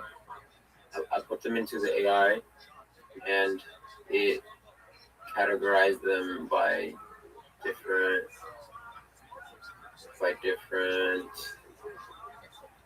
like where like media, audio, microblogging, communication, social media. It separated them a little bit. Right, I got you. So if you're trying to build a link tree in a personal page, Doug, but you don't want to do that, right? I mean, that's fine, but okay, what you want to do now? Oh, it overwhelms people. Okay.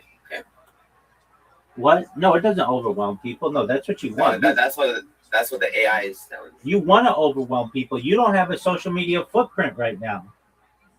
Yes, sir. You want all your shit in Linktree so that if somebody's using, I don't know, they like to use Snapchat, and they know you're on Snapchat, they're going to connect with you there.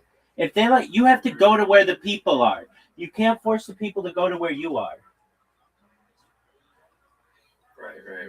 Okay, moreover, if you meet with somebody, like I met with somebody the other day, we did a podcast together last week. They're in England, and they're like, hey, will you follow me if I follow you? Absolutely, after we did the podcast. And guess what? I didn't have to be like, oh, well, I don't have one of those accounts. I had every account. They were able to connect with me on everything. If you have the account, nobody can follow you. If you have the account, people will follow you. They'll organically look you up.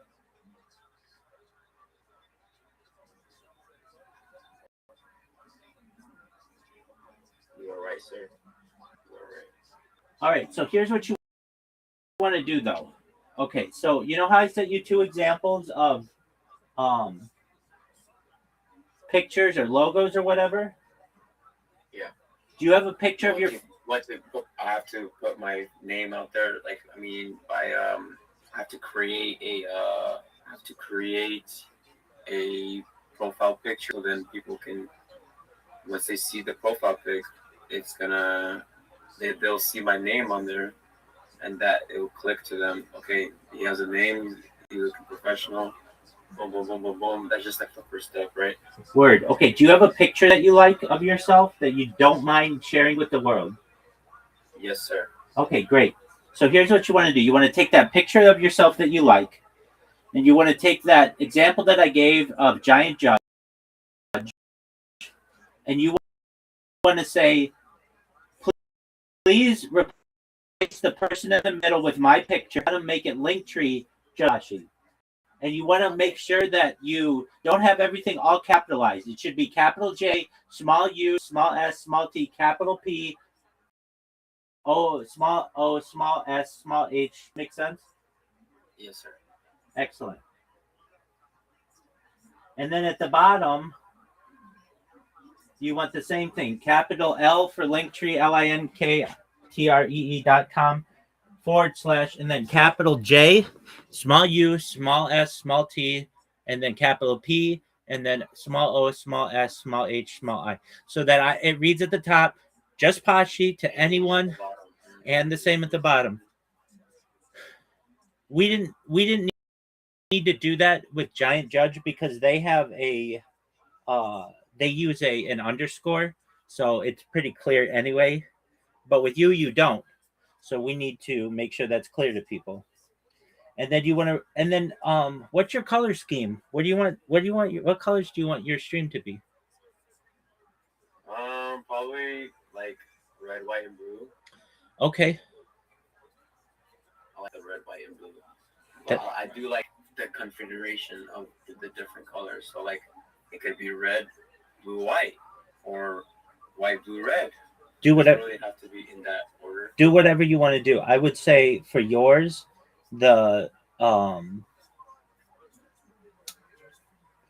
whatever you want to do. That works because it's the Russian flag. It also works for the United States flag. It's a cool blending of who you are, and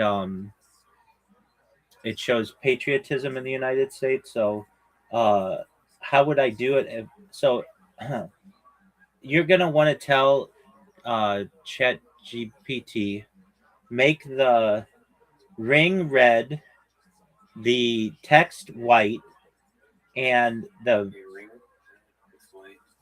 I would say make the ring red, the text white, put a black border around the text. So I said make a red, the ring is red, the text is white. Ring red, text white, black border around the text.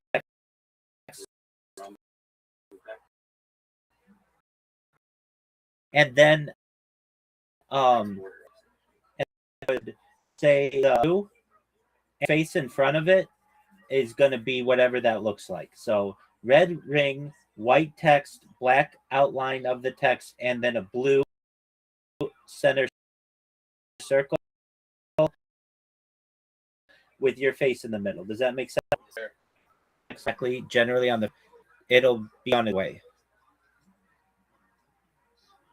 So ring red, text white, black border, text border around the text.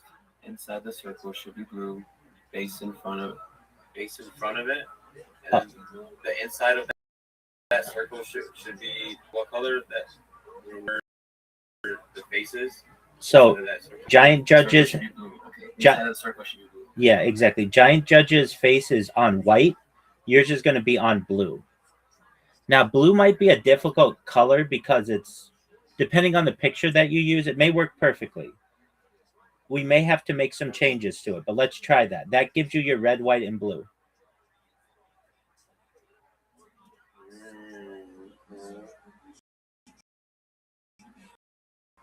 So interesting.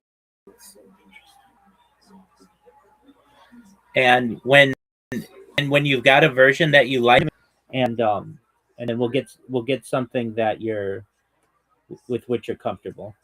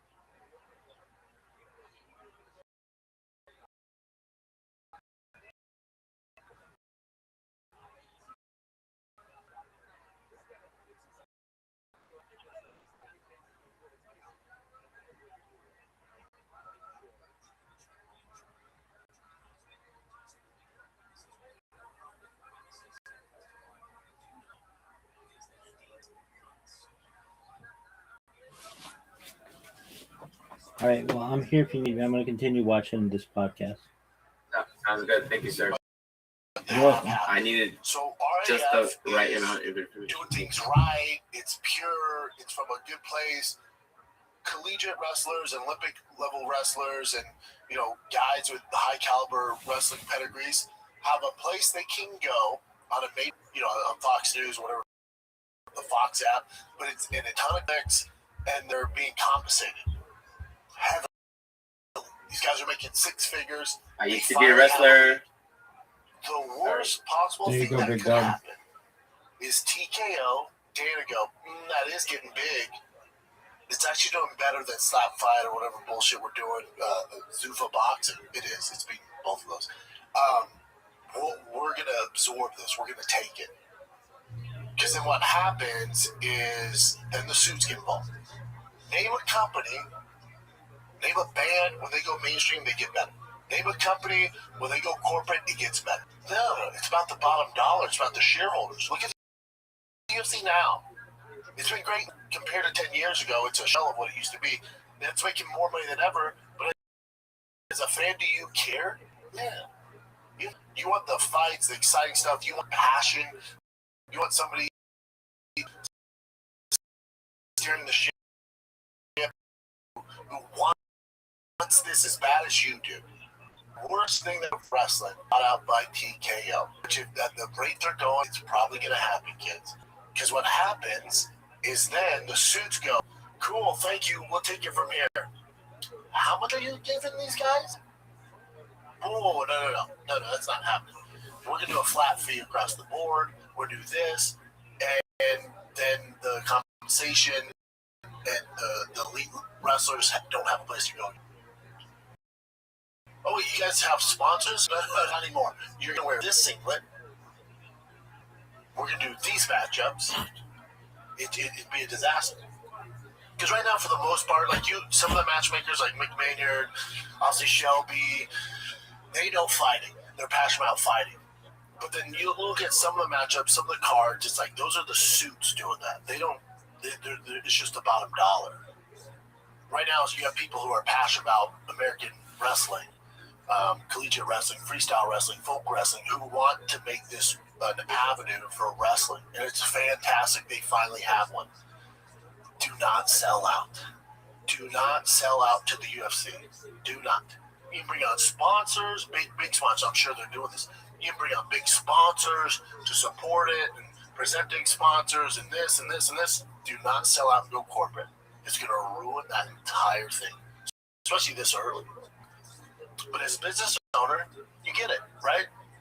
The guys who create it, like, man, think about it, man, we're doing this, this, and this, and then it comes along like, hey, here's, I don't know, 200 million, 300 million, 400 million to buy your company. Like, dude, we start this thing with nothing. So you get why they do it, but it's love of the game, and I'm sure they're being compensated, they're getting paid good, but you're fucking over wrestling, and those guys will have nowhere to go, and they finally have a spot, so please don't sell out. Please don't sell out. Yeah. At least for now, that guy Izzy, that you know, the coach Izzy from whatever, was it Jackson's? Izzy Flow Wrestling? Yeah. He was at Jackson's he's from Izzy School of Wrestling in Chicago, I think. So he's one of the founders of RAF. And even he knows that Armin's tactic, whatever he's doing, goes viral. He goes, I don't like it. He still goes, I still don't like it. That's not something I don't care if it goes viral. No, wrestling is not. Yeah, that's not. So it's good that he's still there. So it looks like he's gonna be staying. Yeah, there's really only like hockey too, but hockey, baseball especially, and wrestling are like there's a code of conduct, of behavior. Where they don't get down that flashy bullshit. Every other sport is fucked. All right, so speaking of Greg Jackson, what do you think of this? Everything Josh Hawkins says, I take with a grain of salt now, but so this is what he wrote. So the first part seems real, but the second part obviously is joking, but it says, you see it? He was my coach, Greg Jackson, will not be coaching me on the White House fight for personal reasons. So that sounds like it's Greg Jackson's issue with the White House, which I didn't think about that. But I don't know. But I have no clue. I don't know where Greg's at on the political scene, nor do I give a fuck. But when I read this, my coach Greg Jackson will not be coaching me on the White House fight for personal reasons. Sunday card, so he doesn't have any other affairs. Personal reasons would be maybe that's such an issue. I don't know his issues. And also, it's Josh Hawkins, so who knows what's going on there. He goes, I don't have a coach now. Will the ring girls corner me, please? Tag them for. Yeah, with Hawkins, I just don't know what's real. Greg, right? Anything? I don't know. Here's the thing with the White House. Just my whole thing and all this, whether you're left, right, in the middle, whatever you are. Let's swap. Put the shoe on the other foot, and let's say this is whatever when Biden was in office, or even before that, which was Trump again. But you know what I'm saying? So just any time there's a president in office, it's controversial. It just so happens that the guy who more than half the public voted for happens to be friends with Dana White. So he's using that relationship to put this special event on for the fans. You can make it political. Oh, the UFC is a right-wing organization. Or he just happens to be boys with this guy. And if he wasn't, there's no UFC White House card event. So paint this politically however you want. Take your hatred for Trump out of it. Take your hatred for Dana out. You want out of it. The fact that there's a fucking octagon on the lawn at the White House is unbelievable. Yeah, but Trump, we shouldn't be in this war. I hear all that. Yeah, but what he did with all that. Fuck all this noise. The fact that the UFC in 2026 is hosting a steel cage at the lawn of the White House is unfathomable. It is mind-blowing. It is a win across the board. Any other, if the NFL does this, it would be insane. NHL, MLB, insane, dude. But because Trump has ties to Dana, and obviously, Trump's controversial, it becomes this, oh, you're telling me this isn't enough for the right wing? Dumbass. If Biden was in office, who I don't agree with, who I don't like. I don't give a fuck who's there. The fact, if you're a fan of mixed martial arts and you can't get over your hatred for the political party who's in control at the White House right now, and just put all that to the side and cut through all the bullshit and realize that your favorite sport that we've all come up with, we've all grown up with, if you're hardcore, we've all grown up with. Remember it was a big deal when they were on Spike?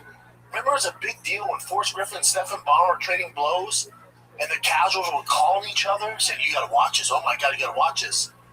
Remember it's a big deal when they were on Fox and there's Junior Dos Santos knocking out Cain Velasquez? Remember how big?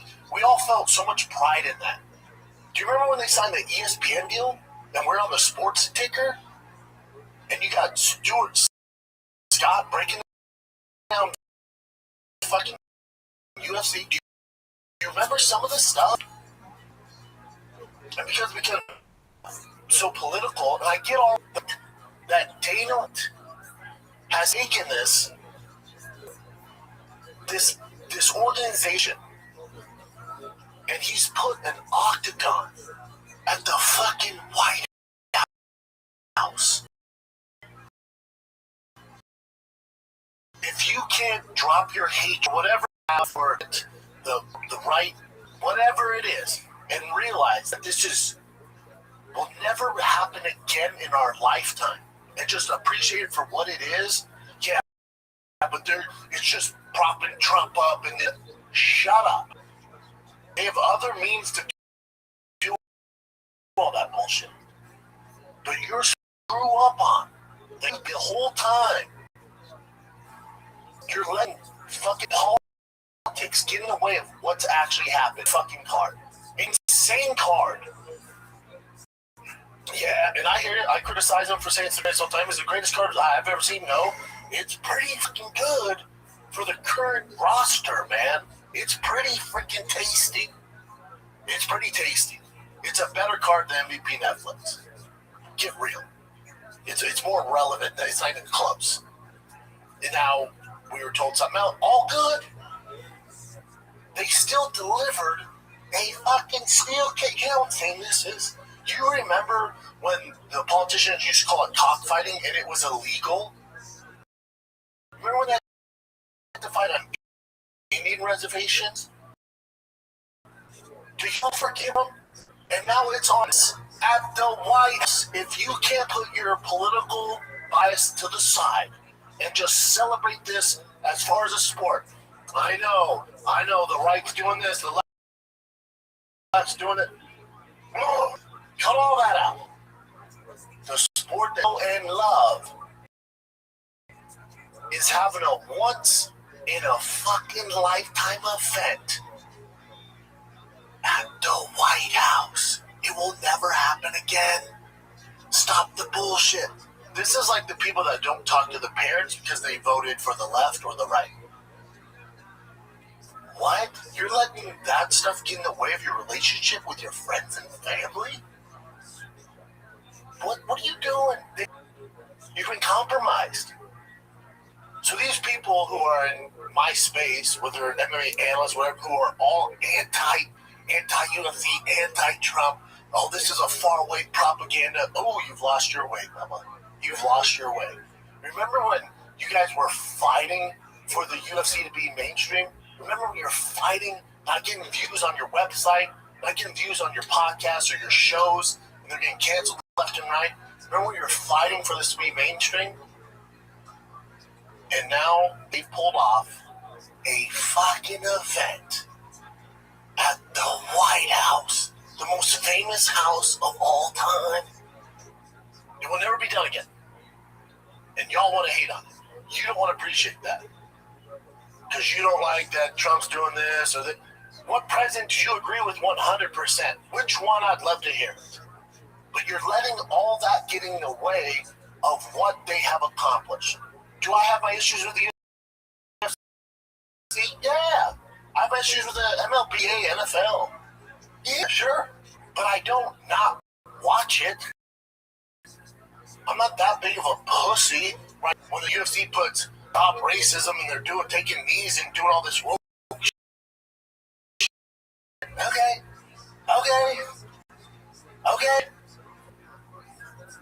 Weird shit, which I'd agree with. I don't care. I don't not go to Disney. It's not going to affect my life. It's not that. What? It's crazy. It's crazy to me. People are letting their political polarization take away from what is going on. Can you criticize the cabinet and what Trump's doing? Absolutely. But you got to realize where the UFC's come from.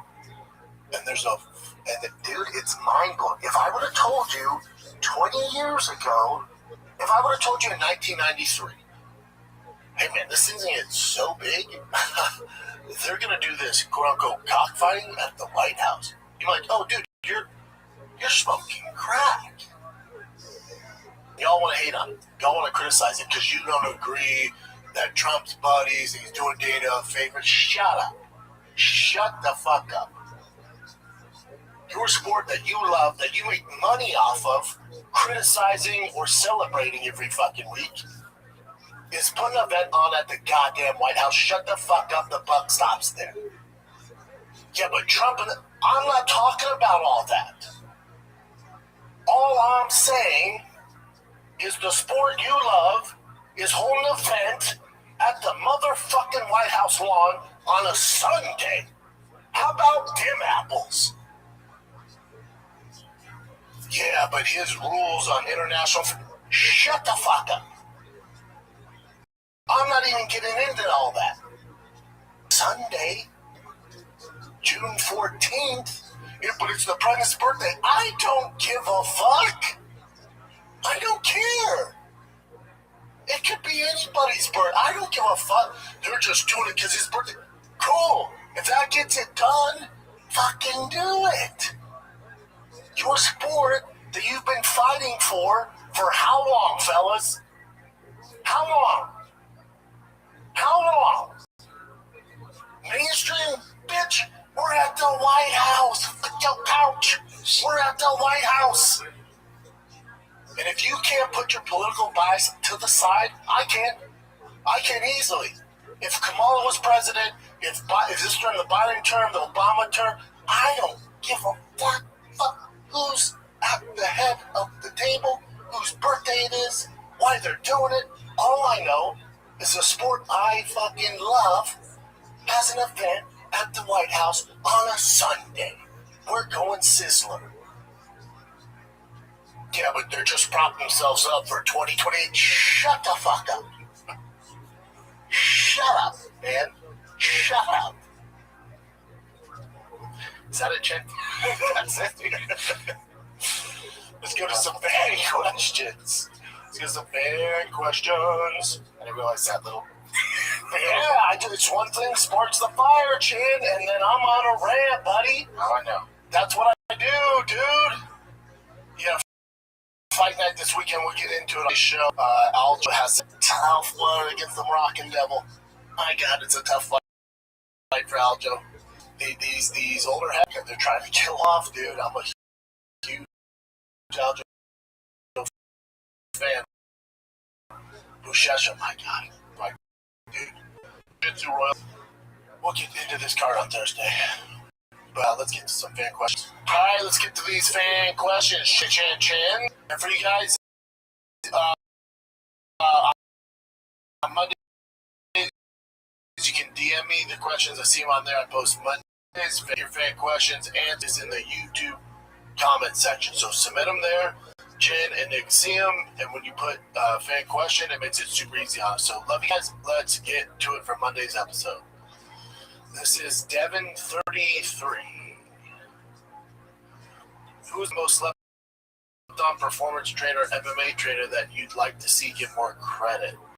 You know, the who's who like Jackson's people out there in Vegas, but I'd like to hear thoughts on some of the low-key guys. Dwayne Ludwig, yeah. Ricky Lundell, yeah. Easton BJJ Endeavor, yep. Everyone knows them. We're even go old school and talk about Pat Military. Everyone knows him, though, too, big dog. Who's the most slept on? Thanks for all you do, Dad Gang. Yes, sir. Man, I'd say the one didn't become like the household name was Mark Henry, who was Frankie Edgar's. A lot of guys trained. And not to be confused with the WWE giant black guy. Mark Henry is based out of New Jersey. He had a pizza joint. He helped me game plan for the Crow Cop fight. He was Chris Weidman, Frankie Edgar, a lot of guys. Amazing.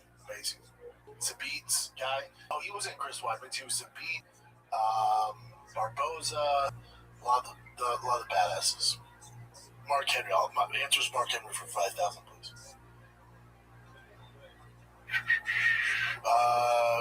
This guy just says Ryan, but it's _Ryan._.07_. What's up, homie? You just say Ryan for my username. I like to give it to you. We've been really critical of UFC, but now they're starting to pick up some steam. Yeah, with Seattle, UFC 327. Yeah, fight nights this week have been tough. And next week before, tough. But it is what it is. Do you think they're officially back? Miami card was sensational. UFC 328 is amazing. Then the White House card is great. Then International Fight Week, which we already know will have Gable and most likely Connor. Does the staff at UFC get to drink the coffee now? Because I say coffee's for closers. Yeah, they can have a couple cups. They have a couple cups. I don't know if all of them can, but they have a couple cups. Especially after Seattle, UFC 327. This week's, the main event with the Moroccan Devil and Aljo. It's all right card. The following week, you got JDM, Prates, which is a fantastic fight. Hey, thank you, Rabbi. I got some things I gotta take care of right now. You take care of you, baby. I'll join back in a few. I'm just. I got hyped before, right? And I don't want to get that. We're cooking, man. Summer's always strong. I want to take care of all my accounts. Yeah, they're back. There you go, big man. In regards to 2026. Thank you, sir. Meaning, Thank you for all the guidance. Absolutely. My pleasure. Some of the fight nights in select cities are better, but you still got your Apex, because they have to fulfill so many cards. So they're back in regards to 2026. I'll give you that. It's a good time to be a UFC fan. C Diggin, CDIGGAN. How do you think Hamza will do against Kyle Snyder and RAF? I think you'd be surprised. I've seen him go against big-time wrestlers, national champions, and he absolutely mollywops them. Kyle Snyder's a different animal, but so is Hamza. I think we'll be surprised at the results we get. Not saying he ragdolls him, but he'll do very well.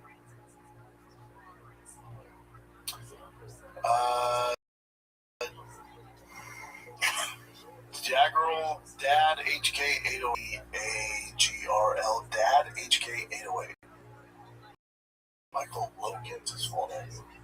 The king of the streets on Instagram. Is it real or am I getting duped like Callan to AI? Also, show it to Joe Rogan. It's everything he wanted in fighting. After watching it, it's cool. It's not as appealing as cage fighting. Your thoughts? I've never seen it. I look it up real quick. Or King of the Streets. No rules. No limit. No rules. Are they in a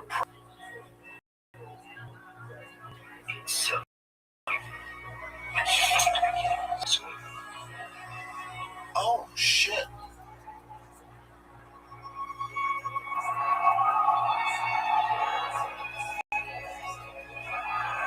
Oh. Is it like gang versus gang? Just 2 on one side, 2 on the other side? I don't know. Yeah, I guess 2 on 2. Let me see another one. I'm kind of into it. It looks a little AI, right? Yeah. Oh, there's that great photographers. Is this real?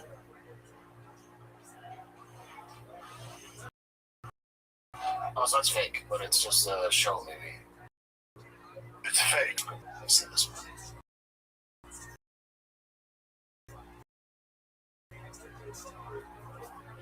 Verse 2. That's real.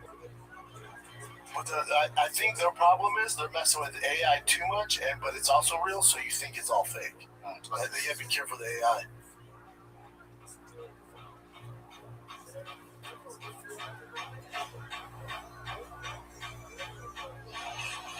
Yeah, that's just a trailer or something. It looks like the movie Lionheart, and I'm all for it.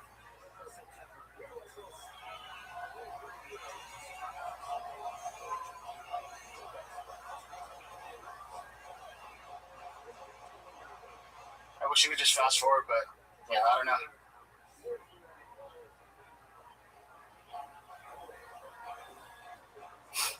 Oh, this straight up Fight Club shit. But if it's all these guys, or no? No, that's one-on-one there.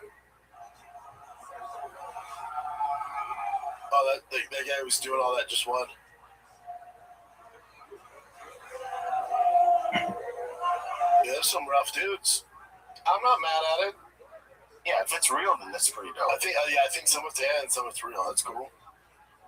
Thanks, man, for introducing me to that. I'll definitely follow that page. That's intense. Hitachi_Uchata. Hector Jose. Do you think more MMA guys are going to fight for any other league because they're getting paid more money, or do you think it's better to fight in the UFC for less money? The thing with other leagues is, I assume you're regarding like a Netflix MVP thing. You gotta be such a big name, and they're not built over there, right? So you gotta build your name somewhere, right? UFC, but have success and become a fan favorite in order to get the big boy money from Netflix MP. So it's a weird route to go. But you got like KSW, you got Cage Warriors, LFA. You can do some work there. Like KSW has their heavyweight champ hasn't lost in freaking forever. What's that cat's name? He used to be in the UFC. Type in KSW. Oh, Philip DeFries, I think. Yeah, Philip DeFries. He hasn't lost in how long? Like that's the toughest fight for Francis Ngannou. As far as guys, that's by far. Yeah, look at his record, dude. All you guys are going, it's a different animal now. Look at his record. Shit. He hasn't lost his last loss was in. Hasn't lost in almost 10 years. Fighting tough guys. Saki.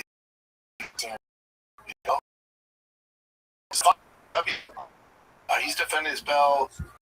Holy shit, he is a 1, 2, 3, 4, 5, 6, 8, 9, 10, 12. Keep going. 13, 14. I don't give a fuck what league you're 14, 15 times. For whatever reason, I get a lot of pop here, dude. You tell me he wouldn't be a tough matchup for Francis? In KSW, I'm sure, we got him on a contract, but he's going to build our brand. We got the number one heavyweight in the world. KSW, I'm defending champion versus Francis Ngannou on Netflix. Just builds KSW. Yep. I don't know why they win. Yeah, he's a problem. Huge problem for Francis. By far, Francis' toughest fight outside the UFC. By far. Philip DeVries. Look him up.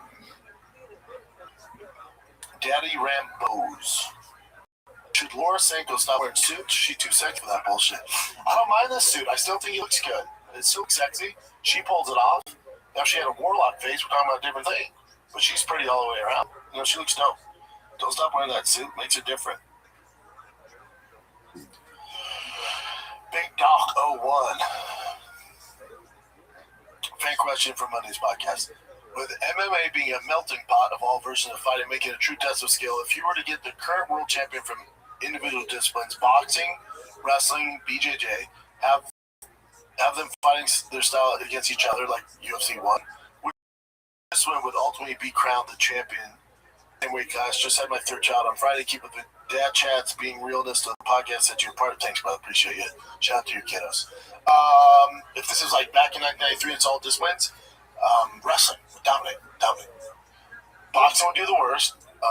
BJJ wouldn't do very well either. Wrestling, a high-level wrestler, and the rest of them know nothing, just their specialty. Wrestling dominates. That's why it dominates even today with all the sports, with all the different, kickboxing, boxing, karate, jiu-jitsu. Wrestling dominates all of it. Gotta have a wrestling foundation to be a champ. Scotty HD. Is that one? No. Fan question. Brock Lesnar just WWE. Yeah. What are the chances we see a Beast versus Brendan? You're saying Brock Lesnar versus Brendan come fight in 2027? After both of you stop melting the urine testing cups, of course. Dude, I'm not on some crazy stuff. I know I look big right now. I'm nowhere near what Brock or these guys. Nowhere near. I'm on test, and I'll take Tessa Moreland. I'm on a lot of creatine. Hand to God, all my kids. I'm not on a bunch of crazy shit. Not at all. I don't fighting me in that ship is sailed, but I'm down for Brock, yes. Wendy Beth Zock. Do you think RAF will have longevity? What are your thoughts about changing to tournament style? Tournament style wouldn't be bad. Yeah, I see what you're saying. Especially wrestling, if you're a wrestler, you keep it format. Become all American. So I think it would be great, and it would help people understand wrestling more. But I think you do a tournament, but also have the super matches. As far as longevity, yes. If they keep doing what they're doing, as long as they have the funding to keep paying these guys, what you don't want to have happen, like you alluded to earlier in the show, is you don't want them to sell out to TKO. Because that will make it corporate and sooty tonight. Do they do tournaments on the same day? Oh, yeah. Oh, shit. Oh, yeah. And wouldn't you be so tired, though? I feel like... Yeah, that's wrestling. Yeah, sometimes you have 3-4 matches in a day. Damn. Big Buckeye 24. For the newly renamed Big Brown Breakdown, we have everything. I got the graphics today. We got the theme song. We got everything.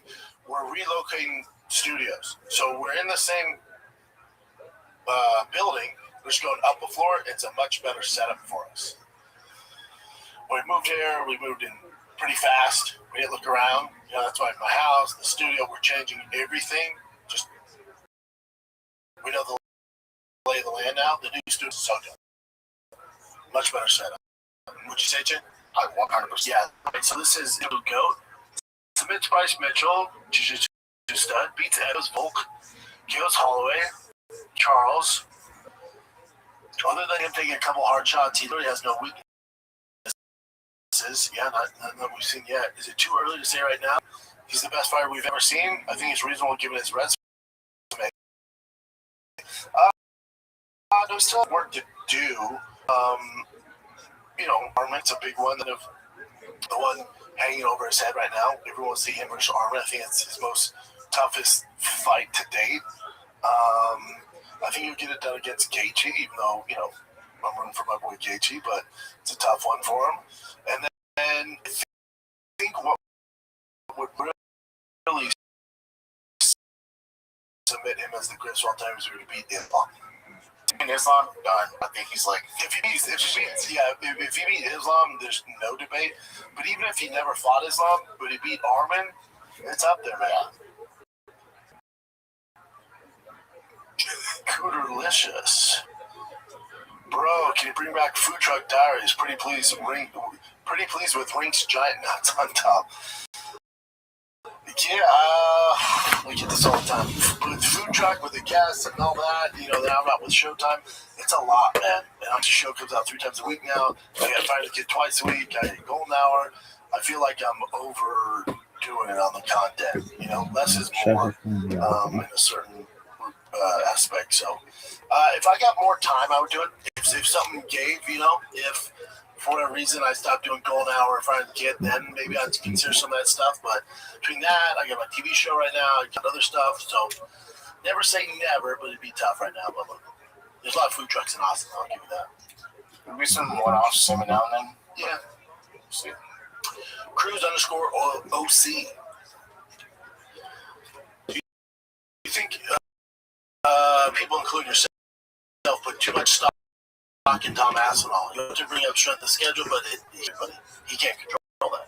Especially when it comes to facing fighters in the prime. Yeah. Also, you think DC's, Stipe's, Cain Velasquez? I don't know. I just feel like Aspinall hasn't fully proven himself yet. It's the heavyweight division, it seems right now. Yeah, he's the king of the bullshit heavyweight division. Again, it's if he was born at a certain time period, and then also when you see him compete inside that octagon, his movement and his technique and his athletic abilities, that's why we're so high on Tom. But unfortunately, he hasn't had a chance to prove that. So we'll see. We'll see how he does against certain guys in the Cyril Gane rematch. But even if he beats Cyril Gane Poatan, compared to like real heavyweights back in the day, that's not going to do it. If you were to take out like Francis, maybe that would help. His issue is he's just fighting at a terrible time to be a heavyweight. You know, there's not the DCs, there's not the John Jones, there's not, you know, the Barnetts and the Orlovskis and the Prime, the Frank Mirs and the Verdums and the Canes and the Stipe and JDF, like the list goes, the Travis Browns, the list goes on and on. And it's not his fault. So, but on paper and in person, seeing his athletic ability and the way he fights, he poses a lot of problems, man. But unfortunately, can't prove it forever. Dame_624. Do you think Dana adding the Lewis Hogan fight late notice validates what you have been saying about Dana not really being interested in the UFC anymore? I've seen Dana on multiple platforms saying he has had multiple meetings with Trump and his team about the card specifically. It also seems like Trump hasn't seen the card until recently. Agreed. Trump has no clue. I think Trump would have asked about Derek not being on the card almost immediately. Agreed. Maybe I'm bringing in too much. The whole situation seems weird. Dana knows Trump's favorite fighter is Derek Lewis. Lewis should have been the first call about the White House. From the way Dana told the story, sounds like Derek was never called to that night. Again, could be wrong. No, I agree. Dana is just not that involved. But he's alluded to it. I'm not outing him or even criticizing him. I don't blame him. He made all the money, got the UFC to fight at the White House. But the night, you know, Trump's at UFC 327, he said, hold up, where's Derek Lewis? Let you know, you really haven't got over that card. Nor does Trump know the fighters on that card. Yeah, it's all good. They made it happen. At Chase Fuller, the Chase Fuller. The International Fight Week, Conor has again, I'm for it, and I talked about it on the show, I broke it down, but I'm all for it. It makes all the sense. I've always said Patty's going to fight Conor. I didn't think it'd come to this extent, but I just don't know what you do because Conor's not going to fight at 55. If he's at 55, no-brainer. This is the fight they're going to make. But if Patty beats him, he goes to 170. He's coming for Patty's Hall of Fame, according to McGregor. But at 55 in the rankings, what to do. But again, we're in the UFC 2026, so it doesn't really matter. I do think you get Patty versus Conor. I think they're waiting to announce it once more White House news comes out, and they don't want to steal the spotlight from that, because that's bigger than any fight on the White House card.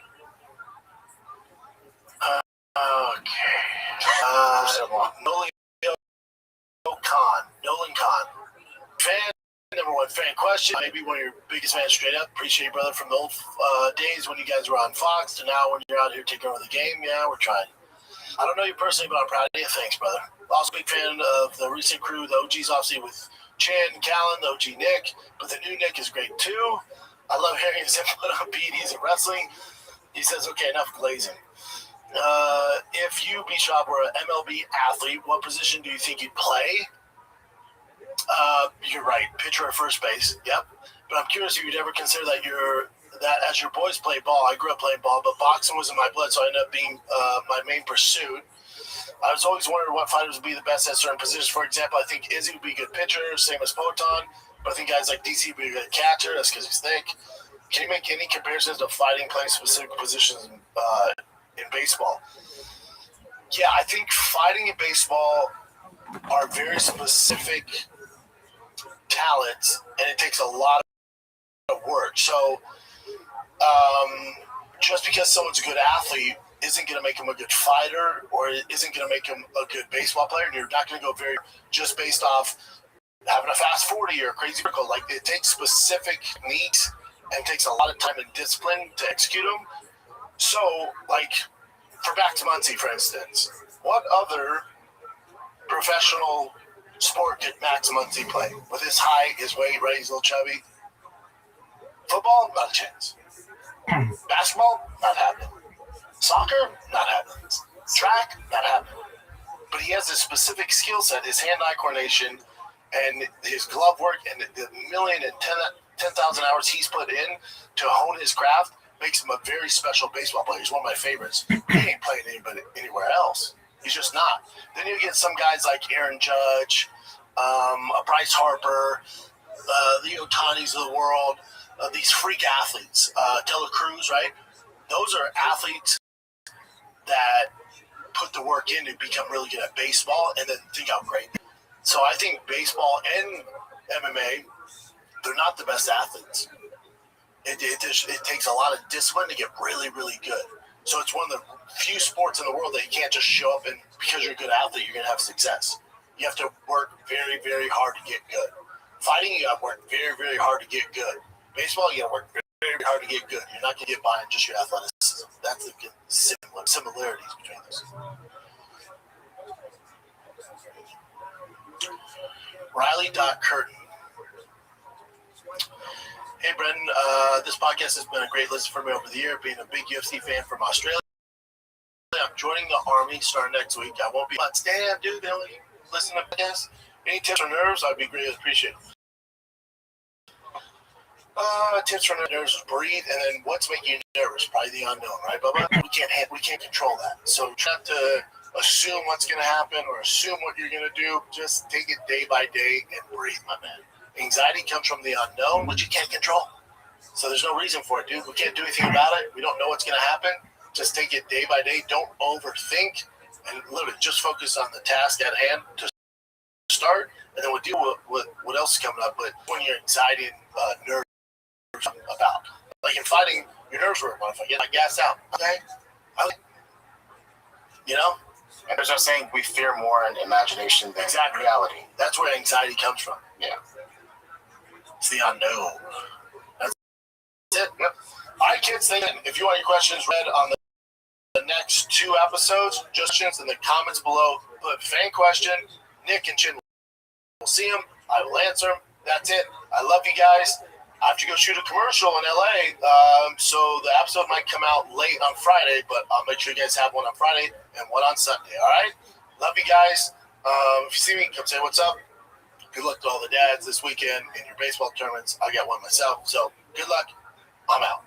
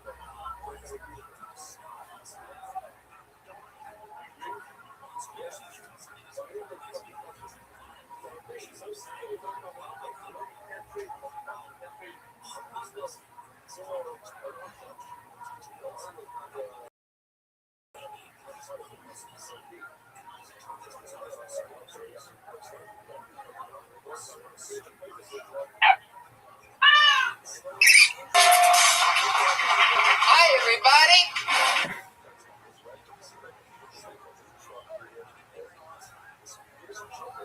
Well, you're like, yeah, fuck them. This is.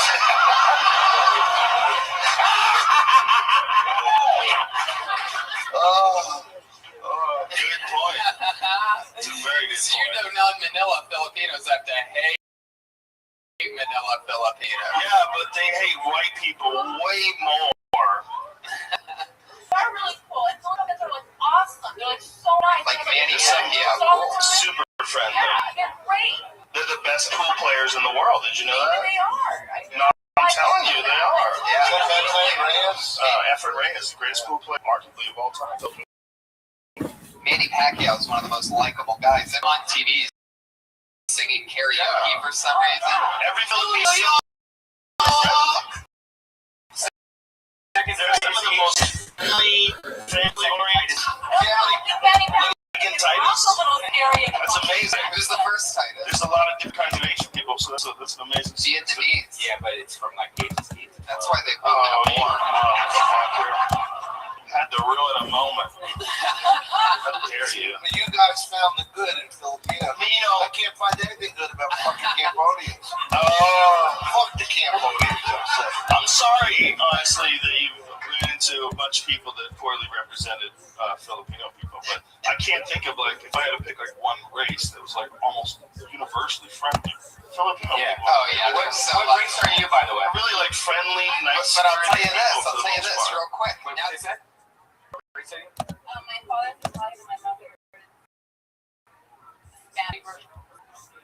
Wait, racist man. What is exactly Hispanic? Like, okay, because like it gets divided. Okay, my mother's father is Basque, 100%. That's like Sicilian. Okay. I forgot. I don't like them either. I don't like Basque. They're such assholes. No. So like a bunch of different Latin countries. Right. Well, there's only a few for me. Spanish and Mexican on the mom's side, and Basque, which is like they all Hispanics want to fight against each other. Hispanics, I don't know why, but that's just a fact. I saw a dude on a t-shirt on that said, "I'm not Hispanic, I'm Mexican." I got confused. I was like, are we micromanaging this shit? We do. Well, there's like this Latin title, and there's Hispanic, and I'm under the umbrella of Hispanic. It's not 100% Latin. Like I'm not 100% South American. Because my grandfather's Basque, so I have to be Hispanic. Or someone will correct me, and they'll let me know that I'm not Latin. Oh, wow, that's so crazy. What else are you? I don't know all the rules. My dad's Italian. How many times have you... Is that what that question was for you to go A at the end? That part's fucking with you, trust me. Italian? Yeah, that part. Look at this guy. He's very aggressive. Yeah.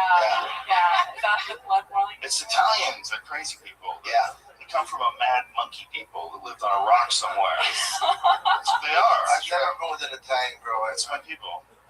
Yeah. I got rid of those when I was young. I cut that off at an early age. It was like, one of these things is not like the other. Yeah. I remember that show. They're too scary for me. Yeah, they just swing at you and shit. They They'll fucking swing at you. Oh, yeah, exactly. Not all of them. I'm not generalizing. Right. It's the ones who were willing to fuck me at the time. Oh, yeah. We're all They are swinging at me, too. And that's like, bitches. Yeah, they are. That's an Italian thing. Savages. Very bad. Dom Rivera, look at him, man. Dom. It's a product of Italian people. Look, don't get me wrong. They make awesome food and their cars are pretty. Yeah. You know? Really, really smart, There's a lot of creative great people. shit about... I love a lot of Italians are great people. Just 2.5 Italian. Can't handle it. Have you ever punched a guy?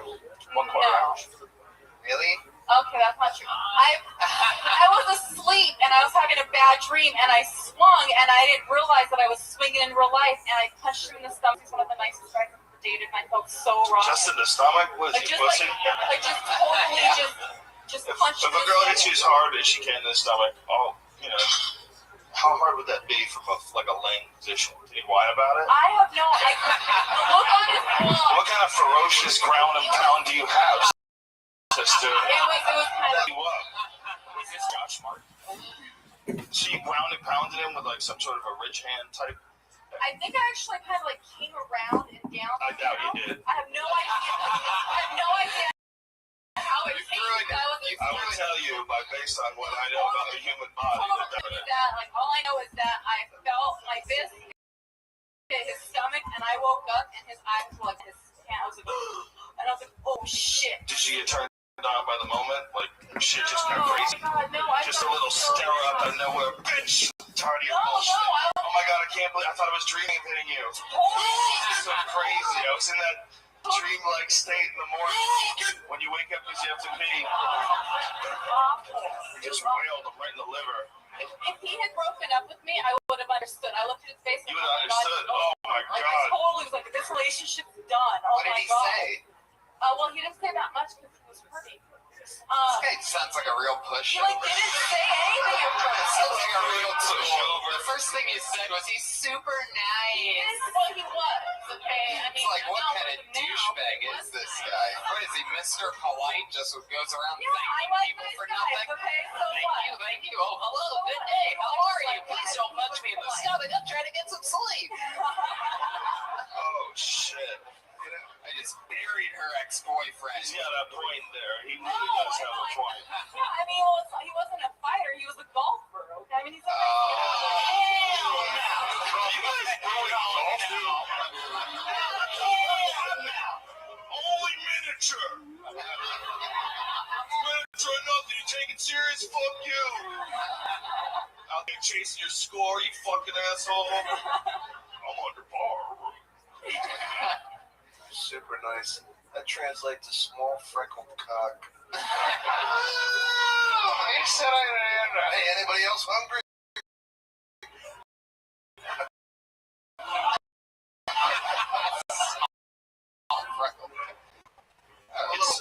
How many times have you done? Okay, sorry.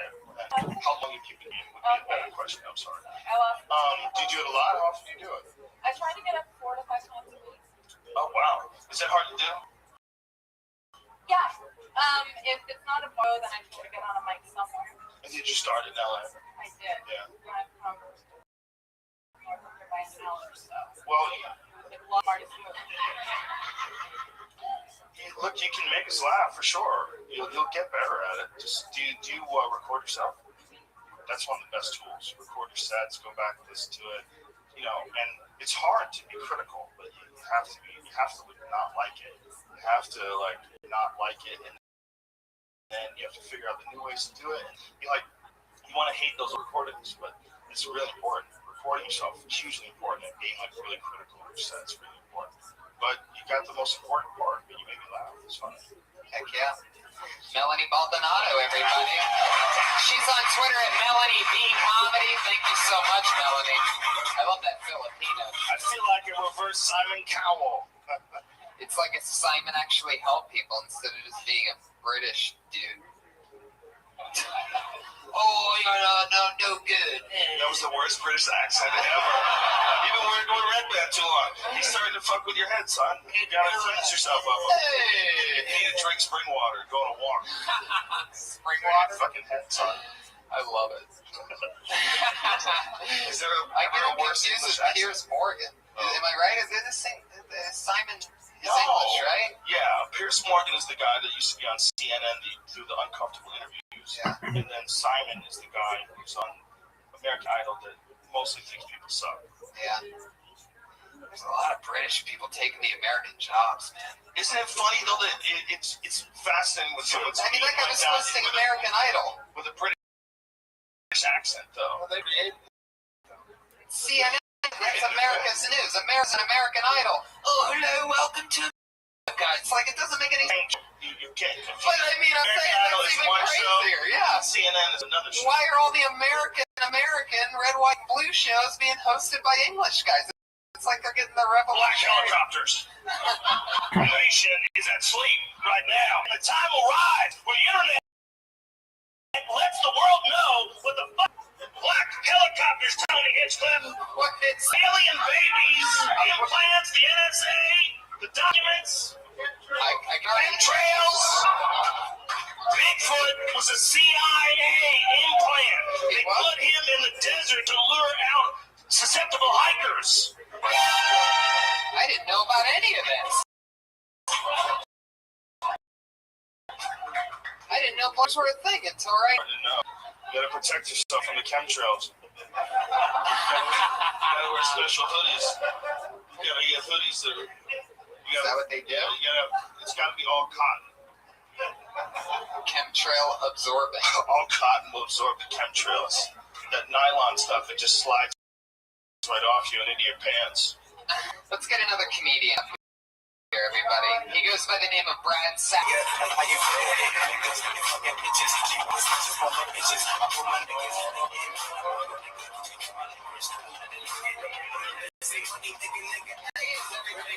in the lobby, Brad Sack. I made it. Drugs like I'll be fucking fraud. Trying to think bitch out, have a fucking pause.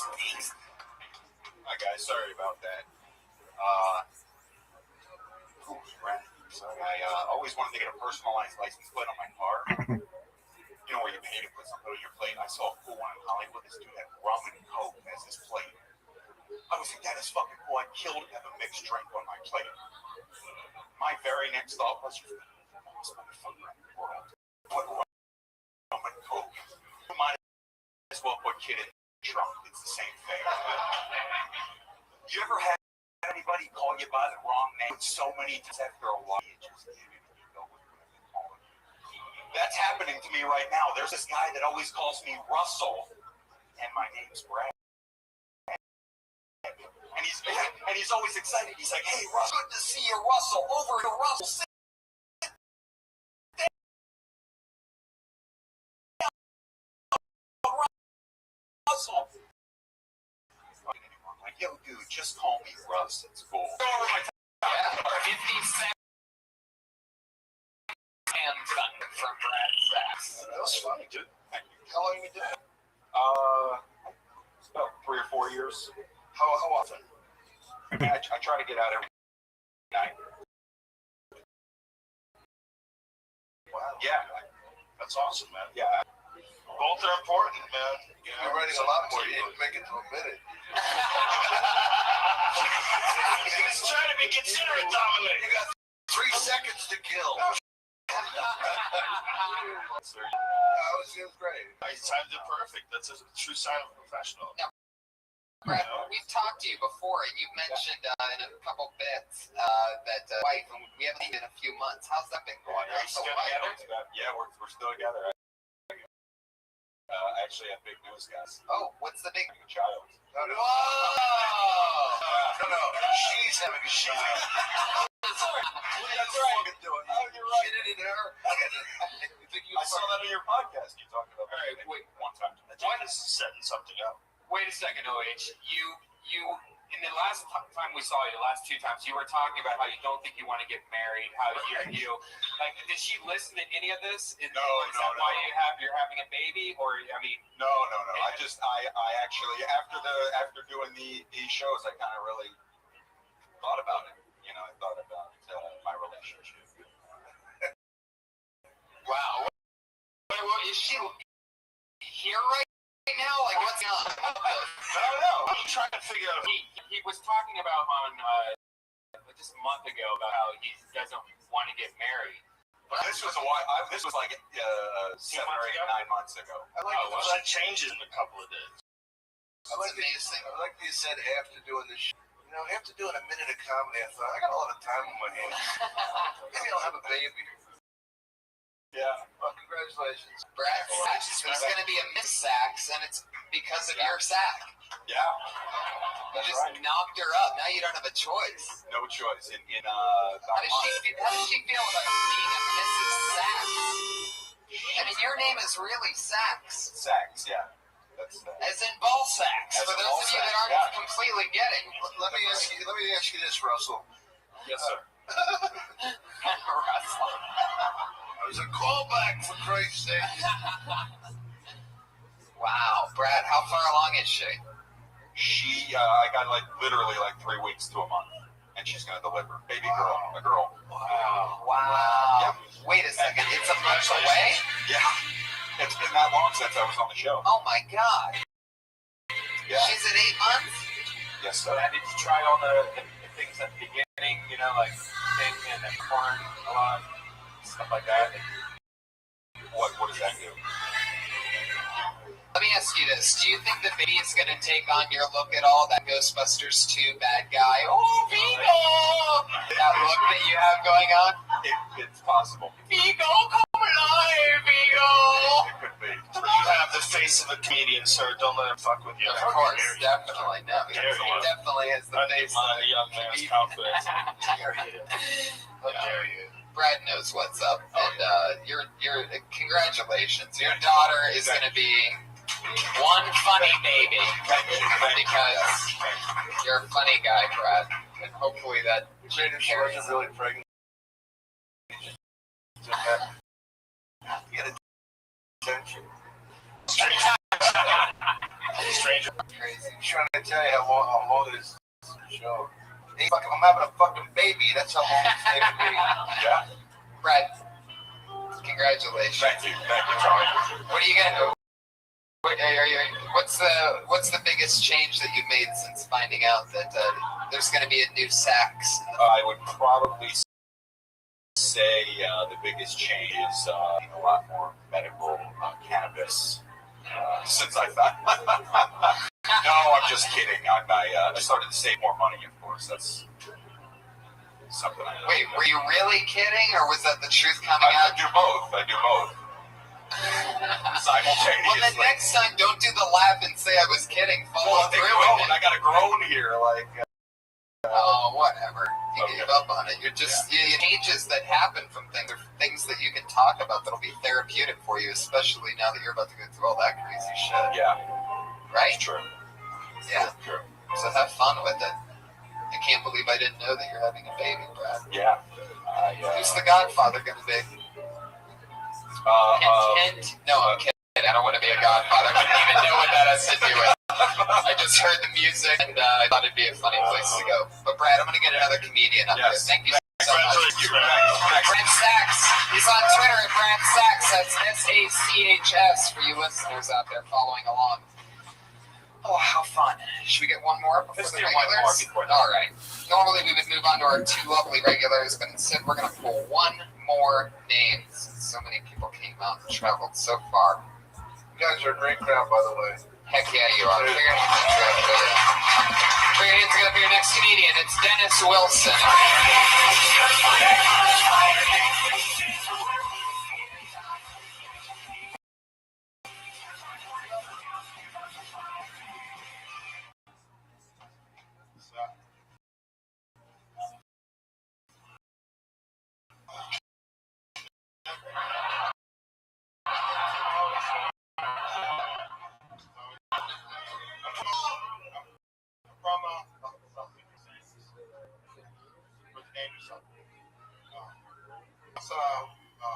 There's a murder right across the street. Detectives came out and pulled a truck line around the body. The next day, I see girls playing scotch on his head.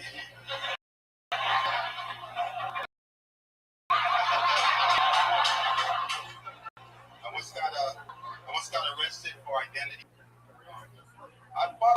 Identity is all right as long as you don't draw attention to yourself. I bought a Cadillac with no problem because I apparently black people buy Cadillacs.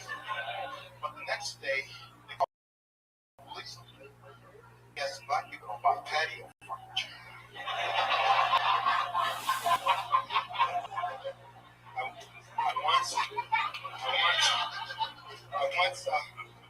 I once used the guy's identity to rent an apartment. And the only thing we rented an apartment. One day he showed up yelling. Talking about, come out of there. I want what's mine. So I gave him his mail. Wow, Dennis Wilson, so funny. Hell yeah. How long have you been doing stand-up, Dennis? 4 years. It's good to see you back, man. I'm glad you made it out to Pasadena. It's a long break.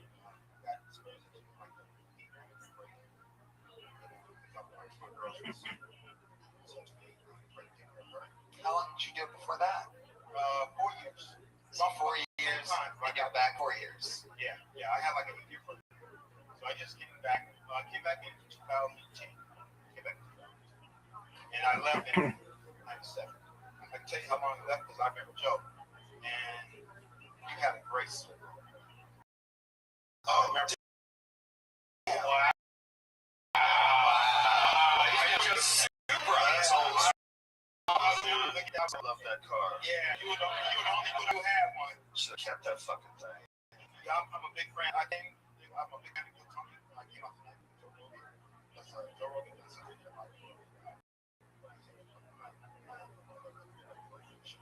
I love Rick. Yeah, the great Ross. The true Rick Ross. He's not either. That's the beautiful thing about him. Thank you very much. Heck yeah. Thank you, sir. He's funny, right? First of all, I love you. I wish you the best. Thank you for taking care of your daughter. There's not your wife. There's nothing funny I could say. Just good luck. Best wishes. Oh, God, you got big fucking hands. You can palm a basketball, right? Oh, shit. Come on. Oh, shit. No, he didn't. We work together. I set him up. You hit him.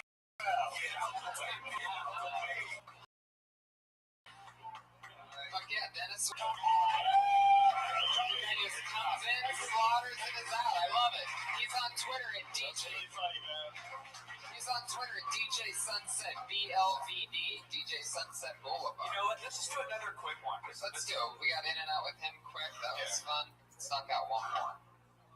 That's the way to do it, right? Put your hands. Wait, what? That's the way to do it, right? Yeah. Hit it hard, cracked it. Yeah. No fat left. Sometimes, though, you can dig into these people and you'll find magic. Oh, yeah. I could guess the vanilla fucking internet service right now is off the chain.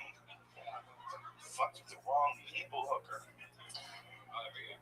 Your next meeting goes by the name of Brick and Bullets.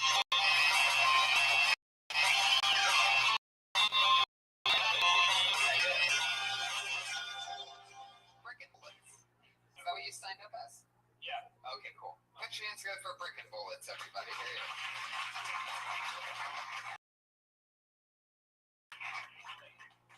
So I started off live relatively early. And not only that, I'm double diversity. Redheads. Universe being funny presents me with my own redhead. Now that I've been on both sides, I understand it better. Having a stepchild, loving your stepchild, is like loving turkey bacon. You only love it because somebody else tells you how to. You go to the doctor, your doctor's like, you got high cholesterol.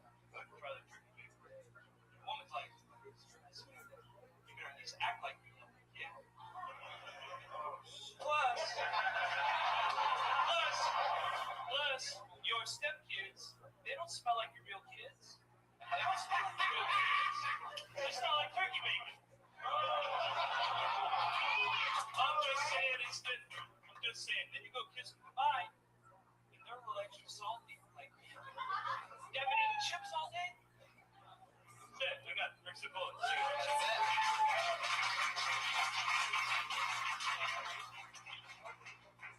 Good job, buddy. Heck yeah. Thank you. How many times have you been on stage? This is it. I knew it. Wow. First time, guys. First time? Wow, that was really good.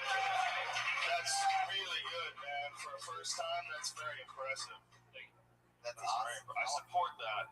What you did was it's the art of saying fucked up shit to get a laugh. And it's an art, you know, and you gotta know when a dude's a real legit psychopath or saying something fucked up because it's funny.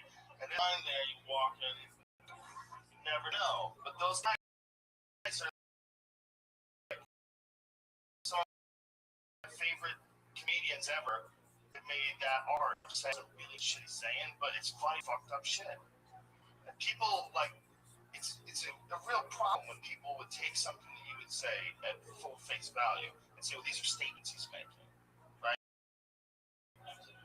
You probably have. Yeah, I try to be. So you just say fucked up shit. Just try to. I love it. How long did you did it for? Did you know that you wanted to come here to start, or like were you gonna? No, I had actually it's been a concept in my head for a while, and it's actually a lot more flesh to it than just chopping out this problem. So dark. It's funny, but I'm like, oh shit, they don't smell like your kids. I was like, that's so funny. It's funny, man. It's funny. It's dark. It's dark. We went deep. That was hilarious. I'm sorry. On the last Thunder Quiz, you yelled that out as a topic too. Who was the person? Yes, Jerry. It was hilarious. Congratulations, man, for your first time. We got. Yeah, that was very, very good. Really good. Is it at brick and bullets? Is that right? Bricks and bullets. Especially for such a dark subject, man. That was really good. Dom, what do you got for bricks and bullets? Lugats. Oh, you don't speak Italian? Oh, what do you speak Cambodian? What the fuck? Goodness. I honestly think that was amazing for the first time you're on stage. I mean, I know that you did theater in the round, which doesn't have a stage, but I gotta hand it to you. I mean, for me, it's like I would have thought it was your second time on stage. Come on, I had to come in with a singer. Good. You're so much nicer than me. I realized that just sitting here with you. You're kinder. What the fuck am I? I don't know. I wish you, but it's fun to keep doing it. Bullets, congratulations, man. That's so much fun. He's on Twitter at Bricks and Bullets, popping his Kill Tony Cherry. And it's available on your podcast. No bullshit. It could go horribly wrong for him at any moment from here on for the rest of his comedy career. But it's a stellar start. Is that as far as did you start off with? I started off dirty right away. Like, I was saying, hoping you really influenced my first set, and it was just dirty immediately. Well, I think that when you're starting out, man, you don't know anything else.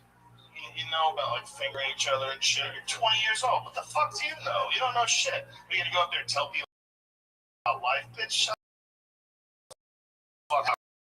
You're 20 years old. But if you're 20 years old, you gotta you don't have anything else that's really relevant to talk about other than like dirty shit. I felt like my first set, though, I felt like I had to go as dirty and as extreme as possible just because of you guys. Sorry.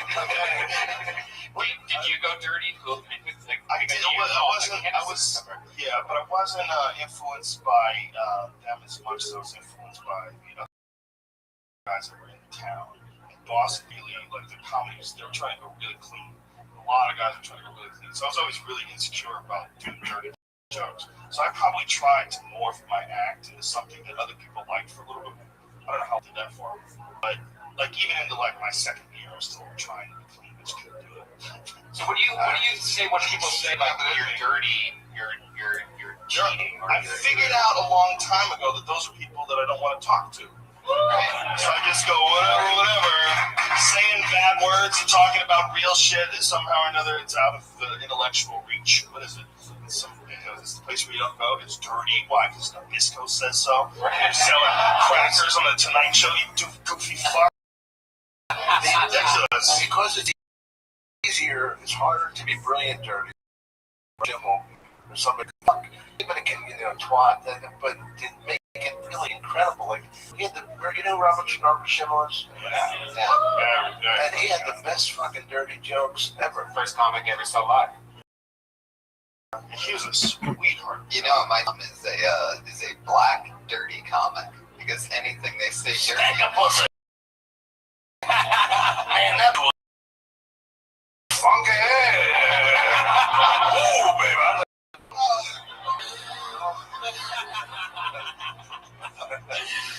What is that? At the end of every episode of the show, oh yeah, that's right. That's my favorite. What is that again? How does it go? What is that? You don't remember? Well, it's in my act. I don't do my act. I actually remember. I know it was about what the fuck is like how do I remember your bit? It's setups without punchlines. Oh. I was at the bus stop the other day. Bus didn't come. Why they call the motherfucking bus stop when the bus ain't even stopping? Who the fuck with that?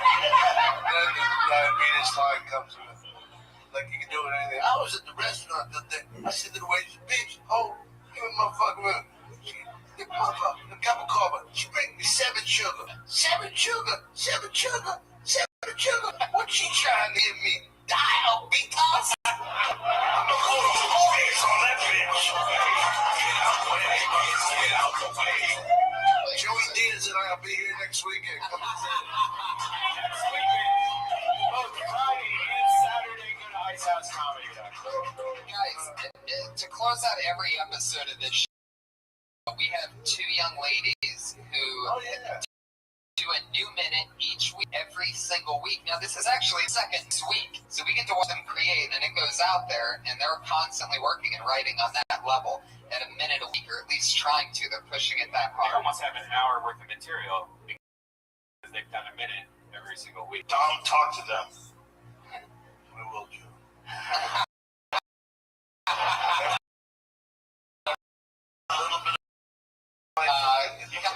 Coming up first tonight, out of tonight killed Tony for the first time. That was many, many weeks ago. She dropped out of college at the University of Florida and stayed out here and said, I'm going to keep doing stand-up. She was just supposed to graduate, just a couple classes away from her. And here she is, the college dropout and killed Tony Queenpin, Kimberly Congdon, everybody.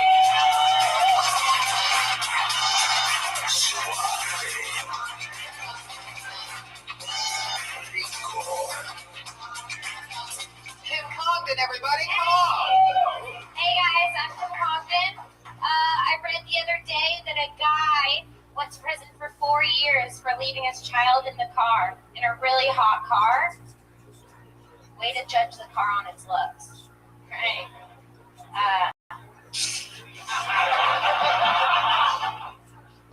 I planned a school shooting, but I never hired a photographer.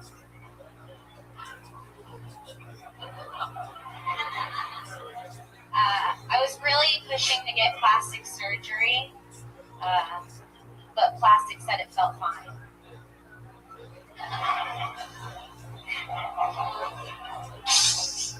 As an American, I feel like I have the right to bear arms, which is why I shave them.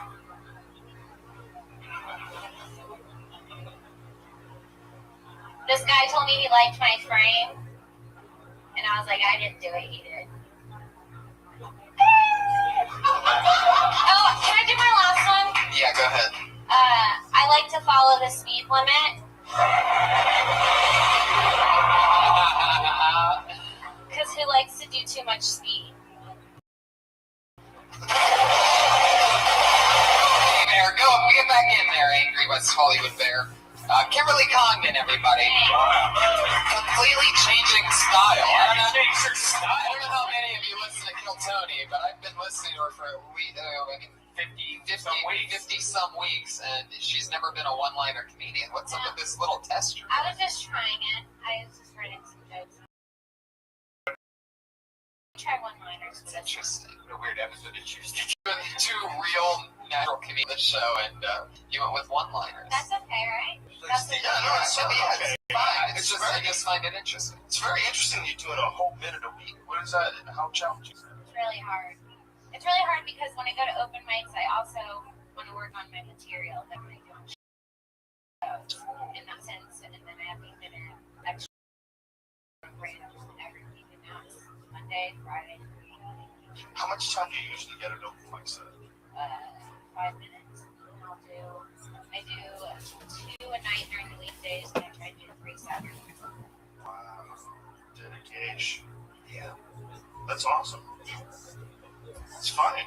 Hey. Got good delivery. It's hey weird guys. Too. It's weird enough. What's up? Dom, what do you think of Kim Congdon? It's very courageous too. It's like Stephen Wright's retarded daughter. Don't you think it's courageous doing a new minute every week? Okay, imagine. It's hard. It's like, imagine if you wrote a minute a day. Oh my God. 365 days, except for the reviews. I mean, you get a hard might if you get a minute's worth of then you gotta spend time roasting tournament folks. Yeah, those were all very bottom being Laffy Taffies, and I mean, they were terrible? No, they weren't. They were actually really, really good. all the timing and stand-up that you've worked on is all talking about real stuff so far. So timing those jokes wasn't on, but the jokes were extremely well written. But you don't know how to really, I mean, it's not that you don't know how, it's just that you haven't worked on. Do you think if you could take those jokes, if you could say them funny though? I don't think so. I think they're very laughing. Oh, I know. What? Oh, they're laughing. Such a fucked up way of putting it. Oh, you think that we take those jokes and make them funny? No, I know. That's exactly what I just said. You do. Oh, yeah. Exactly. Say one of them again. The quickest one. I planned a school shooting, but I never hired a photographer. I planned a school shooting, but I never hired a photographer. That's how I'm hiding it. You know me, dog. Old school. I'm from North Bergen, New Jersey. We know how to hide in the bushes. Just keep going. It'll be fun. Yeah, Joey uses You'd be like, what? A school shoot? Are we laughing at a school shoot? You just can talk about anything and it was funny. I ain't shooting nobody at school. It's great. I feel like we just have a good point of, you know, what you want to do is you just want to let it rip if you. My delivery seems to be different. No, listen, I don't think you did anything wrong. Right. You're doing a minute a week. It's fucking hard. Some of those jokes aren't going to make it. I would go back to your normal style. Some of them are making, some of them aren't going to make it. That's how it always is. But if you're making a minute every week, that's just how it goes. I think you did really good. Yeah. I got 2 words for you. Forrest Gump. Oh my goodness. There's an idea. Nobody else is talking about. You're going to be at the top of Hollywood in no time. How dare you? There's room for a Forrest Gump bit. You can do it, young lady. Now sit on Daddy's lap and watch the rest of the show. Oh, goodness. Personally, as a man, I'm offended by what you did. Well, Joe, I know how male privilege. Hello. Fucking screwed wrecked. It's scary. I'm just trying. I can't say anything around you anymore. Let's not fight in front of them. Can we wait till we get home? Oh, sorry. Don't listen to them. You're good. Yeah, it was great. I mean, it was just shocking because I'm not really used to that. Yeah. What's interesting? I put my phone in here now. I used to tell Lori where it just comes out naturally and it just talks out, you know, like being a busy girlfriend or something. See, that feels real to me when you say that. And today was like, I felt like I don't feel like you were ever actually going to give surgery to a piece of plastic. However, you being a crazy girlfriend, I could totally understand in a heartbeat. The hard time you do it a minute a week is a very good time. Totally, absolutely. No, she's a I've warrior. never seen you do stand-up before, so for me, this is the only time I've ever seen it. So for me, I thought it was weird enough. It was good. Perfect. It's hard. A minute a week is very commendable. Yeah. Right time we're here for legit, right? Very hard. Right, Patty? Thank you. Thanks so much. And she did. I mean, it's been a year, right? So it's been a cool undertaking. It's interesting. It's been a year, right? It's been a little bit over a year. A little bit over a year, a new minute each week. It was a year to do first. Yeah, there you go. Do you take all that stuff and go over it and like mine for? Some of the stuff I was just starting to learn to listen to my own stand-up. I record every set. I recorded almost every set I've done, but that's so crazy.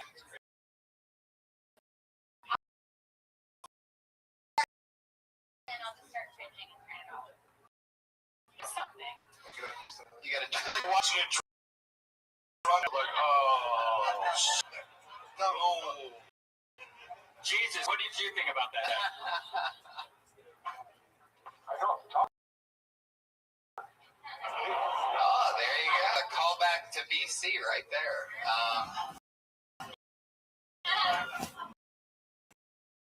Kimberly, it was very fun. What do you think about this wine?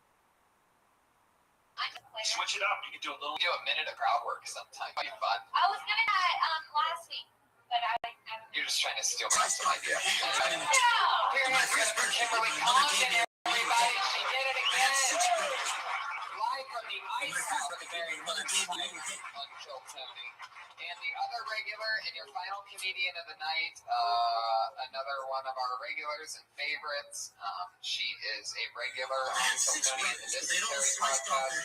Very funny, goofy sense of humor. Usually takes something small and blows it up into big proportions. So good to see you that night. The always goofy, always funny Sarah Wine. I won the U.S. Despite my on-court temper tantrums, I was on top of the world. My temper on the court is increasingly an issue. Out! Are you serious? You cannot be serious! I had a hard time telling you people were serious. I became famous for smashing rackets when things didn't go my way. Of course, back then we didn't have multiple rackets, so I was forced to play. And in 2001, at the U.S. Open, my first serve hit a plane, causing it to go tragically off course and hit a building. Some people's coffee tables cost more than our Everyone coffee blamed the table. Muslims. My second serve was no better. Who has enough coffee to make it through an entire book? And my mother gave me a little hand. Coffee table books are really just picture books. And who the fuck is letting their kid drink coffee? Yeah, 55 seconds of coffee table. Many people were wondering. Last week it was the week before that. It was the crock pot. Everything's getting with lately. Crock pot. Coffee table. Yeah. You know that I actually help that is redefining it for people that might not have the clear vision of what exactly that is. I feel like that can be confused. Well, that's a short in height table, normally in front of a couch type of thing, correct? Yeah. And I mean, if we're all picturing something different, then that's my point exactly. That's what I'm saying. When you got 1 minute, you gotta like slice all that shit up though. Everybody knows what a fucking coffee table is, right? Who doesn't know who is like, what is this bitch talking about? Well, no, like sometimes it's important to not have like not make things spell out obvious shit. Right. Extra words. Yeah. If everybody knew what she was saying, then I get it, but I just don't know.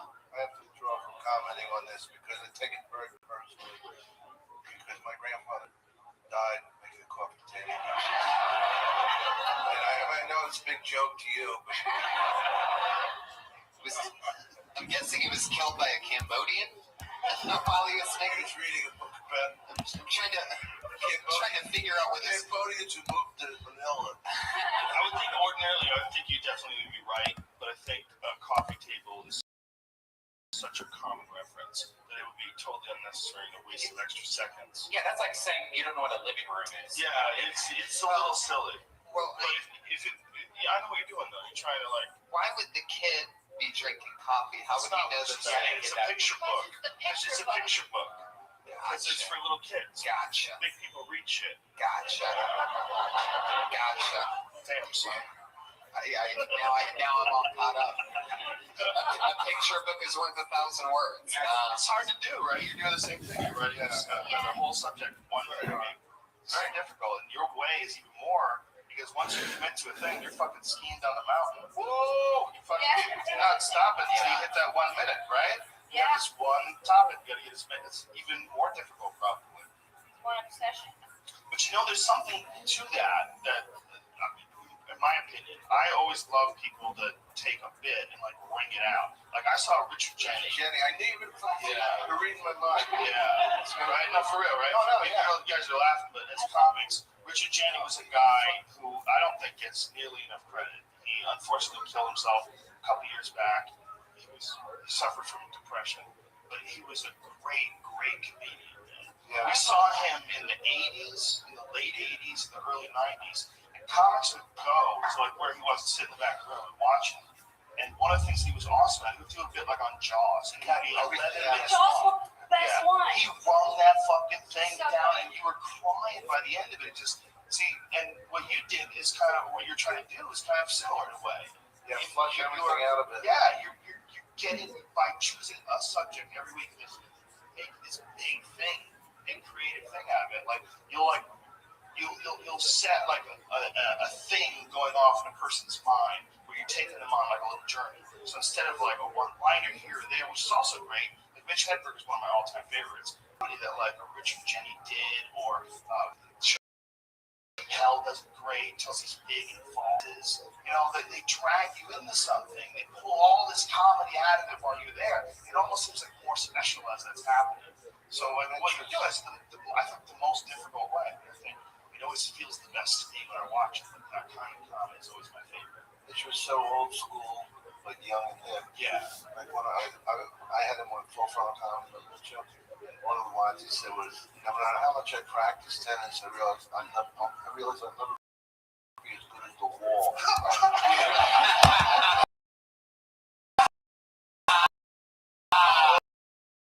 My favorite is the banana one. He goes, someone said, "Do you want a banana?" I said, I used to do drugs. I still do, but I used to do. I like the UPS job because he's a drug dealer. 3 one-liners right there. Just uniquely him, you know. He would do a joke about the name Doug. you are very, very negative. And you tried one week to be really the exact opposite. I wouldn't know what a 15-minute set from you is, because it feels like I would just want to kill myself after the end, because you just seem to be attacking everything. Well, no, because even my positives that I made them understand what I like is really negative. Right. So, like, for me, if I feel fiery about something, then I'm, like, excited to talk about it. I'm like, what the fuck is this coffee book table? Like, that's what excites me, which is kind of crazy, but, like, I don't really see myself, like, talking about rainbows and, like, family time. Yeah, but do you take all these random objects that you hate, stuff like crock pots and tacos and stuff, and join them together. Put them together in an unholy mix? Yeah. Like, okay, that's what I'm having trouble with, but I've been, like, trying to segment out which, like, food sections go together, because I have so much food. So I'm like, okay, we have a poultry corner over here. Cool. We have, like... Are you doing the robot? Yeah. I was thinking I don't know. Talk with my hands. I'm working on it. All right, well, hopefully at Comic-Con this year, you're going to be doing, hopefully, maybe a 3 to 5 minute set, so that'll be you and Kim, so that'll be good to see you.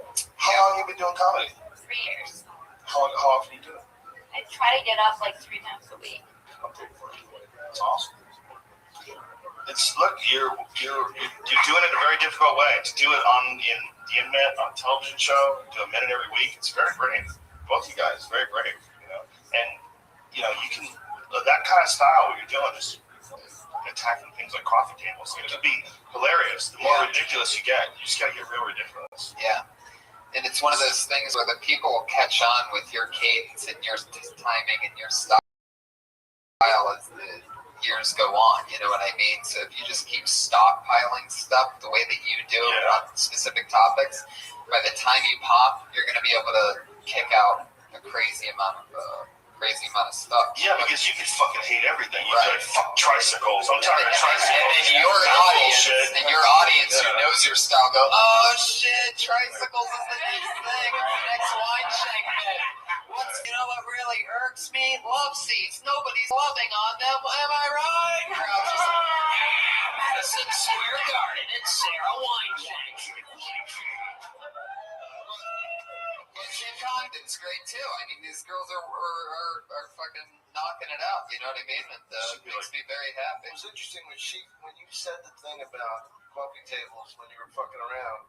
It was much more of an investment than when you did it in your act. When you did it in your act, you were acting like you think this is funny. When you said, you know, what the fuck's up with coffee tables? I mean, even that is like so ridiculous. What's that? I sold them more when I said it. Well, it was real. You committed more to it because you were like, you know, it's like. That minute. You know, I'm not trying to blame the minute. I respect the minute so much. It's been good to me. Where's that but banner? I just want to give There's the bear. No, she's totally making sense. Yeah. She's totally making sense. It's hard. It's hard as fuck. Wait, what were you talking about? Absolutely. She's talking about coffee tables. Yeah, and he's They're like, annoying. yeah. Okay. Sarah Weinshank, thank you so much. That was Kimberly Condon and Sarah Weinshank. It's on Twitter at Kimberly Condon. Sarah's at Princess Shank, SHENK. Could you imagine if you had to do that every week? Do a minute every week? Just 1 minute. It's very hard. But I just like the idea of an investment in something that is so trite and meaningless. Or maybe they're passionate. Maybe there's a lot of disease in the world. You know what I mean? Like to take it from like anything so ridiculously unimportant. I think there's something feel like she can keep going. Right. More there. Imagine how funny she must be like at a comedy club. She's a guest. It's guess what's gonna be there? A coffee table, a crock pot, there's pole. I've seen talk about so many different things. At least She's just going off on you. This is a cupcake episode. Well, guys, we did it. Yeah. That's yes.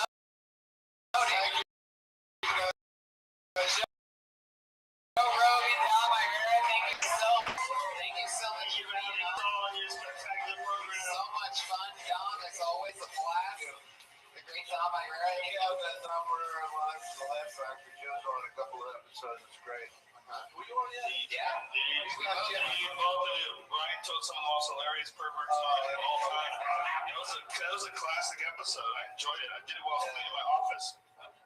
Yeah, we've all been on it. You're at Dom Irera on Twitter. I love this. Joe Rogan. Part of the club. I love you, Don. You're one of my favorite comedians, and I'm glad that you made it out today. Yeah, it was you need to get a GPS. I just want to say that Dom Irera became my friend when I was a scrub, and he was super cool to me way back in the day. I paid to see Dom Irera before I ever did comedy. So becoming friends with Dom Irera, like when I was just starting out, was like one of the coolest things that ever happened. I totally agree. And you did. It's like dying.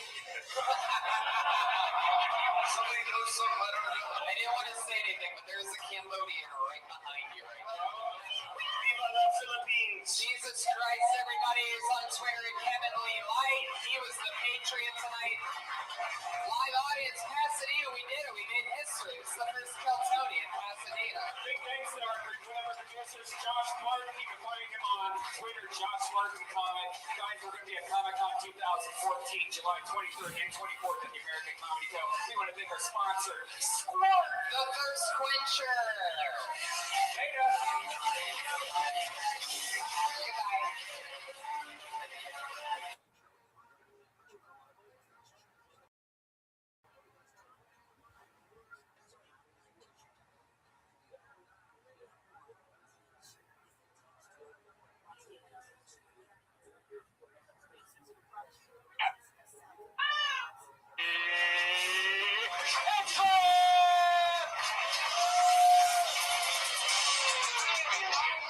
Goodness, how exciting. How you guys doing tonight?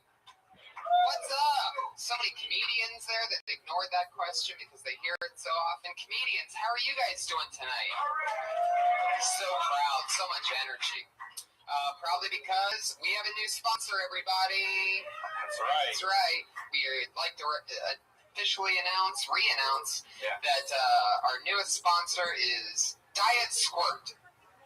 Since 1938, the caffeine-free thirst quencher. So Diet Squirt, we appreciate you guys. Less than 1% juice, no calories. It's true. Slightly less than 1% juice. Yeah. No calories and low sodium. Squirt, a refreshing beverage since 1938. Oh yeah, some shuffling going around. Who's having a wonderful Monday so far, huh? I'll tell you, I am. It's a great Monday for me.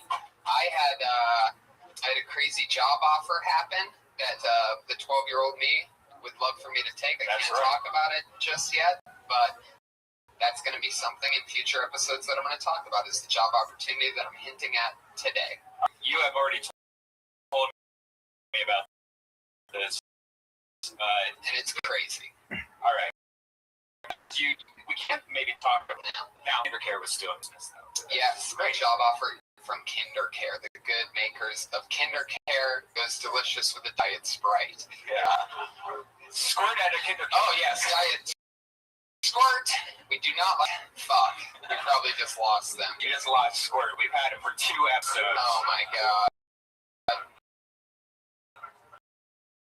Yes, we just wanted to let you know, I tell you what, margarita instantly. Told me this last week, and I almost threw up in my mouth. A margarita, squirt, and tequila. Yeah. You really had that before? I drink that by Rothschild. There you go, Brian. There you go. Just to let you know what kind of life you're living. No, I mean, like, really, it's if you mix drinks a lot, like myself, you get sick of something a lot. Like, I got sick of Jack and Coke. I went to 7 and 7s for a while. I went to turkey and ginger. And then I got into tequila. And there's not really much you can do with tequila except, maybe make a margarita out of it or drink a press out of it. So my Mexican friends told me to... Your Mexican friends did not tell you to... Yes, they did. It's a poor person margarita. It's what they just said. It's a job, and you mix it with tequila. It tastes great. We could actually do it today if you wanted to. We could have Josh get us some Patron. Okay. No. I do love, without tequila, delicious diet Squirt. Anyway, a crazy Monday here, guys. You guys know what we do. We always have a bunch of comedians come on, and I do a minute, and some of the future comedians of the world and the universe, some of our favorite rising comics. Sometimes it's a brand new person. You never know what's going to happen, and I always have 2 amazing guests that come on and talk with the newer comedians, and it's always fun. But as well, we always have every week a brand new head of security to keep us safe here on this stage. This is this guy's second job. Safe. Put your hands up. AKA the Autistic Patriot.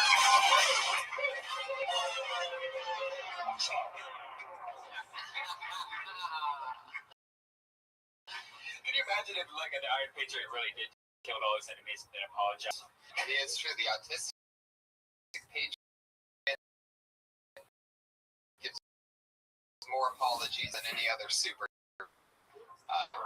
Suit out. I think you're the fun to not have a lot of extra slack. That's fun.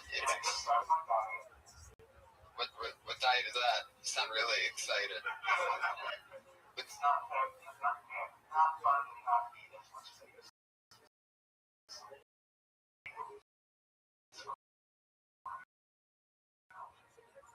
Do you hear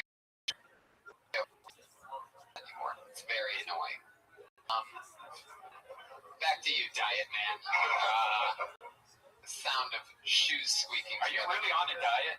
Yeah. Like Weight Watchers? No. I just the best I can do is at that time eat less. This sounds like a guy that has no diet plan whatsoever.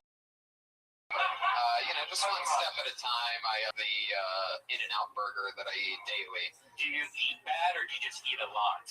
I eat a lot. Okay. But not bad. I actually eat pretty good. I just eat too much. I eat bad. As good as I do bad. What did you eat today? Tell the truth, by the way. It's going to be much funnier. I'm autistic. Oh, yes. I almost forgot. I woke up, had a banana and an apple. And for lunch, I had a Caesar salad from, Woking Pub, what is it called, 60th? And then that's it.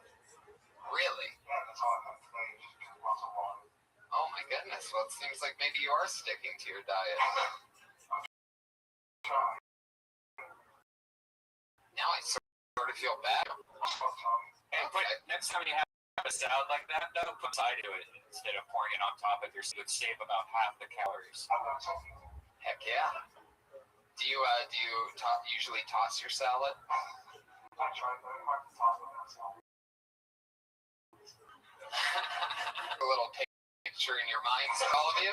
Have you ever tried to sick? No.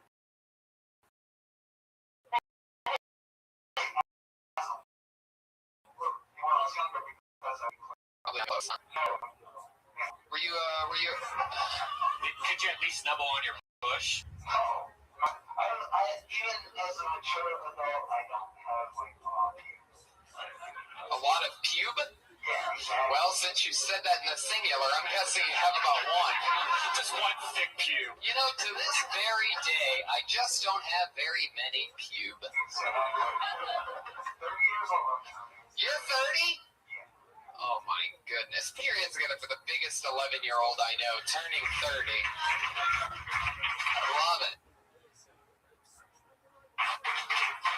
And you must be excited, Josh, because I know for a fact that you're a pro wrestling fan. I'm talking to the man under the mask for a second here. So what do you think about Roddy Piper being here? Can you get maybe if there's somebody in the crowd who doesn't know, maybe you could give a little short background on the man, the myth that is going to be on this show today. All right, that's not a good start. Just go with the stuff that you do know, Josh. It's not just about spoken to Brittany Sammartino and famous for this promo against Jimmy Pacifico when he painted half his face black and hit him with a coconut. Very good. That's almost correct. One of the greatest promos. Very good. Definitely the best promos. He was the first comedian to improvise his own segment on wrestling. It was called Piper's Pit. And he always improvised it. These pro wrestlers weren't always, had a lot of comedic background and stuff, so he'd really have to improvise. I mean, that's digging deep. He's also a 36-time champion, the star of the movie They Live, and many other great movies. And we're very excited to have him here in a bit. Awesome. And thank you, Josh. And that's right. Put your hands together for our producer, Josh Martin, everybody, hustling around. He's on Twitter at Josh Martin Comic. And Josh Meyerowitz, the Autistic Patriot, is under at Autistic. We had a really good show Friday at the Ice House with Joe Rogan and Dom Herrera, and it was just exciting to have the show on the road. Are you going to be at Comic-Con 2014 this year? I wish I could go along, especially since I'm not trying to get there. Well, we will be there. Sweet. July 23rd and 24th, we're going to be there doing shows. So any of the comics listening to this at home, sign up. You'll be able to go to the American Comedy Co. on July 23rd, an hour before the show, and get on stage, hopefully. So it's going to be a lot of fun. So try to make down there, Josh. I'll try.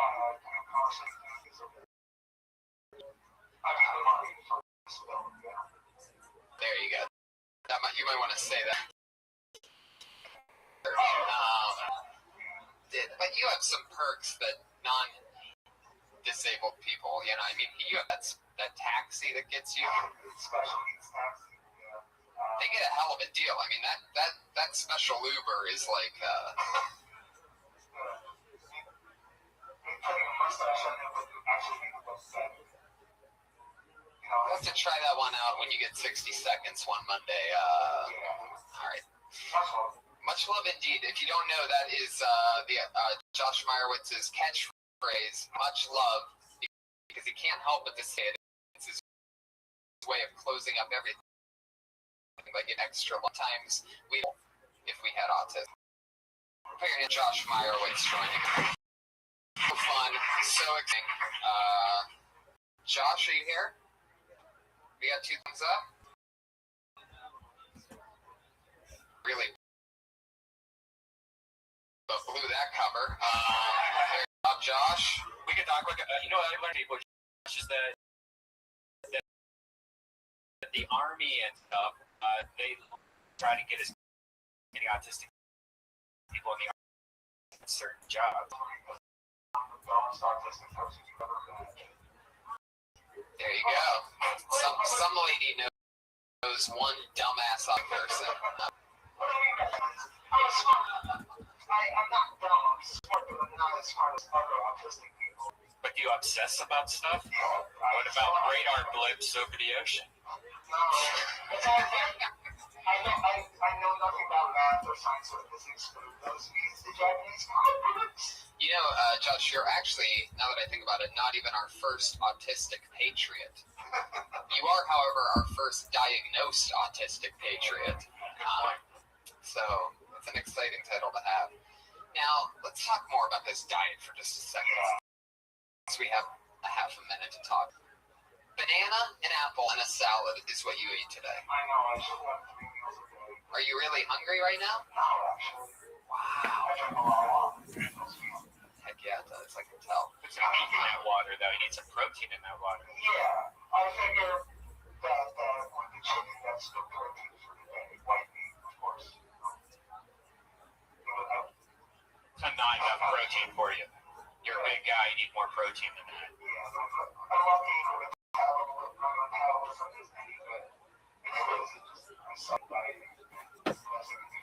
Well, we love it. We're glad to have you. One more time for the Patriot of the day, Josh Meyerowitz, the Autistic Patriot. Let's move on with the show, guys. You ready for our gas or what? Come on, guys. It's fucking Monday night. Kill Tony 57. And we're about to make magic happen. Are you ready? No! We're answering for tonight's guest, the hilarious Annie Letterman, and the super funny and awesome legend and man himself, Roddy Piper!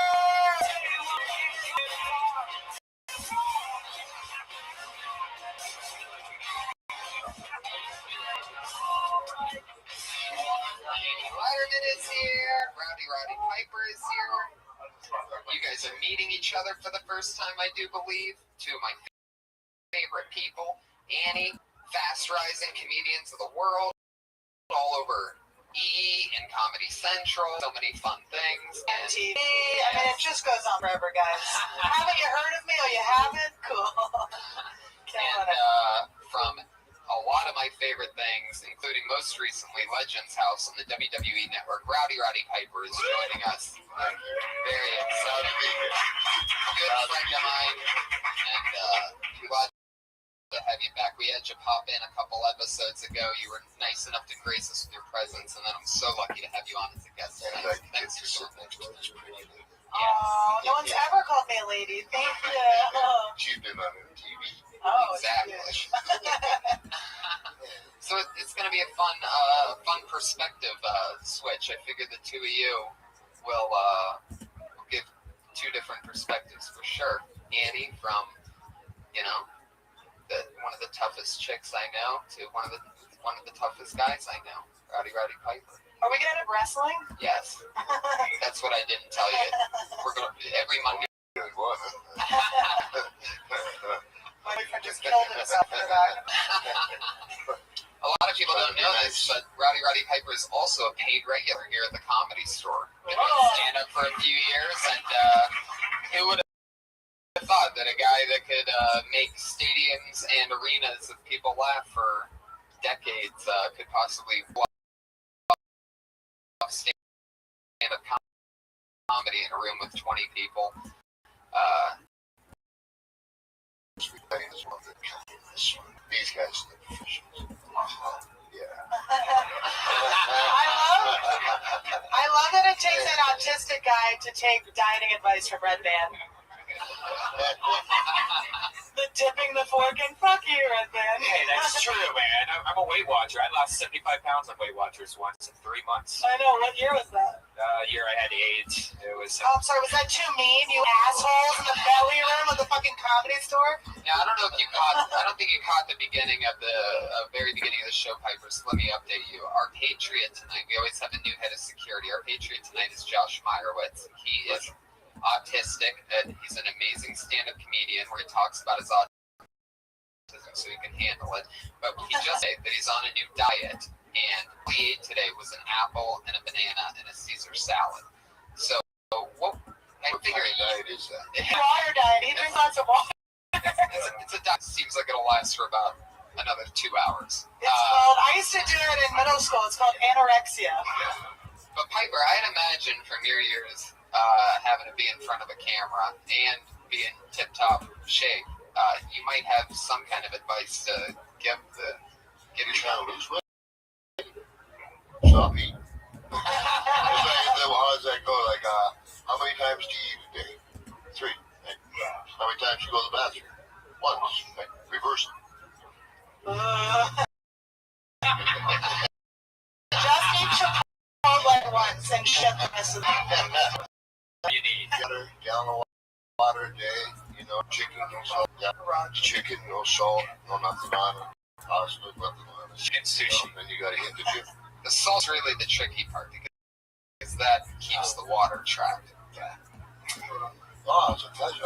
Good for you. A lot of people that have the courage to not only go, but to do it day to day. And you should give yourself a pat because it's really hard. Well, he's actually in such bad shape he can't pat himself on the back. That's what we're trying to get to. You can reach there. Good job, Josh. I like that his microphone's just at his dick. Or his mouth. I don't know what it is. Yeah, it's a little tradition that we have here where we keep the speaker box by the groin. You're funny, Josh. Josh, do you have any questions for our guests? Absolutely. I'm here for this to be on Chelsea lately a lot. How do you feel about Chelsea? I don't care. I'm not going to be on it. Who gives a shit? No, I'm just kidding. No, I don't know. I think that's cool. It could be interesting to change Netflix up a little bit. She seemed obviously really bored with her show before. Does that make it uncensored? I think it will be uncensored. I feel like she was so close to being uncensored on E. But I think when you get caught in a show and you're like, all right, I come out, I do my monologue, then I do this, then I have the panelists, and I go like that gets boring. So sometimes you have to completely jump ship. Right. But so it probably will be pretty cool. I know she didn't want to do the late night, or I heard that she didn't want to do the late night because it would be censored. That would be going the opposite way. It's like watching Fallon now. He used to have a really good show when it was loose than the other shows, but now actually had to go where you could actually see the censorship in his it's just yeah. How about for Piper? You have a question for Piper? Yes.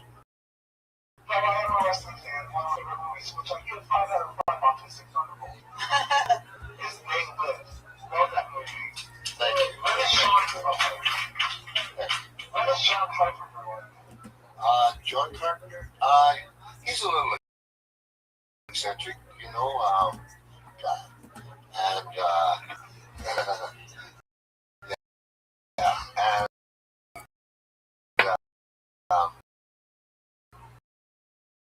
you have to be sensitive with your talk, and then you pull it out. But as far as the action was concerned, he left the action to me.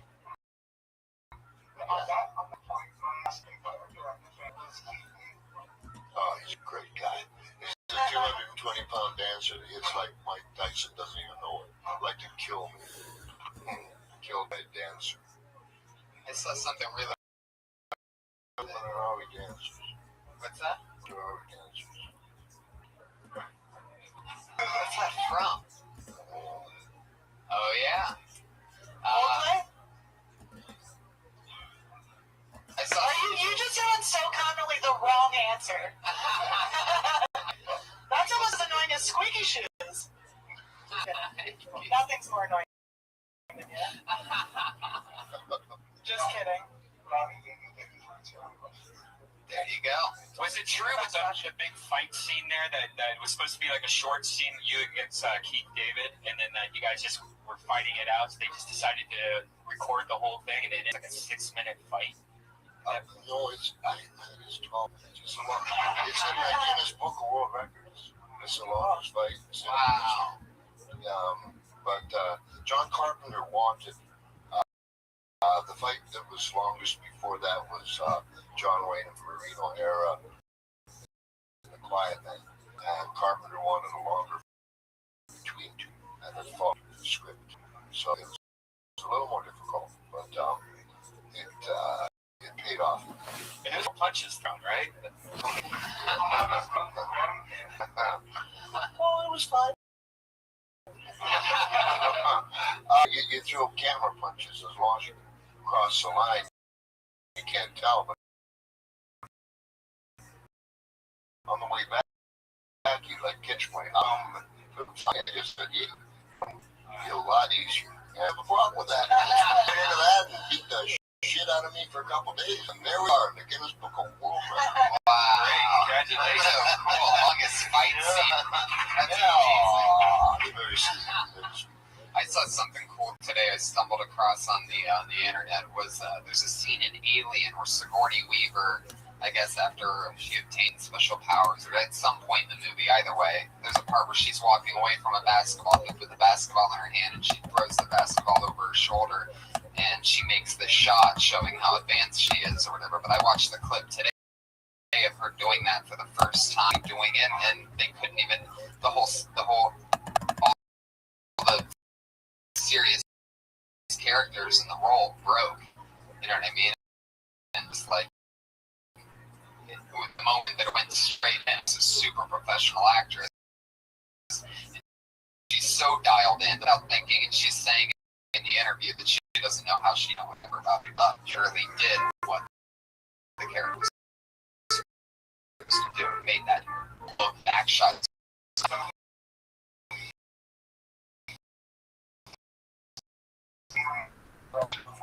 Oh, there you go. Right on this side now. Talk about that fight you did today. South Park this episode called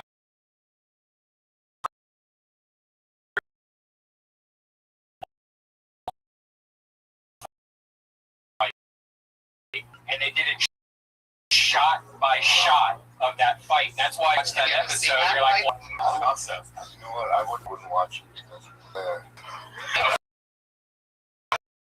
but it's but an autograph, boy, he's crippled, and she was laughing about it. And then I think that, I'll giggle. That's how I say the N-word too. I need like one black person laughing at the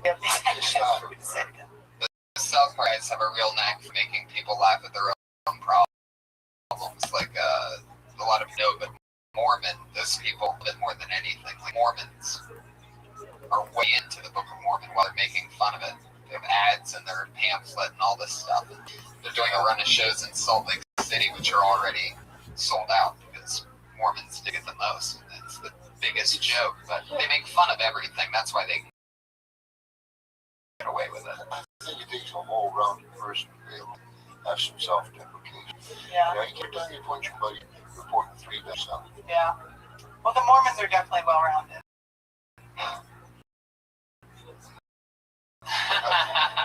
The heavier ones, anyway. Stand up a long time from New York and Piper. You've been all over the world, so fun. Give some perspective. People just starting out. If you just joined first time, or comedians in the room, you know that 60 seconds is when you hear the meow of a kitty. So wrap up whatever you're talking about then, so you're not the angriest Hollywood bear.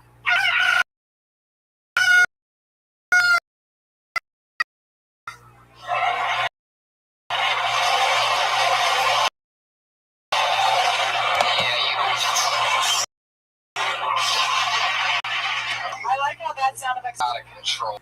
But there you go. No other reason for the sake of the podcast listeners who complain weekly about that's up with the bear sound. Every time somebody runs their time, I have to use a nerve. I'm just trying to hard when you bring out the bear, alright? Guys, stand the people that go over a minute. How about that? That's right. That's the lesson, is do your time and get out.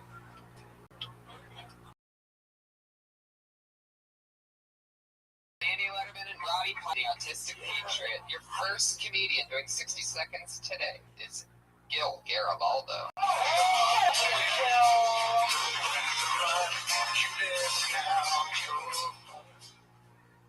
Oh man, went to had a parent-teacher conference recently, and got a pretty great compliment from the teacher. She's like, you're high level, and I can tell that's all you. I was like, wow, that's great. Oh, you don't hear that kind of stuff. But I don't overhear a pretty mature conversation. I was like, talking about politics? He fucked the shit out of the lunch lady. Embarrassed because I've seen that. Just trying to help out with his homework and stuff, but you know, I'm like trying to be pretty helpful. Over here, let me check out that homework. It's like, yeah, I don't know, it's fractions. Yeah, man, Sometimes that bear comes out very quickly. All right.